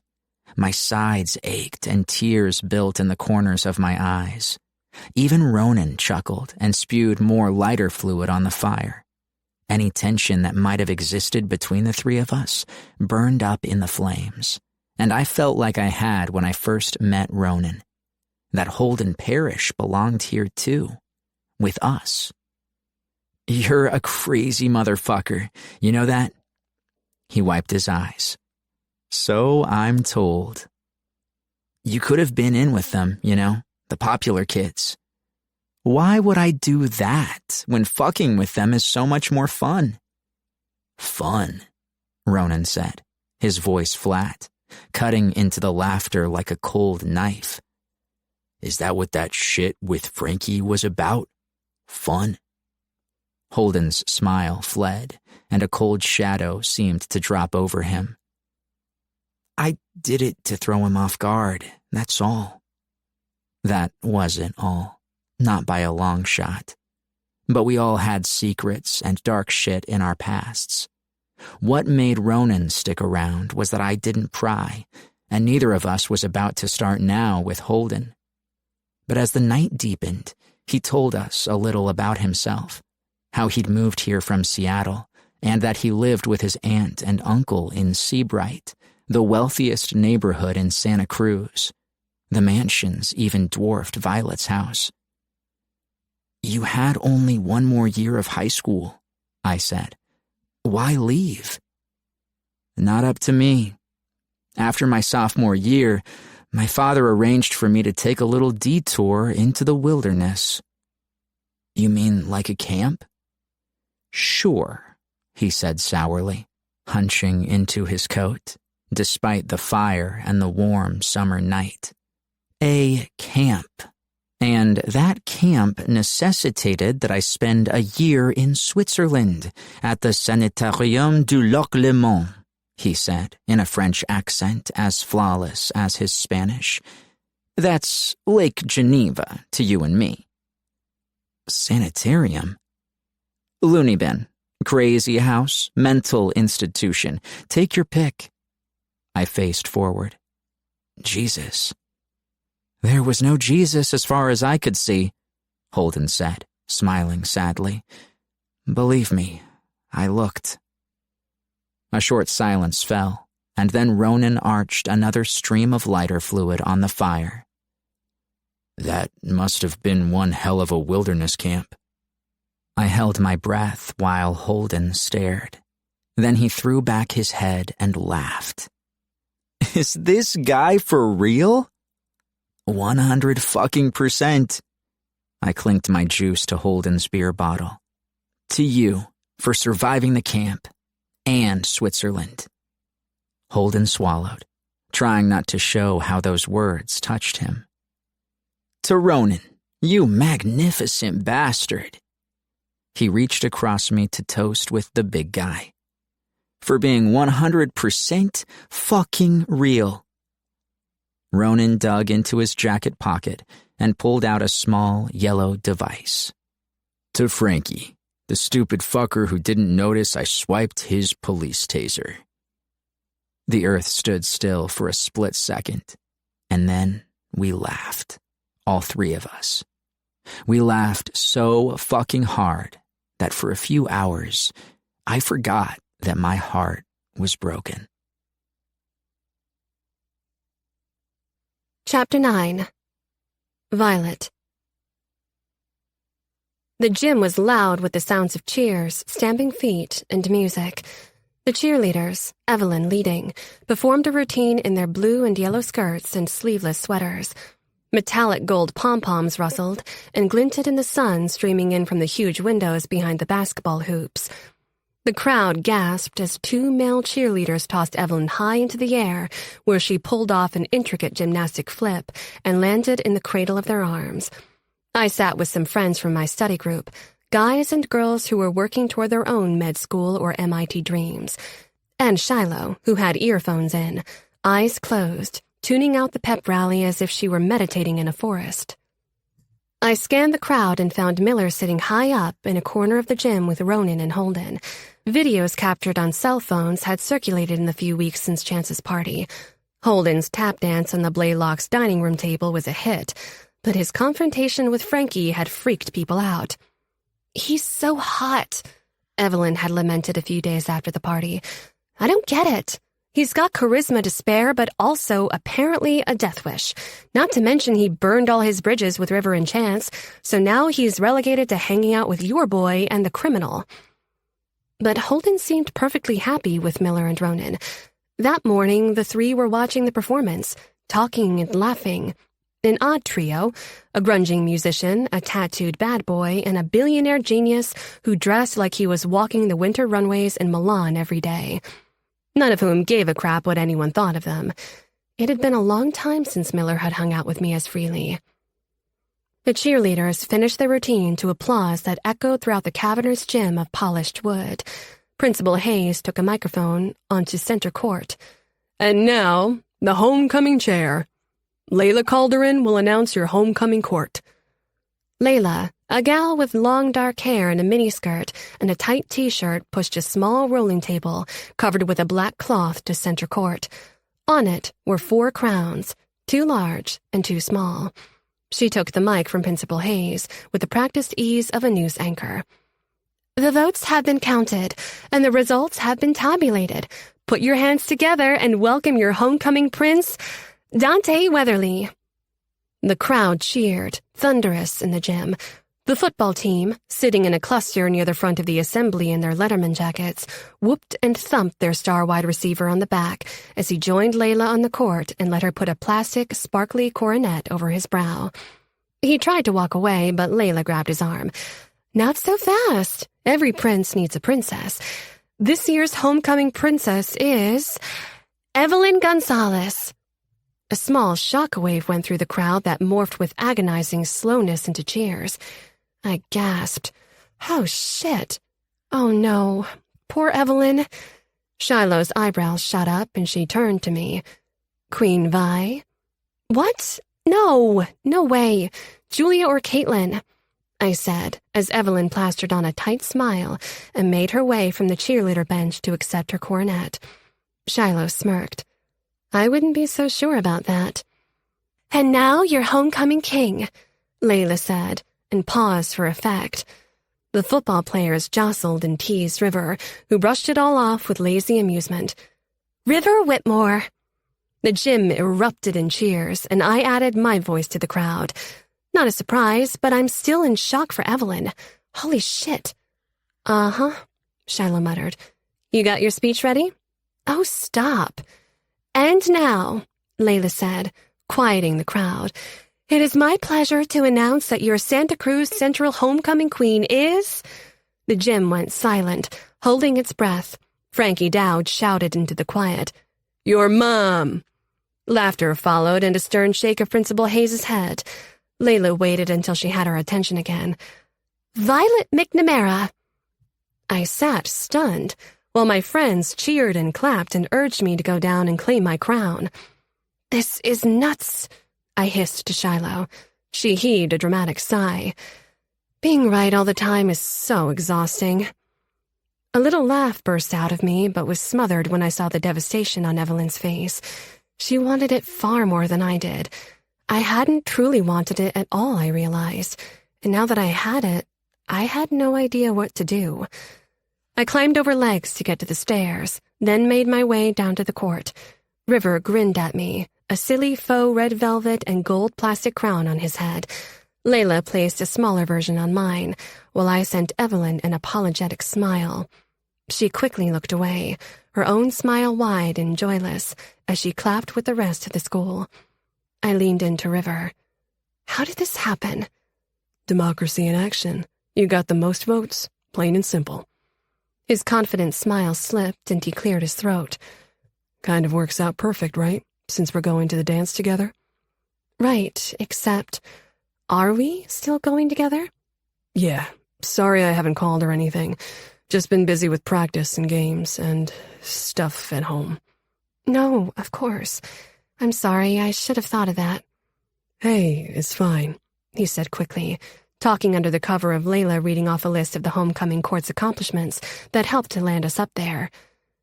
I still should have called you, or texted.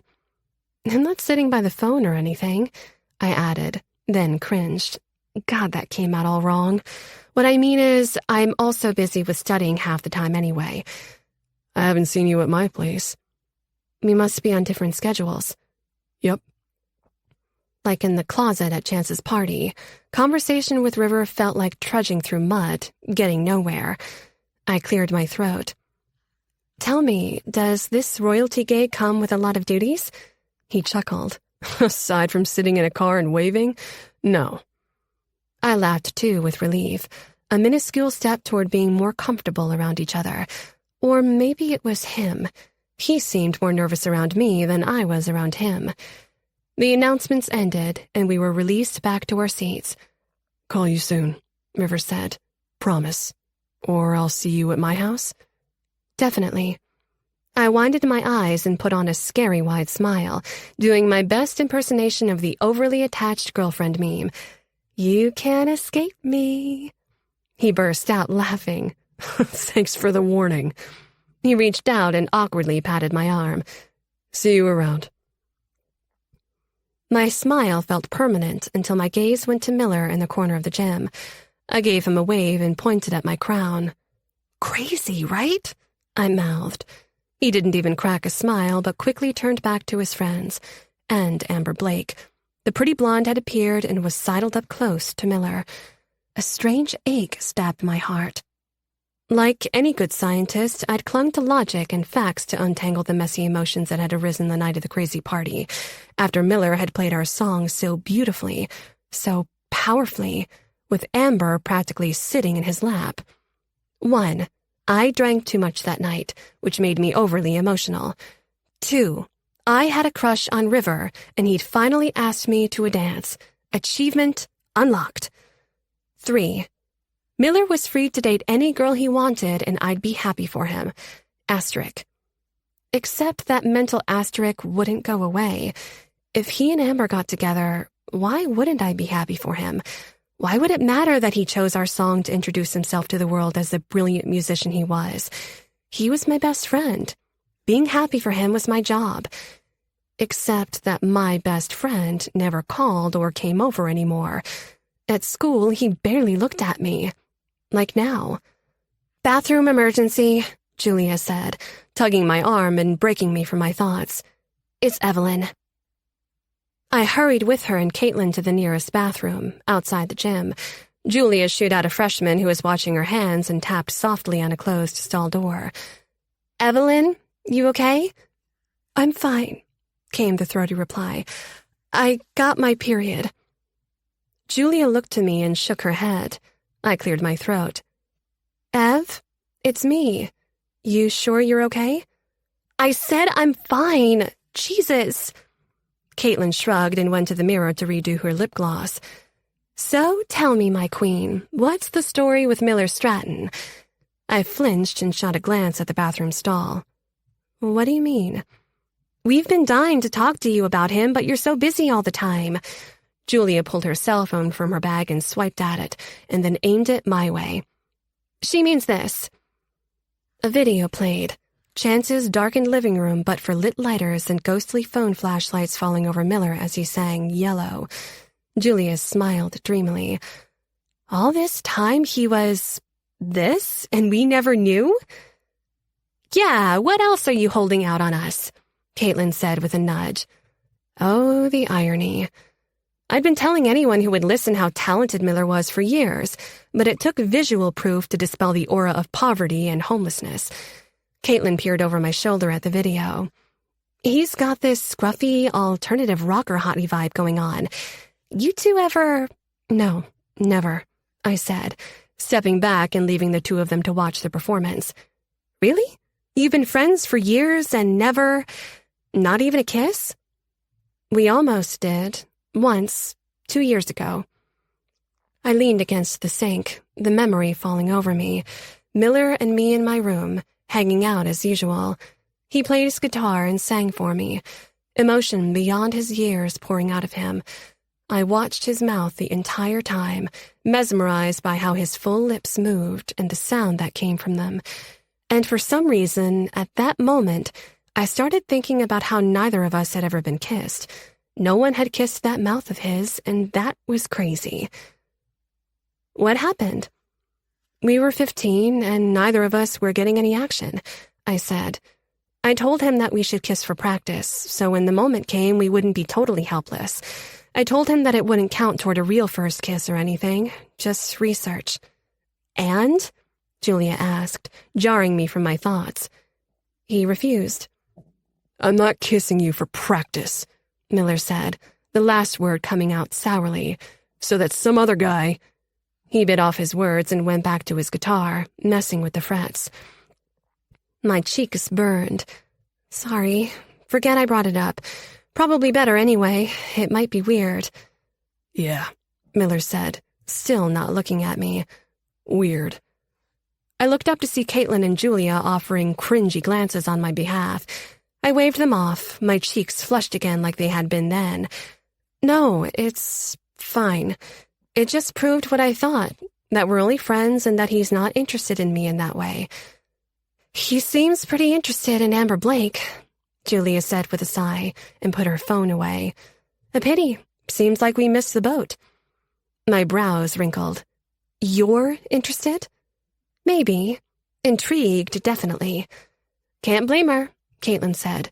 What girl wouldn't want to be sang to like that? The stall door banged open and we jumped. We'd all forgotten about Evelyn. She went to the sink and washed her hands. The girls and I waited, tension coiling, and then Evelyn caught our glances in the mirror as she smoothed a stray hair from her ponytail. Periods can suck it, am I right? Julia and Caitlin smiled with relief as Evelyn turned to me, a sweet smile on her face. She put her arms around me and hugged me close. Congratulations, Vi. You deserve it. Oh, thank you. It's kind of surreal. Did you tell the girls? Evelyn put her arm around me. Violet doesn't need anyone's practice kisses. Very soon, she'll be having the real deal with River Whitmore. Homecoming king and queen are going to the dance together. How perfect is that? I searched Evelyn's face for a sign that my coronation bothered her more than she was letting on, but her smile seemed genuine. The others congratulated me excitedly.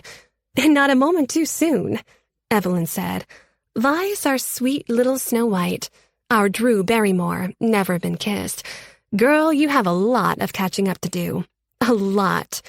Caitlin stared. You've never been kissed? Really? I shrugged, my eyes on the tile floor. It just never happened. Julia giggled. You set the bar high by going straight to River, right? Caitlin said. Like eating dessert first without having to choke down the vegetables. God, I remember my first kiss, 13 with Danny Cunningham. Blech. We exited the bathroom in the bright mid-morning sunshine, the girls reminiscing about their first kisses, their first everythings.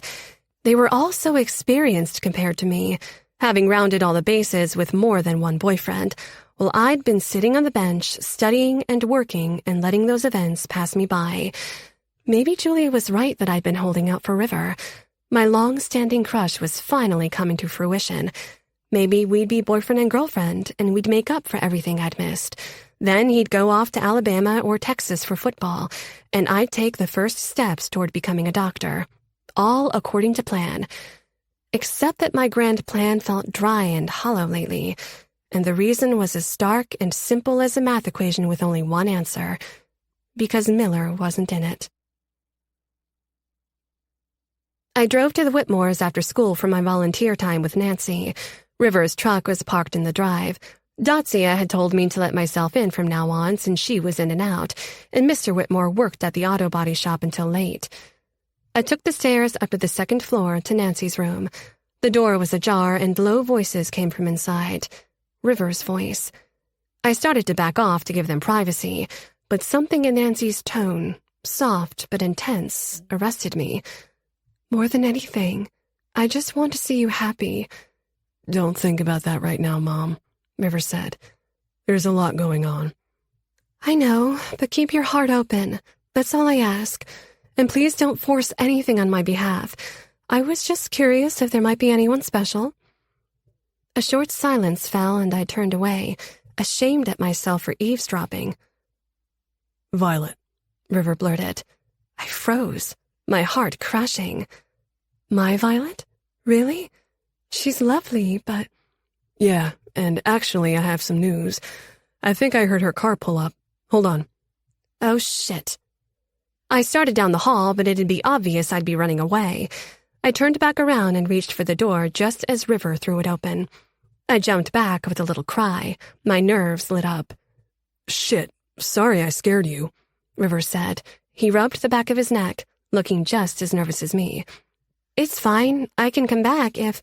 "No, come in, please." I followed River inside. Nancy, looking wan and jaundiced, smiled to see me. A beam of warm light streamed over her from the window. "Hello, darling." "Hi, Mrs. Whitmore." "Nancy, please. Remember?" "Right. Okay." To my shock, River took my hand in his large, rough one. I glanced up at him. He towered over my 5'4", but his gaze was on his mom. "Violet and I are going to the homecoming dance together after the game on Friday." Nancy's eyes widened, though her smile remained the same. "Is that so? How lovely." "He's the king, and there was a glitch in the Matrix, so I ended up as queen," I said with a little laugh. "I think he's contractually obligated." "Ha! No, I'm happy to." River gave my hand a squeeze and let go. "I gotta get to practice." He went to his mom and kissed her forehead. "Bye, Mom." "Be safe, dear." River flashed me a quick smile. "Call you later?" Sure. That's a first." "Great." He gave me an awkward peck on the cheek and left, leaving Nancy and me alone in the silence. "He's really sweet," I said finally. "He is.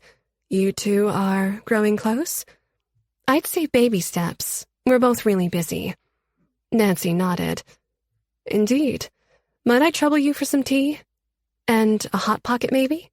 She grinned. "You read my mind." I smiled back and headed to the kitchen. Nancy rarely had the appetite for more than a few bites of food, but I wanted to get as much nutrition in her as possible without being obvious. Feeding Miller all those years had been good practice for being smooth about it. I took the stairs down, moving through a current of River's cologne, faint but potently masculine. And he told his mom I'm someone special. I put the kettle on the stove and put a chamomile packet in a mug and inhaled, letting a little positivity in. Since the crazy part, life was finally starting to settle down. My parents hadn't had a blow-up in weeks. River and I were going to the dance. If Miller would just talk to me again, things would be perfect. My phone chimed a text, and a little sound of joy erupted out of me to see that it was from him. "I'm sorry I've been such a dick lately. Was thinking about coming over tonight. It's been a while." My thumbs flew. "Yes, I miss you." The rolling dots came and went, then came back. "Me too." Chapter 10. Miller. "Stratton, let's roll." I blanked out of the lyrics I'd been messing around with and set down my pen. Ronan and Holden were at the door of the shack, waiting. "Yep, coming." I glanced over the words once more, snippets of thoughts, sketches of feeling. For Violet. Because, of course, it was for Violet. Every note, every tune, every phrase and lyric were born from the same place in me that loved her and always would. But I have to let her go. I stashed the notebook with my guitar case in a locked trunk that Holden had bought, so I didn't have to carry the instrument around with me all day. A much appreciated upgrade. Twilight was turning the sky outside gold and purple, though it was dim in the shack. I threw on a plaid flannel button-down over my t-shirt and pulled a knit beanie over my head to keep the hair out of my eyes. I grabbed a juice from the mini fridge, powered by a small lithium battery generator. More of Holden's upgrades. I kept the fridge stocked with food so that I would worry less about Chet pilfering. Ronan stored his beer in it. Holden liked to keep a bottle of his favorite vodka. Not to be outdone by refrigerators and decent lighting, Ronan and I made valuable contributions to our domicile, too. My boss at the arcade gave me 3 beach chairs for our nightly bonfires. Ronan brought weights for lifting, an endless supply of lighter fluid, and a ratty but cleanish futon that Holden refused to sit on. Instead, his lordship had brought in a wing-backed chair that barely fit in the door. He sat and smoked his clove cigarettes as if he were an old rich bastard having a cognac in front of the fireplace in his mansion library. The guy threw money around as if the world were coming to an end. That should have pissed me off, but mostly I was worried about him. He sure as hell drank like there was no tomorrow. I joined Ronan and Holden, and we made our trek from our hidden spot along the beach up to Cliff Drive and headed east to the glittering lights of the boardwalk. Holden called it our nightly prowl. We gathered curious looks and a few murmurs from Central High students that carried back to school. I didn't give a shit what anyone thought of us, but if I did, I'd have blamed Holden. He dressed in expensive coats and scarves, despite the fact that summer was only just ending. Violet told me Holden reminded her of a vampire. I agreed. An old-world vampire whose skin was pale and cold until he'd had a drink. Booze, not blood, seemed to be the only thing that warmed him up. As we walked, he sipped from a flask tucked into the pocket of his gray wool herringbone coat that went nearly to the ground. The collar turned up over a black silk shirt and a green and gold paisley scarf. "Something on your mind?" he asked as we strolled the crowded walk, the scents of cotton candy, funnel cake, and grilled corn in the air. "Preoccupied with greatness since your performance at the party?" "Hardly." Preoccupied with how Violet's face looked that night, maybe. Preoccupied with how the tears streamed down her cheeks as she clapped for me and then ran out. Because I'd been cold to her then and ignoring her ever since. I have to fix this. I miss my friend. I whipped out my phone. "I'm sorry I've been such a dick lately. Was thinking about coming over tonight. It's been a while." A reply came quickly. "Yes, I miss you." God, those words. I ate them up, swallowed them down, and tried to let them feed me. I was still starving for her. My stupid fucking heart still beat for her. It wouldn't leave her alone. But it has to. "Me too," I sent back, and shoved the phone in my pocket with a sigh. Holden nudged my arm with his elbow.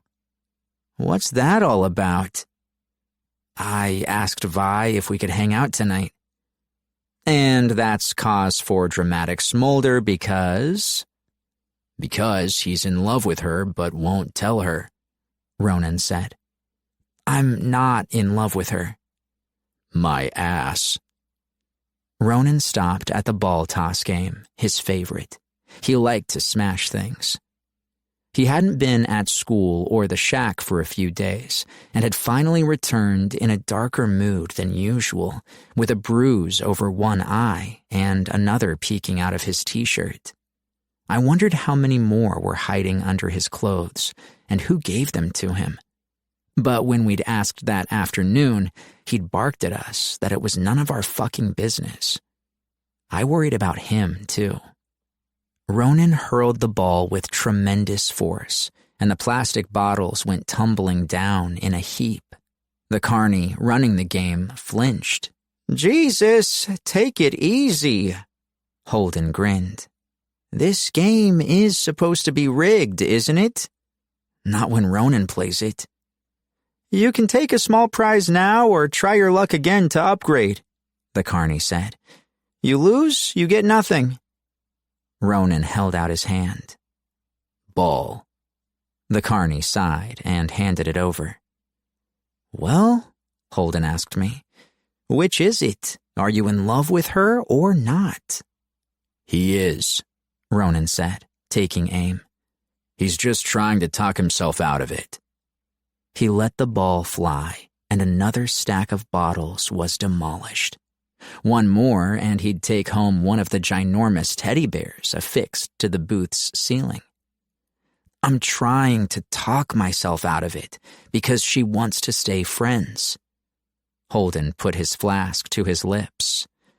Unrequited love is the first circle of hell. Tell me about it. Ronan hurled the final ball. It flew so fast and hit so hard, the bottles went flying and tore a hole in the cheap linen tarp behind it. Dude! The carney fixed Ronan with a dark look. He spoke into the mic taped to his cheek in a desultory tone. Winner, winner. See, folks, it can be done. He pulled down a huge, cheap, yellow and white teddy bear. Now beat it. There's something you don't see every day, Holden muttered to me, and I had to laugh at our huge, tatted friend in torn jeans and a Tool t-shirt carrying that stuffed bear down the boardwalk. A little girl was standing with her parents eating ice cream. Ronan handed her the teddy bear without a word. It was nearly as big as she was and kept walking. He didn't see how her face lit up with joy and surprise, while her parents smiled in begrudging thanks, no doubt wondering just where in the hell they were supposed to put the thing when they got home. Holden sighed. He's a teddy bear himself, isn't he? Shut up, Ronan tossed over his shoulder. I guessed he wasn't done breaking stuff, since he stopped at the balloon dart game. My best friends are a vampire and a criminal, I thought, as we fished out a few bucks to play. What does that make me? Violet's text swam in my mind, warming my skin like a shot from Holden's flask. I miss you. Oh, that's right. I'm the pathetic loser. Back to the subject at hand, Holden said. At Chance's party, you were absorbed with that blonde girl, the way you sang to her. I wasn't singing to Amber. I was singing to Violet. But it doesn't matter. She's not interested, and I'm too fucking late anyway. Why? She kissed River in the closet. Her first kiss. She gave it to someone else. Holden looked thoughtful. You sure about that? Isn't that the point of the game? He hunched into his coat and didn't answer. So, you're giving up? Ronan asked. I can't be that pathetic asshole anymore. She's had a crush on River before I came along, and now she's got him. I need to man up and be happy that she's happy. That's all I want, for her to be happy. I tossed a dart and missed.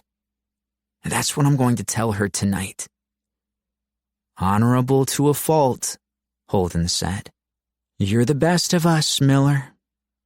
If that's true, you need to set the bar higher, I muttered. I just miss her, you know? I miss hanging out with her, talking to her. She was my best friend before you guys, and I don't want to lose her. And Amber? I shrugged. Something could happen there, but I won't know if I don't cut Violet loose. I swallowed a jagged lump of pain and forced myself to say the words out loud. She doesn't love me. Not like the way I do. Time to get over it. Sounds like a good plan, Holden said. Except for one tiny detail. And that is? You look fucking miserable, Ronan said. Holden grinned in wide-eyed surprise. So astute. Our Ronan truly is a big softy under all that brutish muscle and glower. Ronan flipped him the finger. How about this? Holden slung his arm around my neck. You and Dr. Phil here shoot darts. If Ronan pops more balloons than you tell Violet the truth. If you pop more, you can continue to wallow in your honorable misery forever, and we'll leave you alone about it. That's dumb, and Ronan is going to win. He always does. Ronan held out his hand. Flask. Ah, yes, a little handicap. Holden turned over his flask, and Ronan tipped it up, downing the entire thing in a matter of seconds. That's about 4 ounces of Ducasse, the Everclear of expensive vodka. Holden chucked Ronan on the back. How you feeling, champ? Ronan's eyes watered, and he blew air out of puffed cheeks. Better. Holden smiled, satisfied. Even the odds.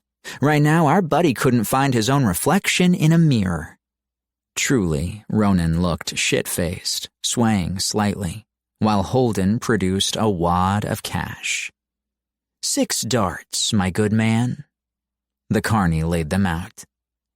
Miller's up first and no cheating. Honor demands you try to win. This is ridiculous, I muttered. I took up my 3 darts. I missed the first, then hit the second too. Ronan took his darts and blearily stared at the balloon targets in front of him. Then his eyes suddenly focused, and he shot all 3, one after the other, rapid fire. 3 balloons popped. Fucking hell. A deal is a deal, Holden said through loud laughter. Take your prize, take this cheap SpongeBob SquarePants keychain to Lady Violet as a token of your love. I gave my friends the stink eye. Holden grinning, happy. His eyes clear instead of racing with thoughts or drowning in booze. Ronan wasn't falling down drunk like he'd looked a second ago, but was laughing too. Silent chuckles that shook his shoulders. I bit back my own smile and hurled the plush toy at their heads. Assholes. Game or no game, I wasn't about to confess a damn thing to Violet. I'd been a dick to her, ignoring her, and making her feel like shit. I was like that guy in that Christmas movie Mom watched every year. He was in love with Keira Knightley, who was fucking married. Violet kissing River wasn't quite the same thing, but it may as well have been. I'd been holding out for 4 years, hoping to be Violet's first everything, and someone else got there first. I took an Uber to the wealthy estates near the Pogonip Forest, my thoughts drifting backward over memories. We'd almost kissed once, when we were 15. Violet wanted to practice, but I'd have rather chewed glass than be her test dummy. A stand-in for the guy she actually wanted to kiss. I wanted the real thing. But she doesn't want me.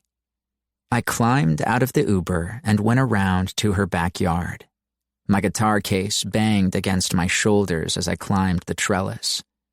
Violet had sent me another text that I should bring it. She was waiting for me, excitement and hesitation dancing in her eyes, lighting her up, making her pale skin luminous. Her luscious body was hugged by a tight t-shirt and pajama pants. Her breasts were perfectly round and heavy. I ached to fill my hands with them and coax her nipples to stand at attention with my tongue. Jesus, dude, that's not what friends are for. Hey, I said, cutting off the heated thoughts before they got me in trouble. Hi, she said, breathy and nervous. I'm so glad you came. It's been a while. Yeah, I'm sorry about that, Vi. I'm sorry I've been cold lately. And I wanted... It's all right, she said, waving her hands. I know things haven't been great for you since Chet arrived. Yeah, he's a fucking barnacle. Don't know how to scrape him off. I do, Violet said. Well, not directly, but I know how you can make a ton of money to take care of your mom and get rid of him forever. She held up her cell phone. YouTube. I leaned against her desk. I know where you're going with this. I've been doing my homework. Shawn Mendes is literally a superstar because of his Vine videos. Billie Eilish put a song on SoundCloud, and now look where she is. After the reaction to your playing at the party, it's a no-brainer. We put videos of you out there, and the world is going to beg for more. I smiled, warmed by her confidence in me. It's just that easy, huh? With your talent, yes. Not that it's going to happen, but I don't want to be famous like Mendes. What do you want? You. I don't know. I like performing in front of people. I didn't realize how much until I did it at the party. It felt like all the shit I walk around with all day had an outlet, a safe one, where I don't have to talk about my dad or my past or what I feel for you. Or whatever. I can just feel it through the song, and the audience hears, and maybe they sort of understand. They understand me. I shrugged. Make me feel less lonely. Violet's dark blue eyes were miles deep, so beautiful the way she looked at me, seeing and accepting every flawed and broken piece of me. The air thickened and turned heavy. I cleared my throat. Short answer, I want to make music and earn enough money to live without being so goddamn stressed out all the time. And to help my mom. Violet smiled softly. I get that. But with talent like yours, being famous or not might be out of your hands. I smirked. I think that's overstating it. I don't. God, her faith in me was total, as if superstardom was a matter of when, not if. But the internet was flooded with wannabe Shawns and Billies. I'd just be another voice shouting into an overcrowded void. On the other hand, my own plan to send unproduced, raw-as-hell demos to record companies wasn't exactly a sure bet either. We can try, but... Great, I'm ready when you are. But I still needed to tell her I was ready to stop being an asshole and be the friend she wanted, to take care of her like she took care of me. Best to do it quick, like tearing off a Band-Aid. So, how are things with River? I asked, unlatching my case. She sat back on her bed, wary. Why are you asking? Because you're my friend, and I want you to be happy. Her shoulders relaxed, and her smile was so goddamn beautiful. Thank you. I want that for you, too. I've missed you. Her smile faltered. But, River, I'm not sure what's there, if anything. No? My heart stood at attention, and my plans instantly wanted to go up in flames. Why not? She shrugged. He seems interested, but then he doesn't. He asked me to homecoming and then hasn't texted since. It's just weird. Oh. I pulled out my guitar and set it on my lap, pretending to mess with the frets. You looked pretty happy with him at the pep rally. That's only because I have to work overtime with my formidable charm and wit just to make the barest of conversation, she teased. Hell, we played a kissing game and he didn't even kiss me. My head shot up, my heart taking off. He didn't? It's like he's nervous around me, which has to be impossible, right? No, not impossible at all. My voice had turned gruff, thick, Violet noticed. "So, what about you?" she asked, plucking an invisible piece of lint off her pajama pants. "Are you and Amber going to the dance?" Was it my imagination that she sounded afraid of the answer, but afraid I'd say yes or no? "I haven't asked her yet. Don't know that I'm going anyway," I added quickly. Violet tucked a lock of raven black hair behind her ear, her eyes anywhere but on me. "So, shall we?" I nodded as my every honorable intention walked away. The neutral song I'd been thinking about playing followed it out the door as well. All I'll Ever Want, the song I'd wanted to sing to her on the eve of the first day of school, was now front and center. "Ready?" she asked. "What do I do?"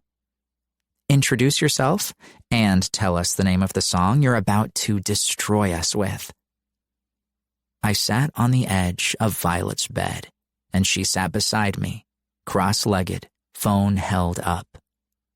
5, 4, 3. "So hey, I'm Miller Stratton," I said, suddenly nervous without the liquid courage of tequila I'd had at the party. The eye of Violet's phone camera stared me down. I'm from Santa Cruz, California." Suddenly, my knit beanie was itchy as hell. I took it off and scrubbed my hand through my hair. A few locks fell over my brow. Violet's eyes widened, and her breath caught, probably because I was messing this all up. I whipped the hair out of my eyes, cleared my throat, and put my attention safely on my guitar.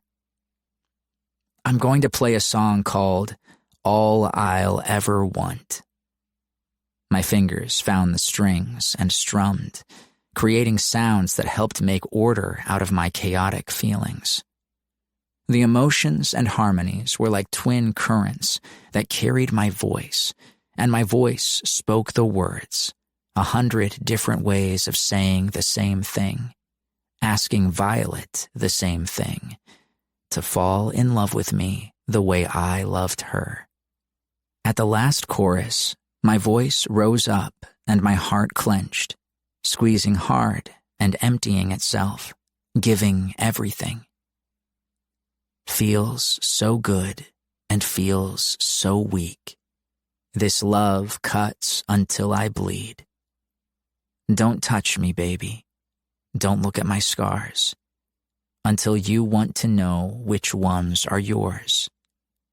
All I'll ever want, all I'll ever want is for you to fall in love with me tonight."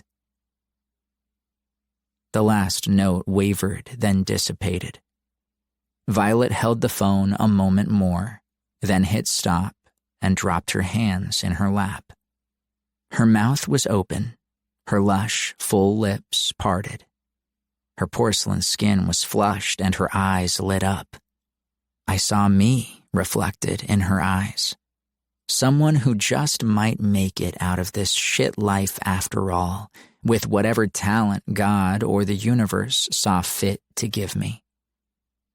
"Miller, my God," she breathed. "That was for you. That was for you. You're the girl in every song." "That was unreal," she said. "Yeah?" Violet put her hand over her heart. "Yeah, yes. Oh my God, Miller." She reached across the short distance between us with both arms and hugged me.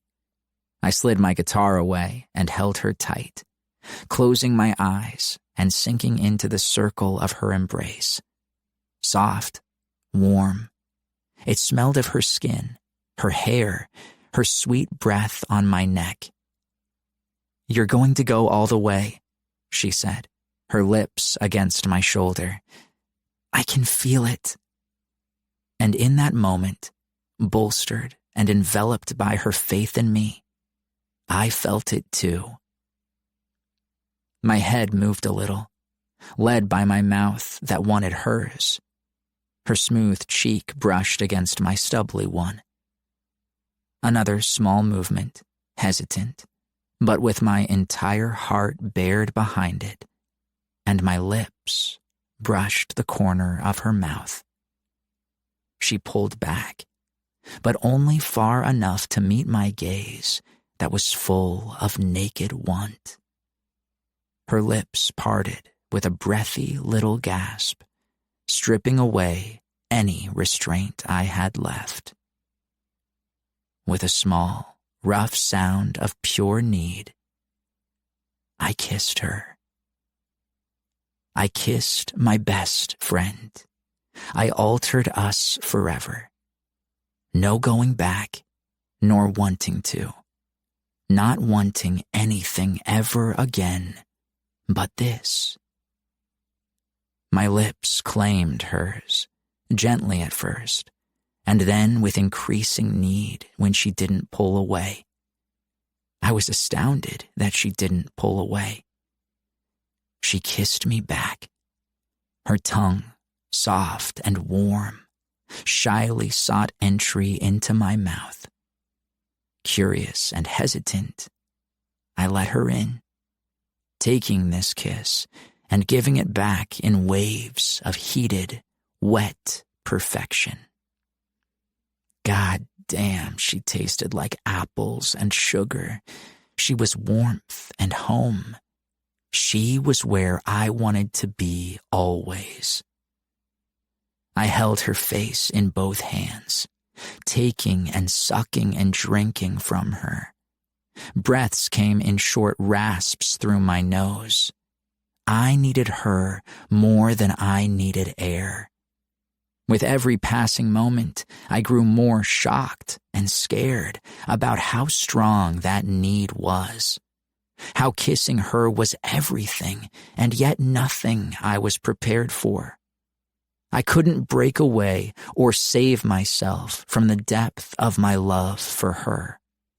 I thought I'd explored it in my songs, navigated every twist and turn, yet touching her like this, indulging in her, showed me that I knew nothing, that I'd been wandering a vast cavern for years with only a tiny flashlight.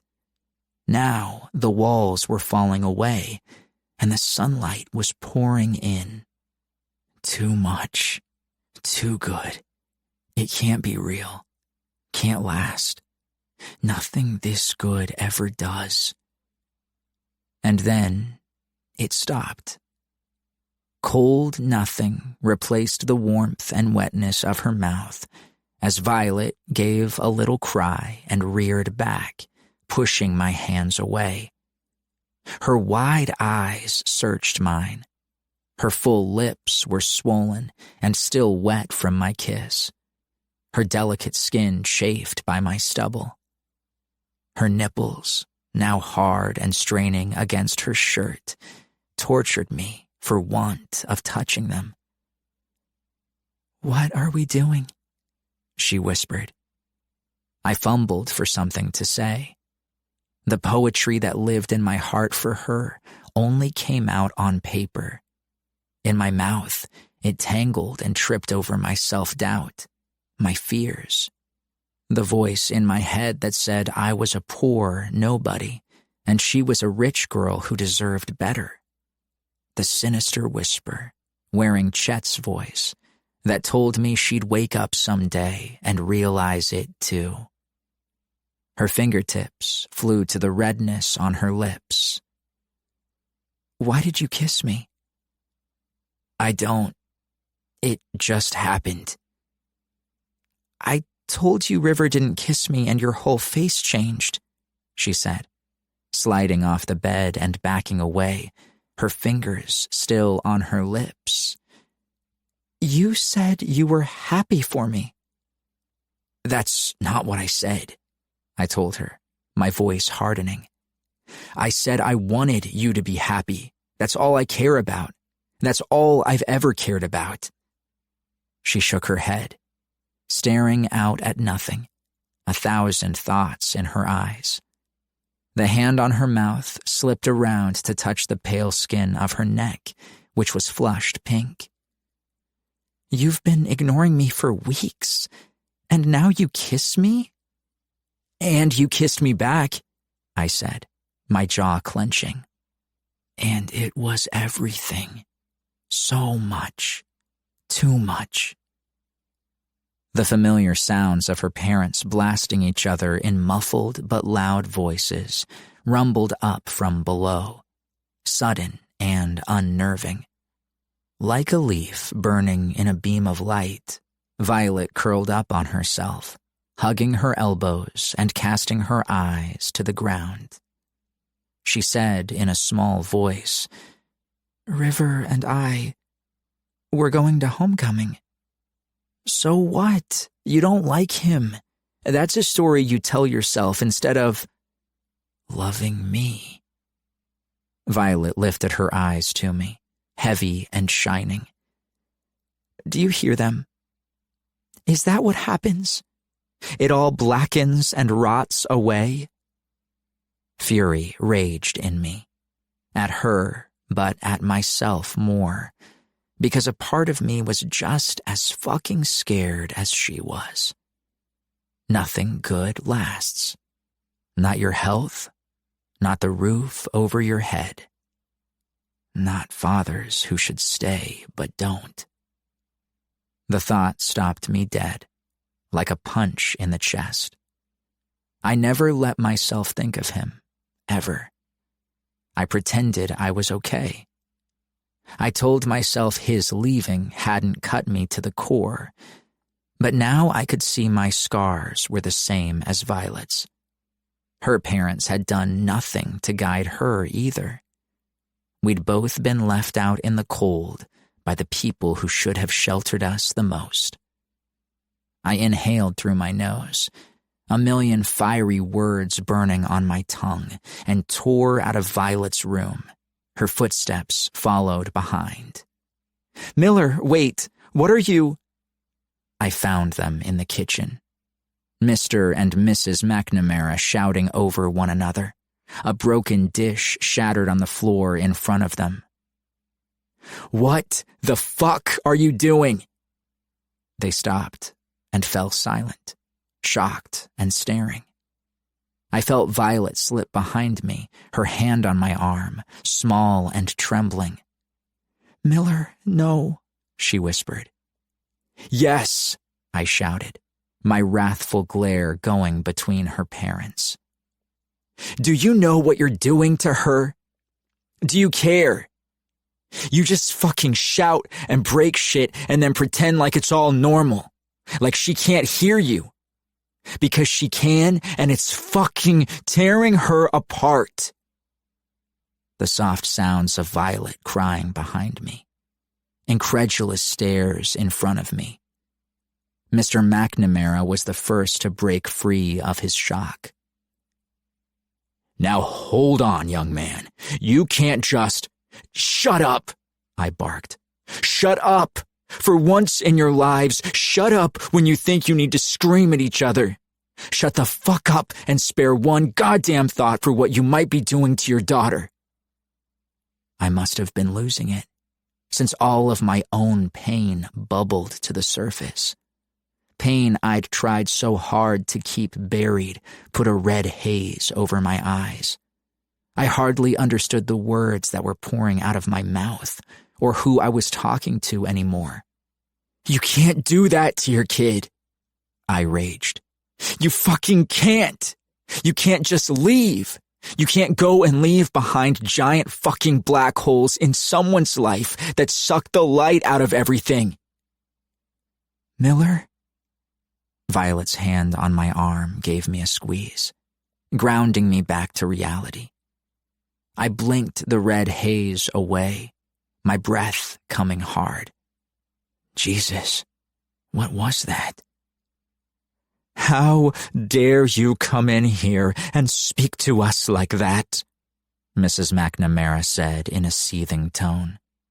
It's about fucking time someone did. Violet won't. She doesn't say anything because she does what she always does. Tries to make things okay. She puts on a smile and keeps going, working her ass off to stay ahead of whatever fucked up shit you're up to. My throat started to close, and I fought to keep control. Because of you, she doesn't believe in love. Congratulations. Job well done. Mr. McNamara raised his head. That's enough now, Miller. Yeah, it is, I said, suddenly tired. Adrenaline had run its course, and now my watch alarm began to beep. The outburst and turmoil had drained me. I turned and looked to Violet, tears streaming. My own vision blurred. It's enough, and it's too late. I walked out of the kitchen. Mrs. McNamara started to shout, but her husband hissed at her to be quiet. Violet's soft footsteps padded after me upstairs. In her room, I packed up my guitar in its case and started back out the door. Miller, wait, she said tearfully. Where are you going? Leaving. Out the front door. You can't just go. Not now. I stopped at her bedroom door. I'm sorry I kissed you, Violet. It won't happen again, I said. And then I left. Left without one more word or thought for the anguish on the face I loved so much, wondering if it had been the same for my dad. Just like tearing off a Band-Aid. Chapter 11. Miller. Homecoming, senior year. A day of epic fails and poor choices. Against all better judgment, I went to the football game with Shiloh and watched the Central High Capitals defeat the SoCal Saints 42-16. A gimme game against a lower division designed to make our guys look good. And River, of course, played hero and passed for 4 touchdowns. The parade came after. River, still in his game uniform, sat beside Violet above the back seat of a convertible. She was stunning in black velvet, a sparkling tiara on her head, and a sash across her dress. She and River smiled and waved at the crowd. They smiled at each other. She looked happy, radiant even. I felt Shiloh's eyes on me. Why do you do this to yourself? Sorry. Watch her be with someone else. It should have shocked me that Shiloh could read me like that, but then she'd always had an instinct about people and a zero bullshit policy.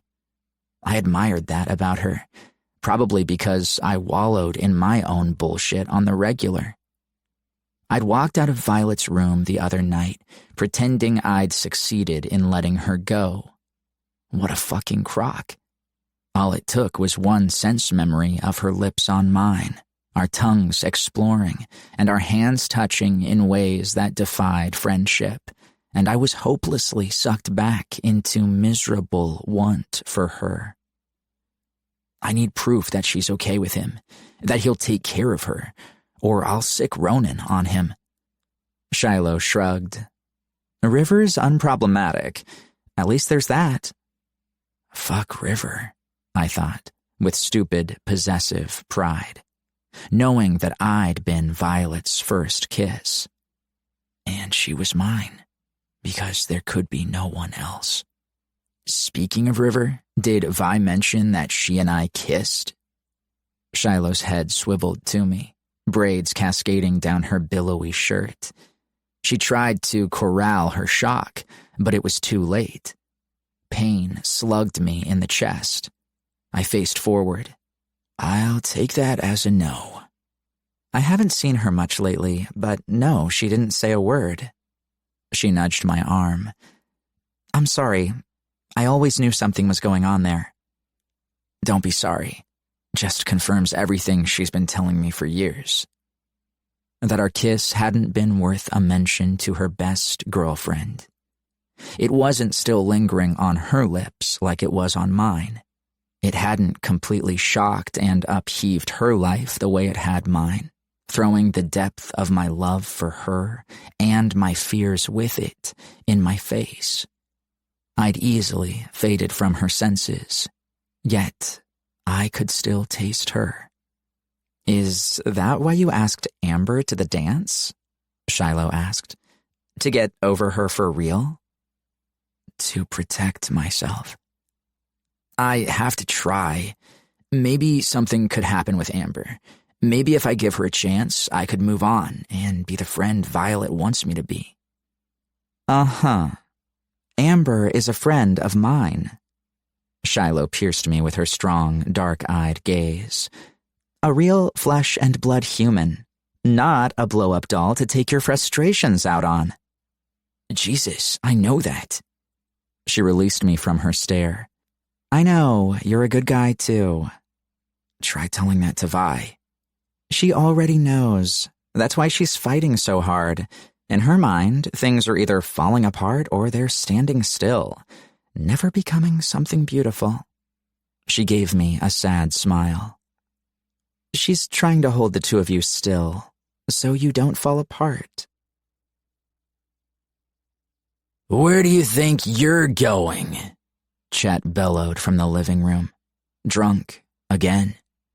He usually tossed back a few beers, but lately he'd started the evening's festivities with rot-gut whiskey first. I stiffened as Mom adjusted my tie in the living room.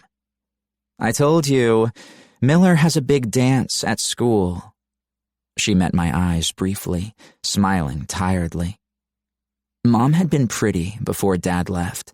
Now, it seemed the life was being sucked right out of her. You look very handsome. Thanks. It's just a dumb dance. Don't know why I'm bothering. Are your friends going? The two boys? No, not tonight.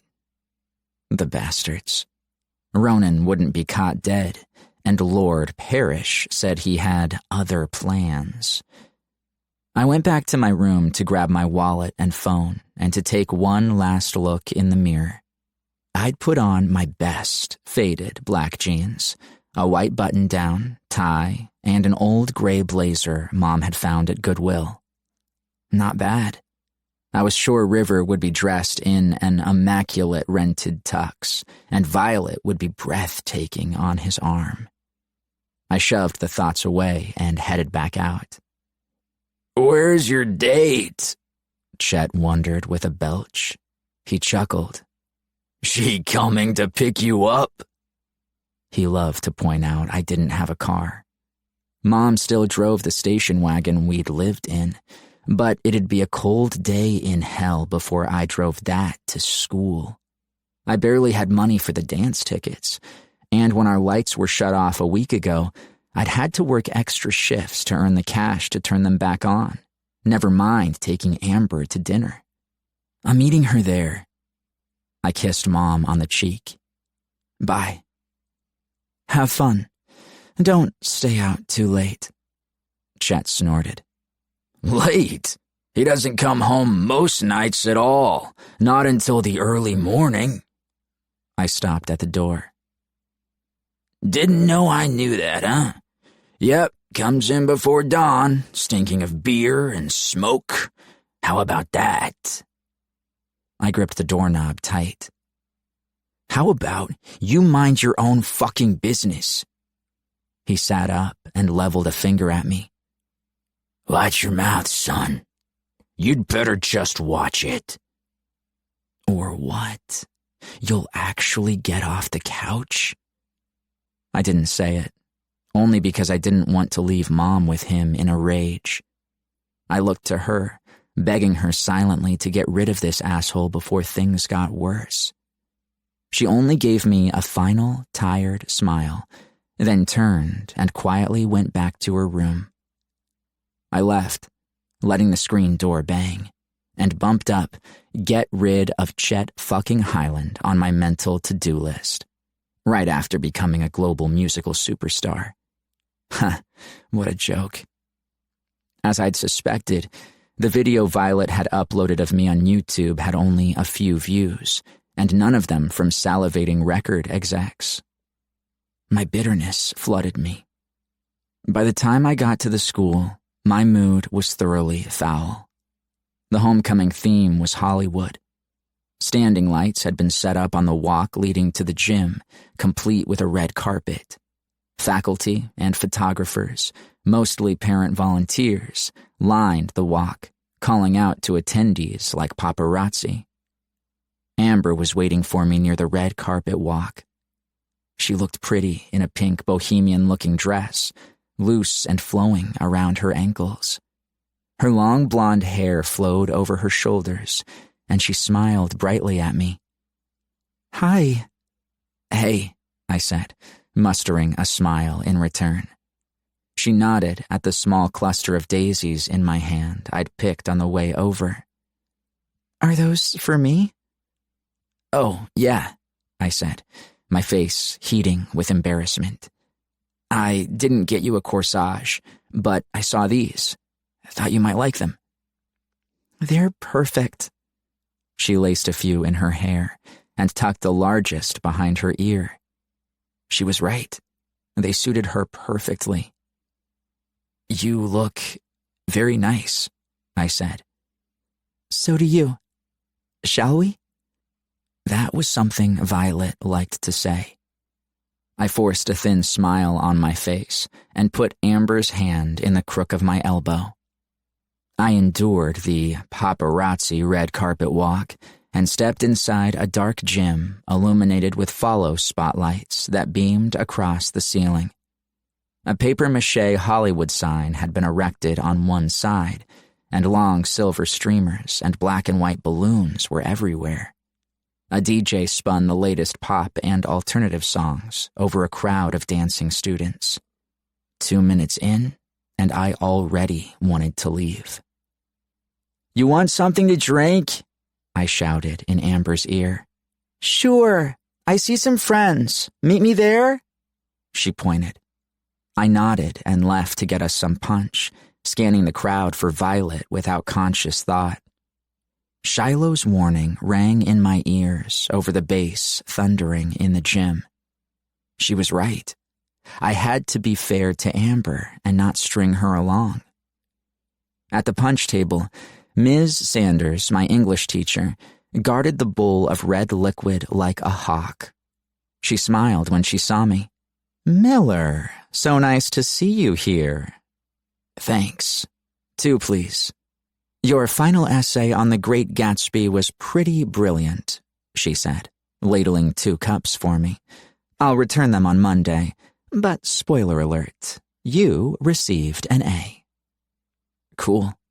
I took the cups. "And thanks for these." "Miller, wait."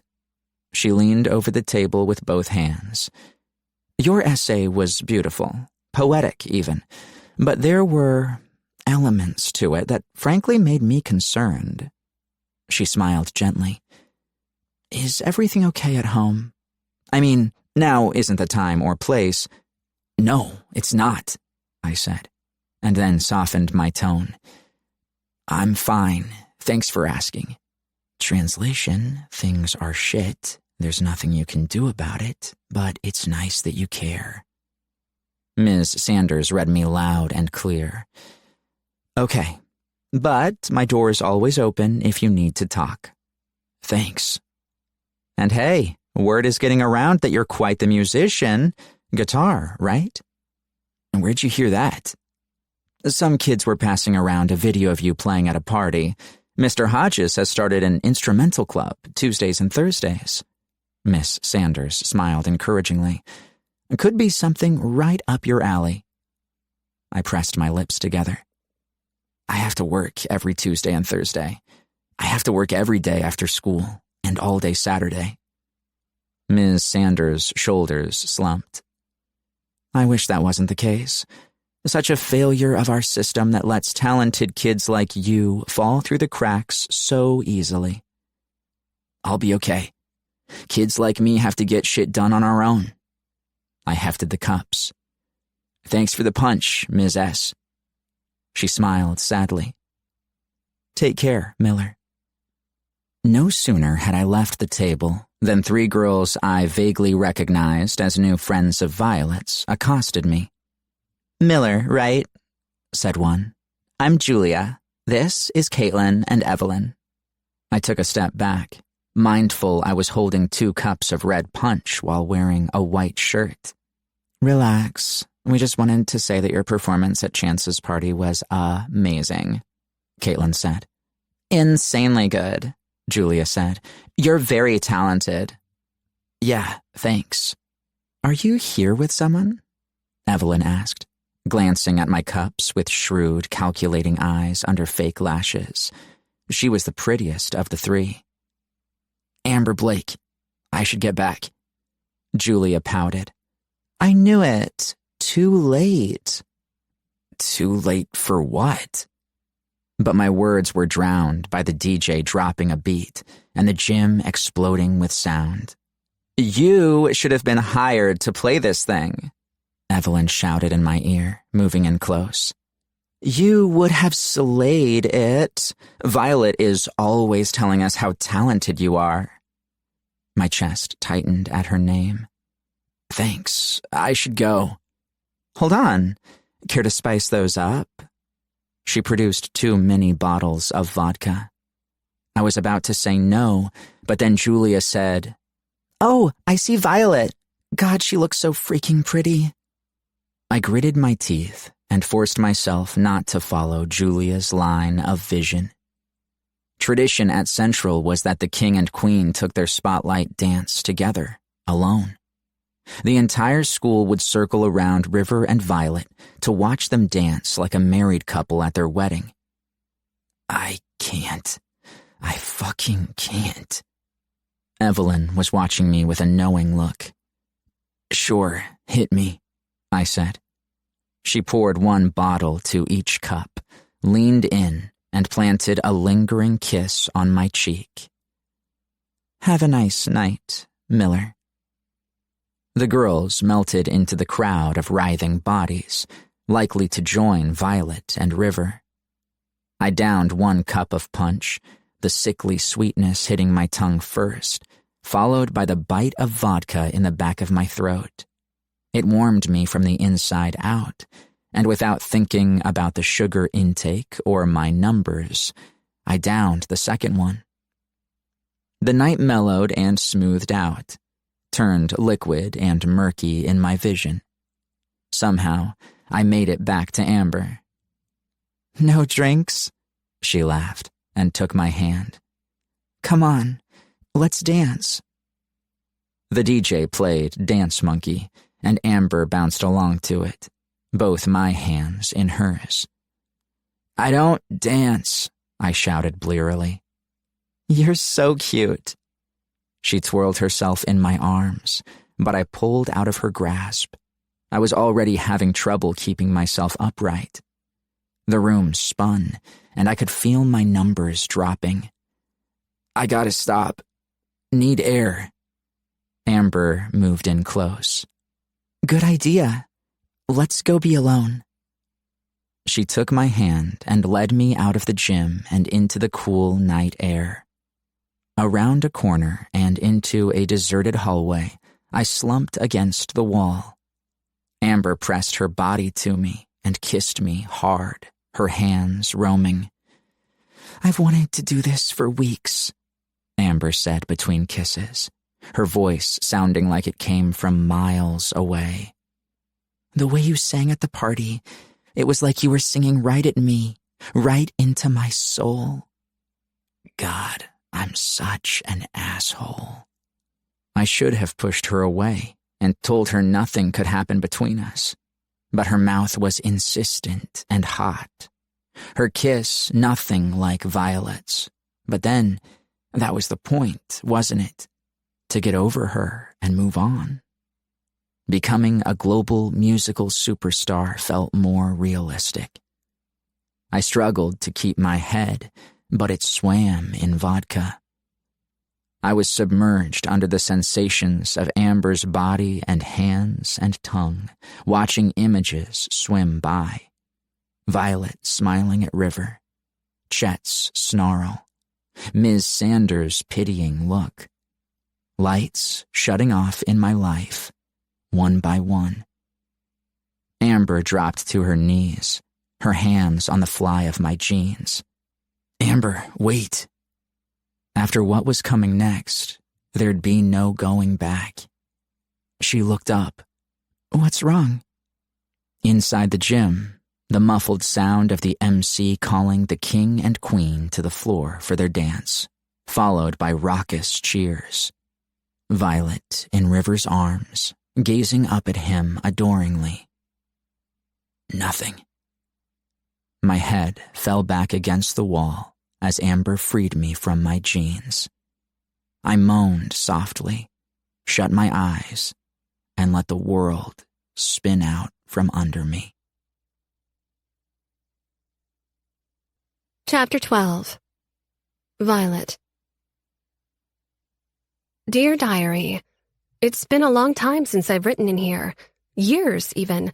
The last entry was the night I told Miller we should kiss, for practice, so that when the real deal came along, we wouldn't be so unprepared. But I had my first real kiss, and nothing could have prepared me. Miller sang for me so I could put him on YouTube and make him a star. And God, even before he sang a note, my body was humming. He took off his beanie and ruffled his hair. I'd never seen anything sexier in my life. So sexy because he had no idea the effect he was creating on me. I could hardly take it myself. Then he began to sing, and I could hardly hold the phone still. His voice, rough and low and so masculine, went right through me, my heart and soul, and God, even between my legs. I felt it, him, everywhere, like the best fever. And then he kissed me. I was completely unprepared, not only because it was my first, but I was shocked at how thoroughly he took my breath away, how he smelled and sounded and tasted so good, how perfect it felt, how right.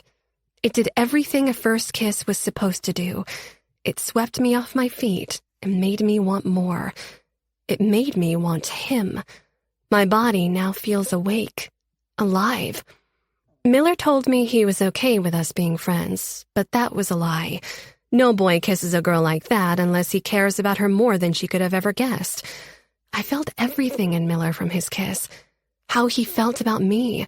How he'd probably been feeling about me for God knows how long. Maybe he's loved me for as long as I've loved him, which feels like always. And that scares me. I've spent years doing exactly what he accused me of, holding him at arm's length for the sheer, simple fact I love him too much.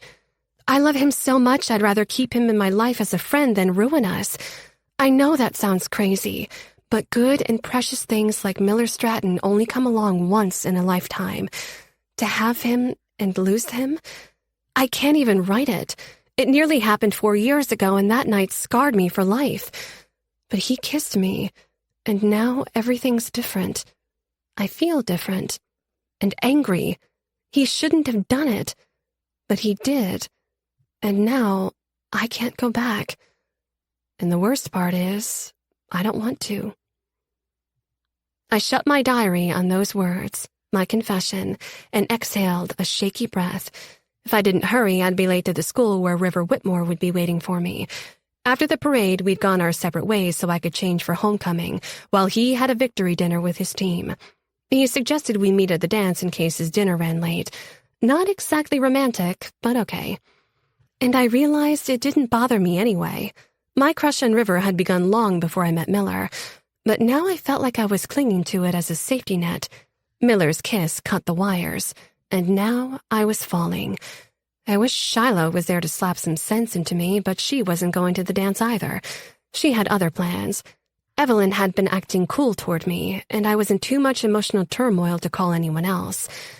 I got dressed alone, donning a white ice-skating-style halter dress with lace at the hem, waist, and under the arms. Mom had taken me to a salon earlier that day, and they'd piled my hair onto my head in an elegant but messy bun with little daisy pins stuck here and there, and tendrils curling down around my ears. I examined myself in the mirror. Homecoming queen. Nothing felt special or exciting. I was as lonely as I'd ever been on a Saturday night, and Miller wasn't going to come climbing through my windows to sing for me. He'll be at the dance with Amber. Shiloh had told me. That had hurt, but was no less than I expected. Or deserved, I said softly to my reflection. I'd hurt him, which was precisely what I wanted to avoid all along. But that's what love does. It hurts. And yet kissing Miller felt so good. I put another coat of lip gloss on, but it didn't help. It had been 4 days, and I could still taste him. I waited out in front of the school for River at 7 as planned, but there was no sign of him. I texted him, and there was no answer. Minutes passed, and I grew tired of waving sheepishly at students going by in couples or groups, many giving me curious stares. Maybe River's in the gym already and can't hear his phone. Walking the red carpet alone was more than slightly embarrassing, and inside there was still no sign of River. I spied his teammates and their dates. No quarterback. Embarrassment warred with worry. Maybe something happened to him, or to his mom. "Have you seen River?" I shouted at Dante Weatherly, the star wide receiver. Yeah, he was at dinner with us. I thought he was coming straight here. Me too. He's probably just running late. He flashed me his perfect white teeth contrasting brightly with his warm brown skin. I'll text him for you, my queen, and let you know when he answers. I smiled. Thank you, I said, and wandered away, through a morass of dancing bodies. I scanned the crowd, but realized it wasn't River I was searching for. Evelyn, Caitlin, and Julia found me. They all looked beautiful. Caitlin in red, Julia in blue, and Evelyn in black with red roses clipped to her long black hair. "Where's River?" Julia asked. My cheeks burned. Good question. Caitlin's eyebrows shot up while Evelyn wore a strange smile. "He's not here?" she asked. "I'm getting a little worried, actually," I said to combat the actual fear that I was being stood up. "We just saw one of the Lost Boys," Evelyn said. Lost Boys was her new nickname for Miller, Ronan, and Holden, outcasts who were seen roaming the boardwalk almost every night. Given the connection between Santa Cruz and the classic vampire movie set here, the name had spread like fire. She smiled sweetly. "You're Miller." My stupid heart fluttered, though I made my voice hard. "He's not mine." "I suppose that's true," she said as the DJ started Dance Monkey. She pointed through the crowd. "He's here with Amber." I followed her gaze. Amber looked beautiful in pink, real daisies twined in her long blonde hair that swayed and flowed as she laughingly tried to get Miller to dance. My eyes drank him up. He wore a suit coat, and his hair was damp from the shower, but for a stray lock that fell over his brow. Stubble still shadowed his angular cheeks, highlighting his full mouth and those lips that kissed me so perfectly. As I watched him, something in my heart unfurled, like a tight fist finally letting go. Warmth and lightness expanded in my chest. I sucked in a breath. He is mine. He's always been mine. Tears sprung to my eyes, but I willed them back. It wasn't fair of me to ruin anything between him and Amber, but if we could have a real talk before a spark caught fire between them, we might have a chance, if he hadn't already given up on me, if it wasn't too late. I took a step toward him, and then Caitlin grabbed my arm, bouncing excitedly. "It's starting! Your dance with River!" Evelyn's smile could have cut glass, her eyes boring into me. I turned away to seek Miller again, but he and Amber were gone. Oh no. I stood on tiptoe in my heels, searching. "And now," the DJ intoned, It's time for your homecoming king and queen to come up here for their official coronation dance. Please help me first welcome your king, River Whitmore." The crowd cheered and heads turned to look. The DJ tried again. "Your king, River Whitmore." My cheeks burned as a room full of eyes now were turning to me in pity and curiosity, some snickering and whispering. My phone vibrated a text within my clutch purse. Conscious that the entire school was watching me while the DJ stalled for time with dumb jokes, I pulled it out and read the text from River. "I can't make it. I'm sorry." Worry that something had happened to him or his mom evaporated, and humiliation flooded in. It carried with it a strange lightness, as if a burden had been lifted. "He's not coming," I murmured. My phone slipped out of my trembling hand and hit the gym floor. I glanced up to a sea of eyes still watching me. Julia and Caitlin gave me pitying stares, while Evelyn couldn't conceal the triumph in her smirk. Someone told the DJ to play another song, and music filled the gym, covering the murmurs and talk. None of it mattered. I had to find Miller. He mattered, and it had taken me long enough to realize it. I ran out of the gym and rounded the corner, the chilly night air cooling my burning cheeks, and stopped short. My breath caught. 20 or so yards away, just outside a cone of light, Miller sagged against a wall while Amber knelt in front of him, her back to me, her hands on his hips, her head bobbing. His eyes were closed, his handsome face twisted in a grimace. Of pain or pleasure, I couldn't tell. I swung back around the corner, my bare shoulder blades crashing against the rough cement. I clapped a hand to my mouth before any sound could escape. My breath rasped in my nose and my legs went weak. "Stupid," I whispered behind my hand, tears streaming. "I'm so stupid." And too late. 4 years and a few minutes too late. After a few ragged moments, the first sharp pain passed. The fist in my chest closed up tight again and sank to my stomach like a heavy lead ball. I sucked in deep breaths and dried my tears, leaving mascara smudges on the heels of my hands. Then I pushed off the wall and went home. Part 3. Chapter 13. Miller. March. Are we hanging out today or not? I read the text from Amber and sighed. Uh-oh, Holden said, walking to my left. Ronan was on my right as we crossed the grassy expanse leading into school on a sun-filled morning. Girl trouble again. You could always switch to my team, you know. Less drama. I shot him a look. Less drama? Okay, fine. I'm a handful. But if you told Amber you were gay, you could finally break up with her and put all of us out of our misery. Word, Ronan concurred. I didn't say anything. They didn't get it. Yes, I stuck with Amber because, like an asshole, I'd let her go down on me at homecoming. Other guys might have ghosted her by now, but I wasn't like that. Amber was a human being who deserved to not be treated as if she were disposable. Moreover, I'd talked myself into wanting to date her. She was sweet, smart, and beautiful, like an unpolished Cara Delevingne, with long blonde hair and thick eyebrows. I hung out with her because I kept thinking this night or this date would be the one where the spark ignited and caught fire, and I could finally get over Violet. But the spark never caught, physically or emotionally. My stubborn heart refused to let go of Violet. I knew it never would. You're right, I admitted. I stopped, glancing around.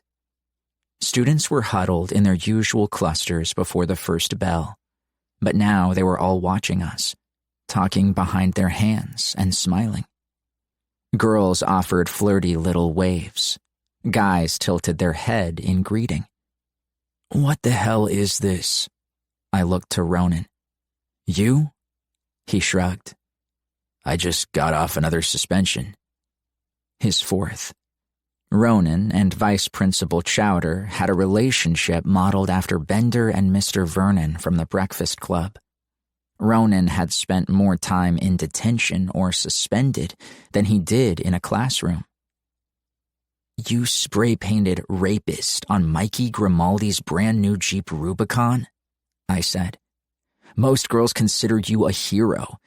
This could be for you.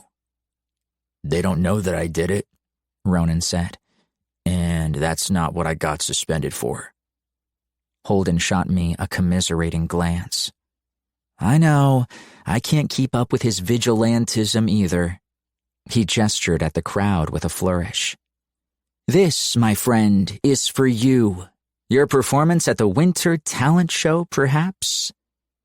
Holden and Amber had pestered me to enter the school's annual talent show so relentlessly that I did it more to shut them up than anything.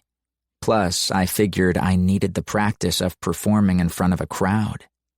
I thought I'd be scared shitless, but it was easy. Perfect. The stage was where I wanted it to be. It felt like home. Safer than the one I actually had.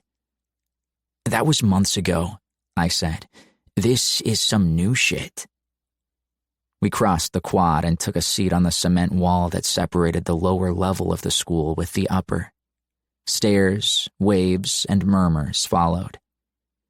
Quite the mystery, Holden said, leaning casually against the wall, one hand in the pocket of his long tweed coat, despite the fact that spring was rapidly approaching. Ronan put one booted foot up onto the ledge and rested his elbow on his knee.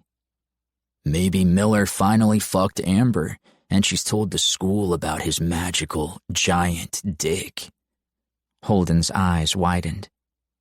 How do you know his dick is magical and/or giant?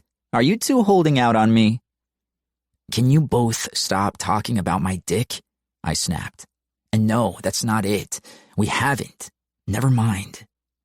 Holden sighed. Still stuck on aggressive cuddling, are we?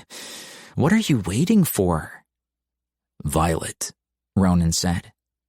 I didn't bother to argue. Amber's getting fed up with me. Can't blame her. You tried, Holden said. You served your blowjob mandated sentence, but I hereby grant you early release for good behavior.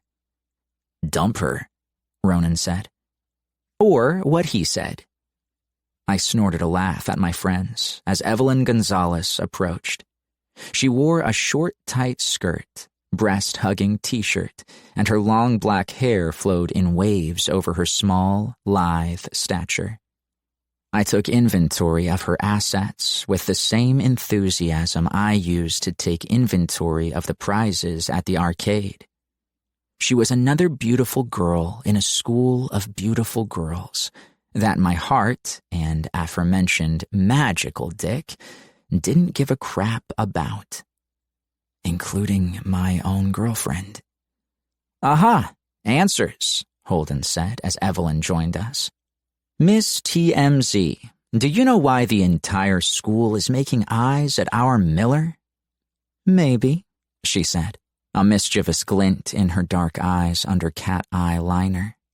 Now, shoo, I need to talk to my Miller alone. This is our spot, Ronan intoned. Fine. Miller, can we go somewhere private? Sure, I said, and hopped down off the wall. Did you hear about his magical dick too? Holden called after. How am I the last to know? I gave him the finger behind my back as Evelyn led me to a bench under a huge oak tree. For all her confident calm, she was practically bouncing in her skin as she took a Mac Air out of her stylish leather backpack. Getting some attention this morning, are you? She said, powering it up. Do you know why? I do. She turned her Mac screen to face me. This is my fashion vlog. You'll note the subscriber count is well over 50,000. Congrats. Don't be an ass. As of last week, I had half that. But thanks to you. She hit play on one of her highly produced videos. After she gave a brief intro about me, the screen flashed to a compilation of my performances, Chance's party, Violet's YouTube video, and the winter talent show. That's why everyone's staring at you. I frowned. That was Violet's YouTube video, which she deleted. Out of morbid curiosity, I had gone on YouTube to see if the video of me performing All I'll Ever Want had gained traction, or was only a breeding ground for snarky comments, but it was gone. I deleted it, Evelyn said. Why? How? When River stood her up on homecoming night, Violet dropped her phone and ran out. I clenched my jaw. It wasn't news to me what that bastard had done, but it still pissed me off that he'd humiliated her like that in front of the entire school. Anyway, her phone was in my possession for more than 24 hours, and I'm a very curious person by nature. I found the video. You snooped in her phone? Relax. Girls share everything. Anyway, I found the video of you playing, and it was... wow. Just fucking wow. For a second, Evelyn's carefully crafted and stylized artifice came down, and she looked truly moved. Then she shook her head. On a hunch, she continued, I Googled your name to see if that video or any others from Chance's party were up. That's when I found Violet's sad little YouTube channel. She was already logged in from her phone, so it was easy enough to go in and delete it. Why? Because you can't just throw your commodities onto the internet for free. But you can't put it on your vlog? You fucking stole it. I repurposed it. It's worth too much. I put it where it would bring me some ad revenue and help you get exposure. Jesus, how long have you been planning this? Since homecoming. Chance's party performance was great, but I needed one more ace, proof that you could rock a crowd. The winter talent show fit that bill quite nicely. But then we went to Barbados for Christmas, and the whole thing took some time to produce. She rolled her hand in lazy circles. Long story short, this weekend, you were the subject of my vlog's first ever musical spotlight. My subscribers got a taste of your talent, and as of this morning, the video of you singing All I'll Ever Want has been reblogged and shared on Twitter and TikTok thousands of times and counting. She smiled triumphantly. Oh, I forgot to mention, I have huge TikTok and Twitter followings too. I tried to absorb the fact my performances had reached a shit ton of people. Do they like it? Again, Evelyn's face softened. Oh, honey, of course they do. They love it. They love you. You should read the comments. Here, let me give you a sample. I waved my hands. No, I couldn't feel this way. This hopeful. It wouldn't stick. Nothing did. Why would you do this? Just to promote yourself? She rolled her eyes. Duh, but also to promote you. I'm your ticket to stardom, but we have some work to do. For starters, we need more video, preferably of you doing covers like that Amazeballs Yellow. Your own song is beautiful, but if someone wants an original Miller Stratton EP, then they need to pay for it. Plus, people love it when someone slays a song they know and recognize. It forms a connection. Wait, hold on. What are you saying? You want to put me on your vlog and hope it goes viral? Honey, you're already viral. Why do you think half the student body, especially the female half, has been drooling over you from afar all morning? So what's the upshot? We make more videos? After we give you a little makeover, of course. No fucking way. Do you want to have a career in music or not? I sat back against the bench. I wanted to make music, and enough cash to take care of Mom, get rid of Chet, and never again have to choose between groceries or keeping the lights on. or see an eviction notice on our door. My memories shuffled through months of washing my hair in gas station bathrooms and cramming my long legs into the back seat of the station wagon while the forest night was thick and breathing outside the window, and Mom was out trying to bring home a few bucks. "Yes," I blurted. "I do." Evelyn smiled. "Then, this is how we do it. Trust. We shoot a few more songs, build a bigger following, and the world is going to stand up and take notice. You'll be whisked off to LA, and the rest is history." I sincerely doubted it would be that easy, but what did I have to lose? "And what do you get out of it?" I asked, my suspicions swooping back in. "I know you're not doing this out of the kindness of your heart. I'm that dirty kid who lived in a car, remember?" She shrugged, not put off by my accusation. "A diamond in the rough can only shine if someone scrapes off the dirt. And of course, I'm not doing this for free. I have my demands." "Which are?" She shouldered her backpack as the first bell rang. "I'll let you know when the time comes, but you have to swear to uphold your end." "How can I do that if I don't know what your demands are?" I shot her a look. "I'm not killing anyone for you." She laughed.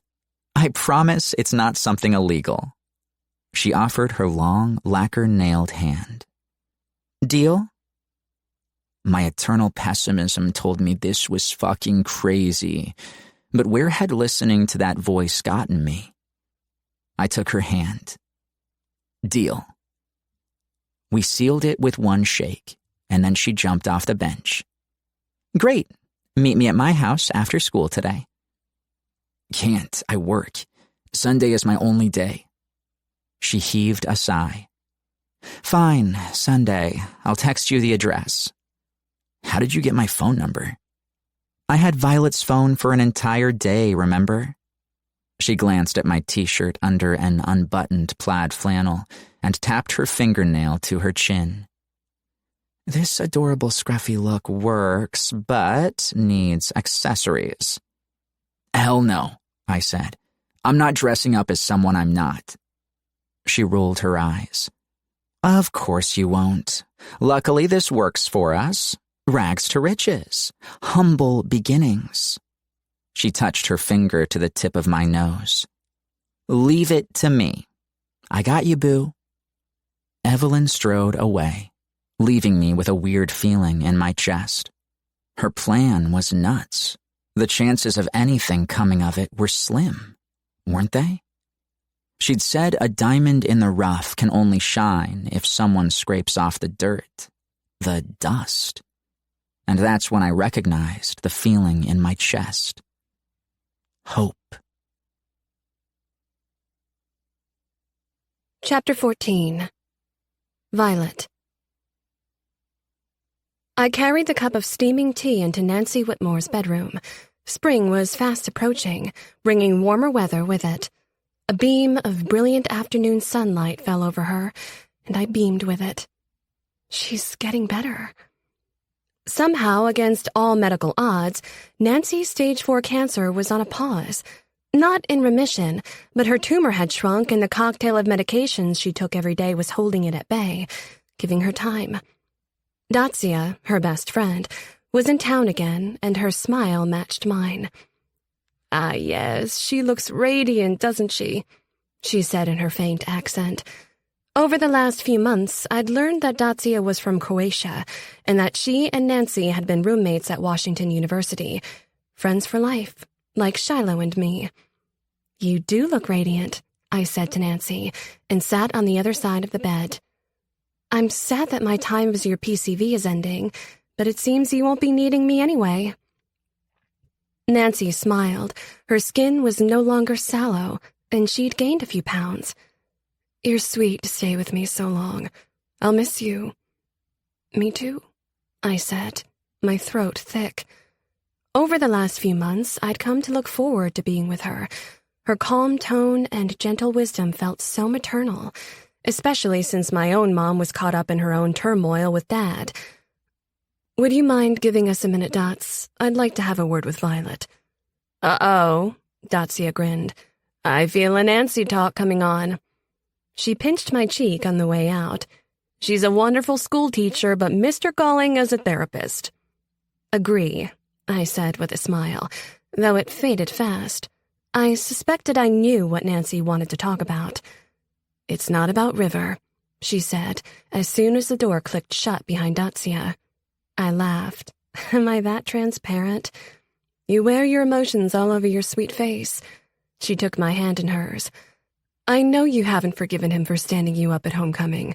I can imagine that must have been very humiliating. A bit, but I have forgiven him. I've told him 100 times I've forgiven him. I don't understand why he keeps asking to see me. Nancy pursed her lips. You'll have to discuss that with him. He knows I'm disappointed at him for what he did to you, but I don't want to pry into his business beyond that. I'd prefer he come to me about personal things when he's ready. But what I wanted to talk to you about was you. Me? You seem so sad lately, and I know it's not because of my son. She cocked her scarf-wrapped head. You know that same policy I have for him extends to you. No pressure to share anything with me. I just want you to know that my door is open. My fingers plucked the coverlet. My parents are not happy. They fight a lot, and there's some other stuff going on with them that I don't want to bore you with. As much as I loved Nancy, there was no way I was going to air my family's suspected financial issues with her. Anything else? Nancy asked gently, in a way that said, I know there's something else. Yes, I sighed. But as much as I'd love your advice, I'm not sure it's appropriate to talk to you about another boy. Nancy patted my hand. Because I'm River's mom. I get it. How about you tell me what's bothering you and leave out the details? Not the who, what, and where. Just how you feel. But only if you want to. I do want to. Desperately. The last time my mom and I had a girl talk, it consisted of her making an appointment for me to see a gynecologist. Nancy's lip made a thin line, then she smiled. I'm here. I met her clear blue eyes and tears filled up in mine. I screwed it up. Okay. I was so afraid of losing him or having our beautiful friendship fall apart that I pushed him away. I pushed him to someone else, and our friendship is hanging by a thread anyway. Everything I was afraid of happening happened, but not how I feared it would. Nancy offered me a tissue from her box. Reminds me of that old proverb, a person often meets her destiny on the road she takes to avoid it. There is a picture of me right next to that quote in a book somewhere. I stared down at the tissue in my hands. God, I'm such a coward. You're not a coward. Nancy's voice was firm. How many times did you see Mr. Whitmore in here last winter? Not very much. I figured he was working. He was, but he was also scared. River and Amelia, too. They got over it, but it took time. It's very difficult to look at someone you love and see only the day they might leave you. Her voice gentled. The urge to protect one's heart is the strongest urge of all, but it's also impossible if you want to live a rich, full life. I thought back to the night Miller almost died in my arms, and seeing him outside the dance with Amber. The pain was knife-like and brutal. There was nothing rich or full about life without Miller in it, or watching him be with someone else, especially when I was the one who drove him away. I dried my tears and put on a smile. Thanks for talking with me. But you don't believe me, she said gently. I appreciate your advice, but there's nothing I can do. Talk to him? He doesn't want to talk to me, and I can't mess up what he has with her. They've been together for months now. The last thing I want is to cause any more trouble. I smiled grimly. Another proverb. I made my bed, and now I have to lie in it. Alone. I got to my feet. I'll go tell Dotsia she's no longer banished. At the door, Nancy's voice stopped me. If we were all born perfect and wise, always making the right decisions and never any mistakes, there wouldn't be much point in living, would there? I turned, and she was smiling knowingly at me. Life's a journey, not a destination. I smiled. I see what you did there. Your proverb game is strong, Mrs. W. She laughed, full and throaty, and healthy. And so are you, Violet, more than you know. I left Nancy's room, shutting the door behind me, and crashed headlong into River. My nose smarted from meeting the hard planes of his chest. He wore jeans and his Letterman jacket over a t-shirt and smelled faintly of motor oil from his dad's shop. "Oh, hey," I said, rubbing my nose. I looked up and up. The guy was a mountain and as gorgeous as ever, and yet my heart didn't so much as flutter to be this close to him. "Hey," he said. "Do you have a minute? I want to talk to you." "River, I told you. We're cool."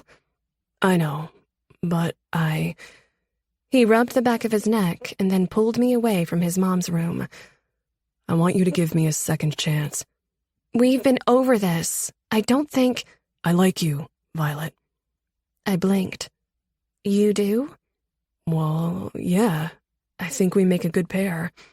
I scrunched my nose. "We do? We hardly speak to each other." He huffed in frustration. "Look, I've been crazy busy all winter and haven't had time to catch my breath. My dad put all kinds of pressure on me to play well and get into NCAA, top 10 school. Scouts were crawling all over the field every practice and watching every game. It's been insane." "I get that, but football season is over now." He took both my hands in his, lightly. "I want us to try again, and this time I won't flake on you. I swear." "We've never really talked or hung out." "That's my fault because I've been so busy. You know how it is, right? Getting your college apps together."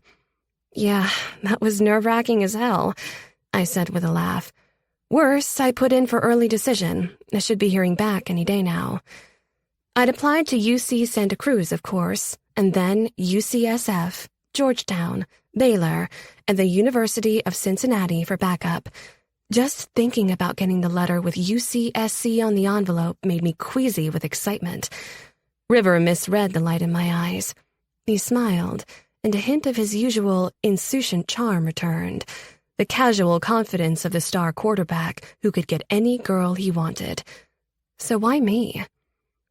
"Just promise me you'll think about it, okay?" He bent and kissed my cheek, leaving me in the hallway with the warm feel of his lips and the slight scratch of his stubble on my skin. I sighed. I had thought about it, about him. But the problem with thinking about River Whitmore these days was that my thoughts immediately pivoted right to Miller Stratton. He'd set up permanent residence in my mind and my heart, and there was no room for anyone else. Too late. I fell in love with my best friend, and I'm too late. "Hey, you," Shiloh said, falling in step beside me after school the next day. She wore billowy bohemian pants and a sleeveless linen shirt, her braids pulled back from her elegant neck. Earthy metal jewelry of her own creation glinted in the late afternoon sun. "You're a hard person to get a hold of these days." "Sorry. Busy with school and now soccer practice. First game is coming up." I glanced at her sideways. My friend was always beautiful, but she looked extra radiant today. "And I could say the same about you. I feel like it's been ages since we hung out. What have you been doing lately?" "And with who?" "Because it has been ages," she said, avoiding my question. "But we're here to talk about you, specifically you and Miller." I stopped and shook my head. "There is no me and Miller. Remember Homecoming? Do you need an episode recap?" "Don't be bitter. It's not your style." Her lips pursed. "Okay, here's the deal. I've been patient with both you and Miller, and Amber is a friend, but enough is enough." "What's that mean?" "It means—" Her words trailed as she spied something over my shoulder. I turned to look, and my throat tightened to see Miller and Amber walking hand in hand to the front of the school. A heavy ball smacked my chest and then sunk into my stomach. She was on her phone, and his gaze was out and away. They walked as far apart from each other as possible, except for their tethered hands, as if it were the only thing keeping them from floating off in different directions. Shiloh gave my arm a gentle squeeze, bringing me back around. You see that body language? Do they look like a happy couple in love? I flinched at her choice of words. That's just one moment in time. Who knows what they're like alone? At night. In his bed. God, my stupid heart had no right to ache at the thought. Of course he'd lost his virginity to her by now. Or hell, maybe to someone during any of the years in which I'd kept him locked in the friend zone. And he had every right. He waited for me long enough. Hey, Shiloh said, dragging me from my thoughts. I know what they're like alone, because they both tell me. In a word, he's miserable, and she's frustrated and on the brink of dumping his ass. I didn't hear much after miserable. He is? But why stay with her? Why date her in the first place? Shiloh's voice softened. Why do you think? To get over you. A moment passed as I took this in. I swallowed my tears down. I don't know what to say, Shy.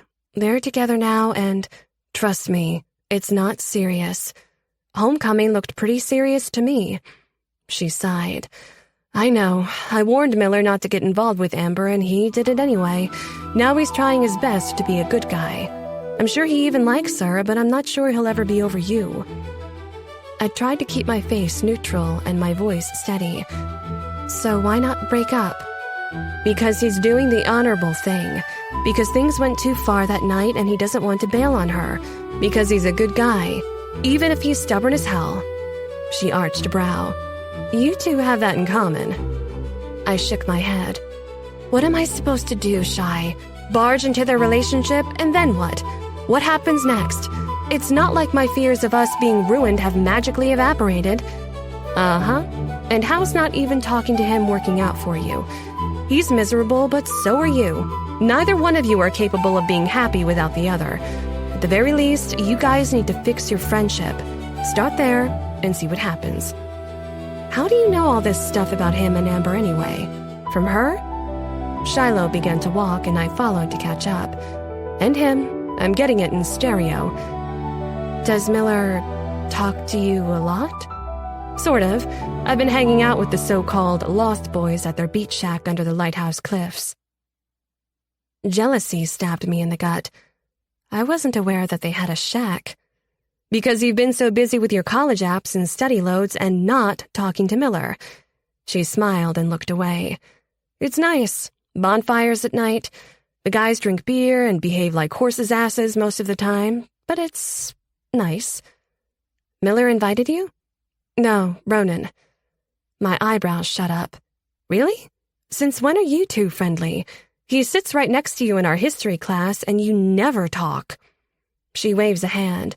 He's an asshole. I can barely tolerate him, but it's worth it to sit and watch the ocean, and nothing smells better than a beach bonfire. And I say all this because it's high time you were there too. I'm not going anywhere I'm not wanted, Shy, I said. Being stood up at homecoming in front of the entire school aside, I still have a shred of dignity. On that note, Miller told me Evelyn Gonzalez stole your phone that night, took the video of him singing, All I'll Ever Want, and put it on her vlog. My mouth fell open. She did what? Shiloh pulled out her phone. I was hoping you gave her permission, but I guess she didn't even tell you. She returned it to me the next day, but didn't say a word about Miller. She and I haven't been close lately. But she and Miller are? I watched the vlog footage, marveling through my shock at Miller's beautiful voice, his talent, and that sexy-as-hell way he'd taken off his beanie to run his hand through his hair. Moments after that song ended, he'd kissed me. The video finished. That explains why everyone's been smiling and being nice to him. Oh, you noticed that too? Shiloh put her phone away. Yeah, he's suddenly the town-famous person. They should be nice to him, but they should have been nice to him this entire time, not just because of this. Agreed. Shiloh put her arm around me. You've always treated him the way he deserved to be treated. Come to the shack.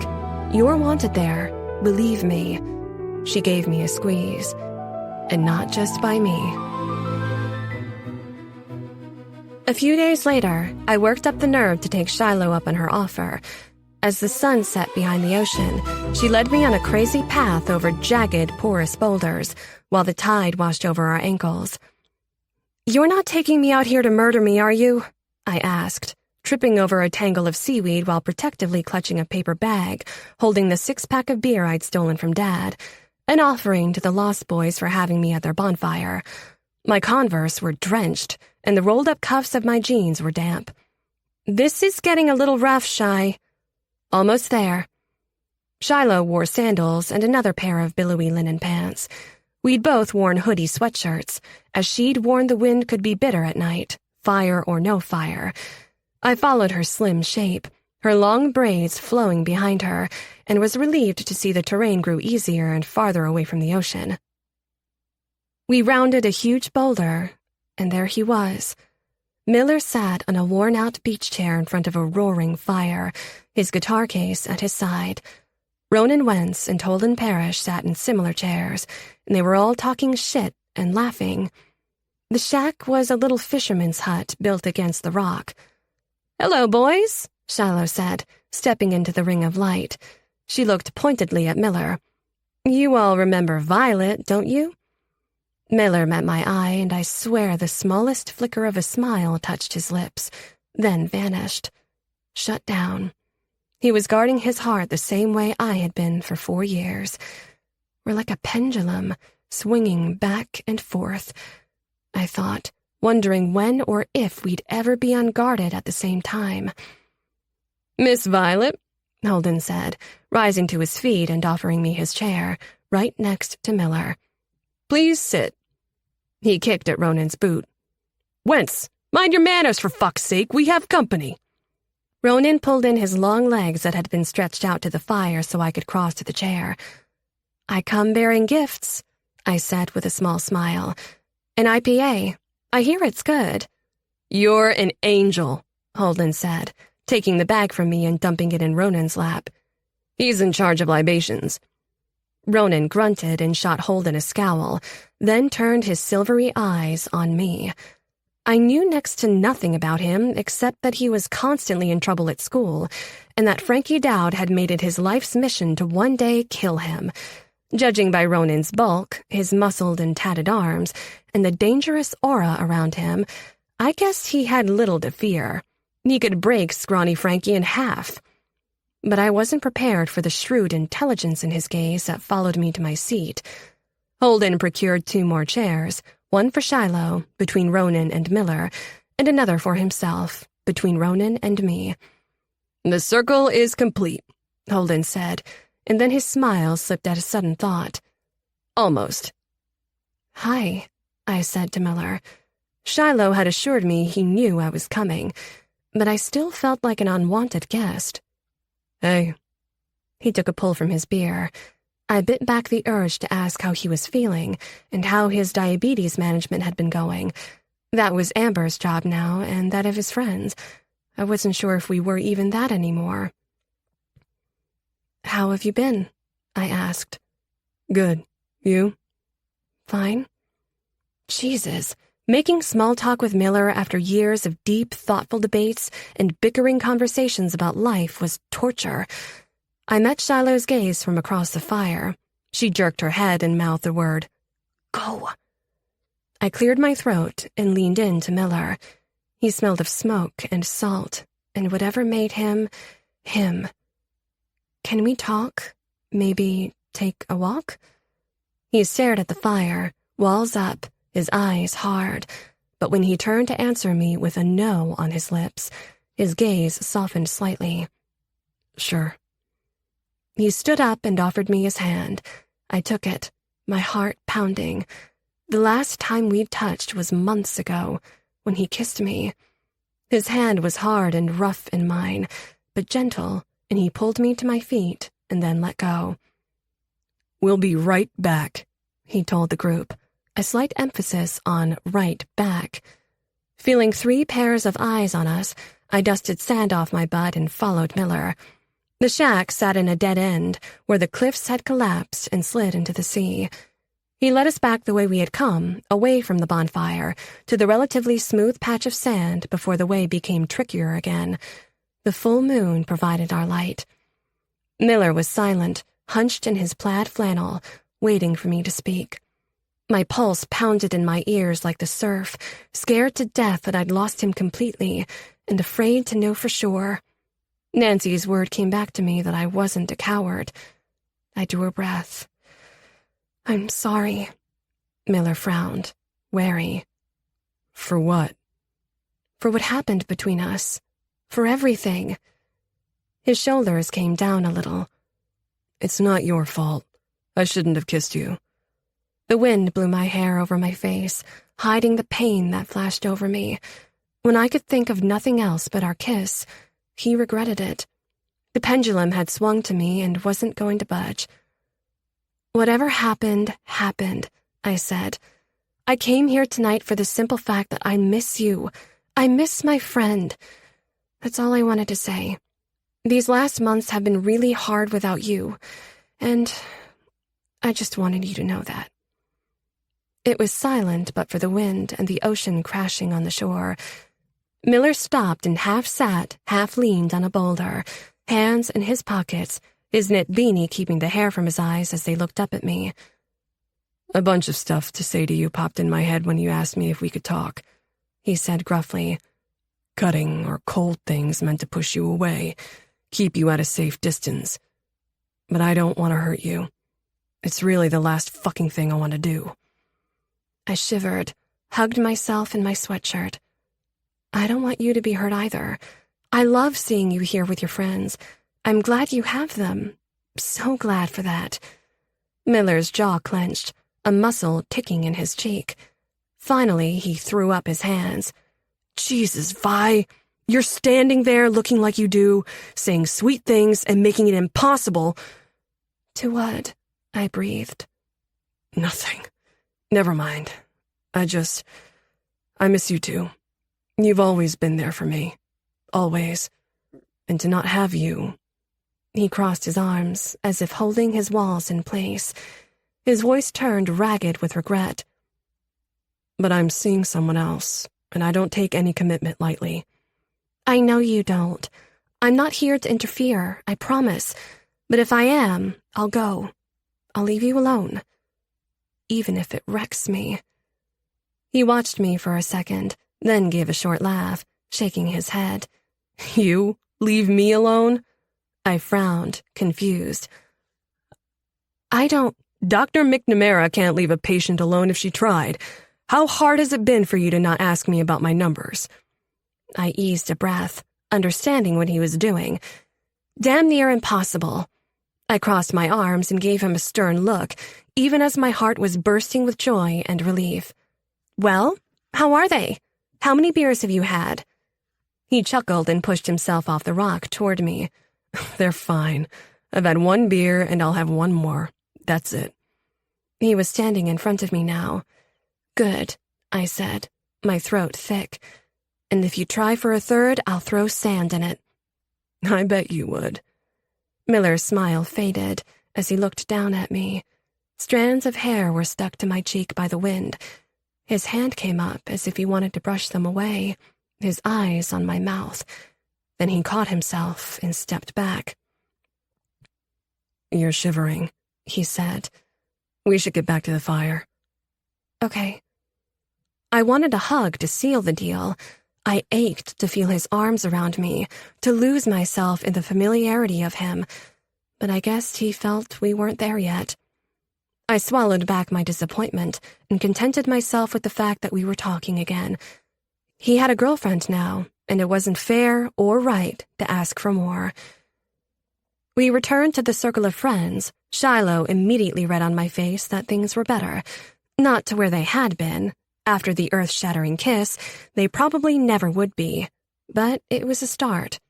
She smiled, and I smiled back. Holden read the lessening of tension between Miller and me like an MC reading the room. He was pretty drunk, I noticed, his clear green eyes bleary with whatever he was sipping from his flask. "They're back. Got it all sorted? Got it all straight between you?"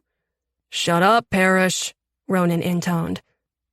"Fuck off, Wentz," Holden shot back. "The long winter of our discontent and his moping is finally over. Time to celebrate." Miller ignored his friend's bickering and looked to me. "You want a blanket or something?" "Sure, thanks."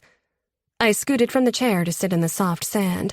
Miller and Ronan procured more blankets from the shack, along with hot dogs, chips, and ingredients to make s'mores. The 5 of us talked and laughed and ate, Holden louder than the rest of us, Ronan the quietest. I watched him and Shiloh closely without letting on, but if there was something between them, it didn't show. Their entire conversations that night consisted of trading barbs and sarcasm. Holden leaned into me. "It's shameless how they flirt, isn't it?" "Flirt? They hate each other," I whispered back. "Do they?" He rubbed his narrow chin thoughtfully. "I guess it depends on your perspective." Before I could ask him what that meant, he turned to Miller. "Hey, superstar, stop being so stingy. It's against some law to have a perfect night, a beach, bonfire, but no music. Play." Shiloh and I clapped our hands and whistled, and then Holden joined in. Okay, Miller said. "I didn't want to be that asshole." "Too late," Ronan and Holden said together, and clinked beer bottle to flask. Miller flipped them the bird and set his guitar in his lap. His fingers took their places on the guitar as if they'd been born there, and he launched into an acoustic cover of Take Me to Church by Hoosier. Miller's voice wasn't as deep as Hoosier's, but the rough around the